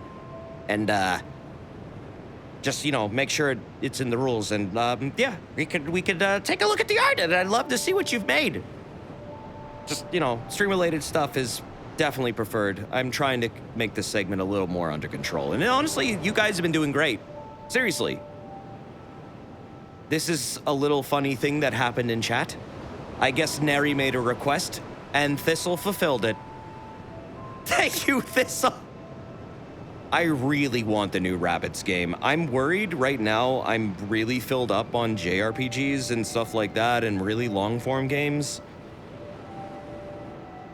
I wanted to get it at launch really fucking badly.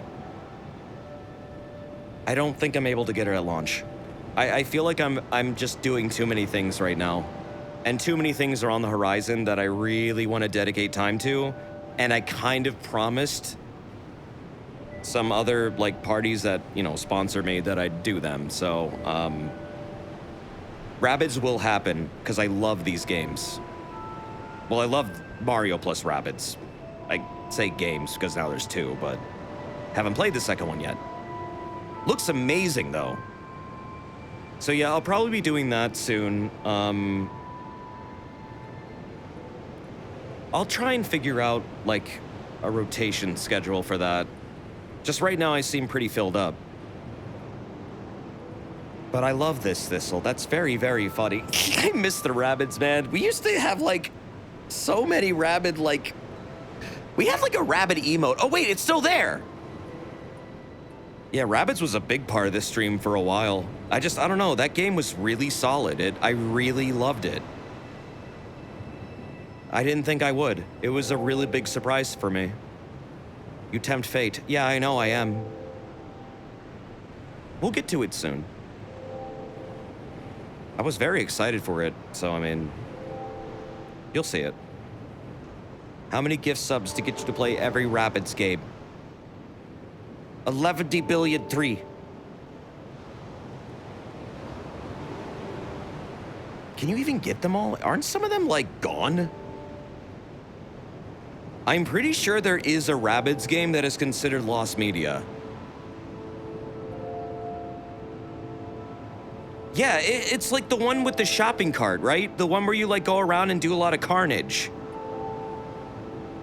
I'm pretty sure that one is really hard to find now. Like, almost impossible. I think you're right. Yeah, I think I am. I'm pretty sure I read about this. Rabbids to the Moon? Is it Rabbids to the Moon? I remember reading about it when Mario plus Rabbids came out, and I was like, oh shit, really? It looked interesting. It looked kind of fun, actually. I agree, Iraqi, it was a better Rabbids game than it had any right to be. I mean, the person who made it was very clearly passionate about Mario and just video games in general. It was definitely not like a game designed by committee and corporate and by the numbers. It definitely was someone's passion project that they truly really loved. You know, the Mario series and Donkey Kong and all that stuff. It showed. It showed big time. Also, there is one more art. Oh God. Crunkerton made up. Mr. Ice Wrong chick. Oh, wait, shit! I'm Mr. Icicle, I'm Mr. Snow. I'm Mr. Wait, I got it wrong, chick. That happened last stream. This was like right at the end. This was during the scene where Jin talks about why he froze what's her name? Fawn? Or like Fawn's like alternate whatever. My brain is flattening right now. But of all the things I said last night, why this? Yeah, Laura. Why this though, Crunkerton? Why did this inspire you? Like, this was like the dumbest thing I did last night. Icicle, I'm Mr. Snow. I didn't even get the lyrics right. Wait, I got it wrong, chick. It's I'm Mr. White Christmas. I'm Mr. Snow. I'm Mr. Icicle. I'm Mr. 10 Below. I completely fucked it up. The faces are extremely good and actually make me think of Spamton, but I know you're referencing the video, like the old movie. That reminds me of Spamton. The last frame, yeah. Wrong chick. Oh man, I can't get it. My player isn't letting me. Oh, here we go. That's a good fucking robot. That's a good frame. What of all the things, I just never would have expected this. That's incredible. You're incredible, dude. You made this so fucking fast, too. It was like less than an hour after it happened. The goddamn nose like hitting the screen. It's like it's bonking against it. Toby most likely got Spamton from him and that stop motion while I was drawing it. You know, I'd believe that. Spamton does look a lot like him. Jack Frost? It's Jack Frost, right?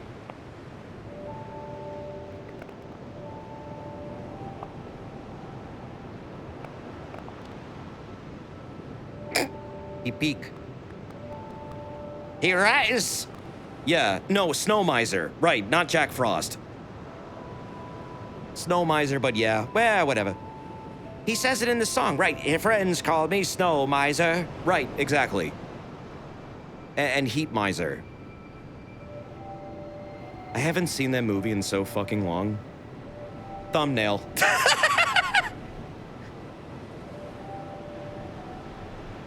Oh, man. Well, thank you, Crunkerton. That's fucking awesome. I love your little animations, dude. You're really fucking skilled at them. You make them really fast, like impressively fast. And they're just funny. Your art's really fucking solid, man. You were saying on Twitter you hope you can find some work, and I hope you do too, dude. I hope every artist around here can get work, man. If you spent more time, you'd make it smooth. Hey, dude, I just appreciate you making it, and I appreciate all the art. Thank you, Thistle, as well. And, that's it, man. I'm good tonight. We're good. Actually, wait, up. No, we're not. Count Ravenwolf. Out of nowhere with the rabbit. Normally, I don't double check after I'm done looking at all the art, but you know what? Thank you. That's very nice of you, dude. I love the colors in this. The Solaire fucking Rabid. Oh God, this is the crossover that we need. Praise the... Ah! I can't do it right now. Too tired. Yeah, this is all Neri's fault. Thank you, Neri, for this horrific little accident. Except it's not an accident, it's beautiful art. There needs to be a mod where you play Dark Souls as a Rabid. Model swaps can happen. I've seen a model swap of like Elden Ring where they replace Blythe's set with like the Cloud Strife from the PS1 game. I don't know how to do that. I actually had an idea where I did that with like a Carl model I found, but I don't know what's involved. I like tried to look it up and I couldn't find anything. There might be a tool for it.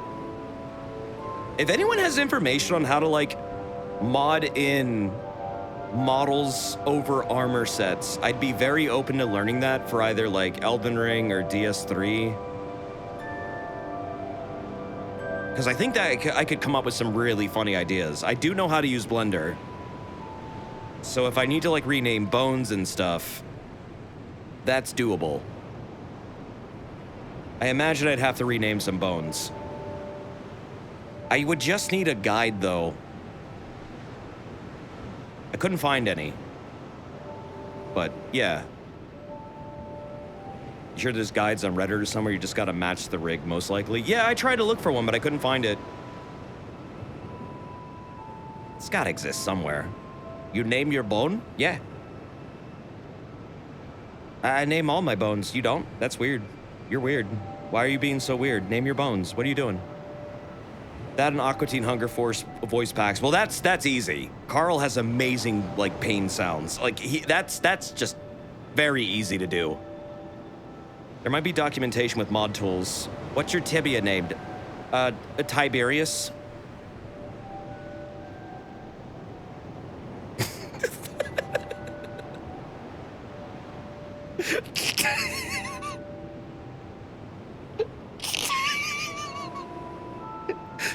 Boring. It's a name. I can't give them all amazing names, okay? There's like fucking hundreds of them in my body. Go to bed. Okay, I'm going to bed. All right. Hey, take care of yourselves and be well. I'll see you guys probably Saturday. I likely will not be around tomorrow.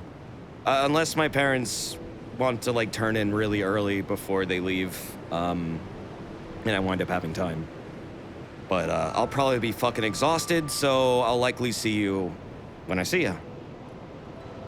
Thanks for all your support, and thank you for being a fun community to just play games with, shoot the shit over like Resident Evil and Dark Souls and everything else, man. I really do value it, and you guys are amazing.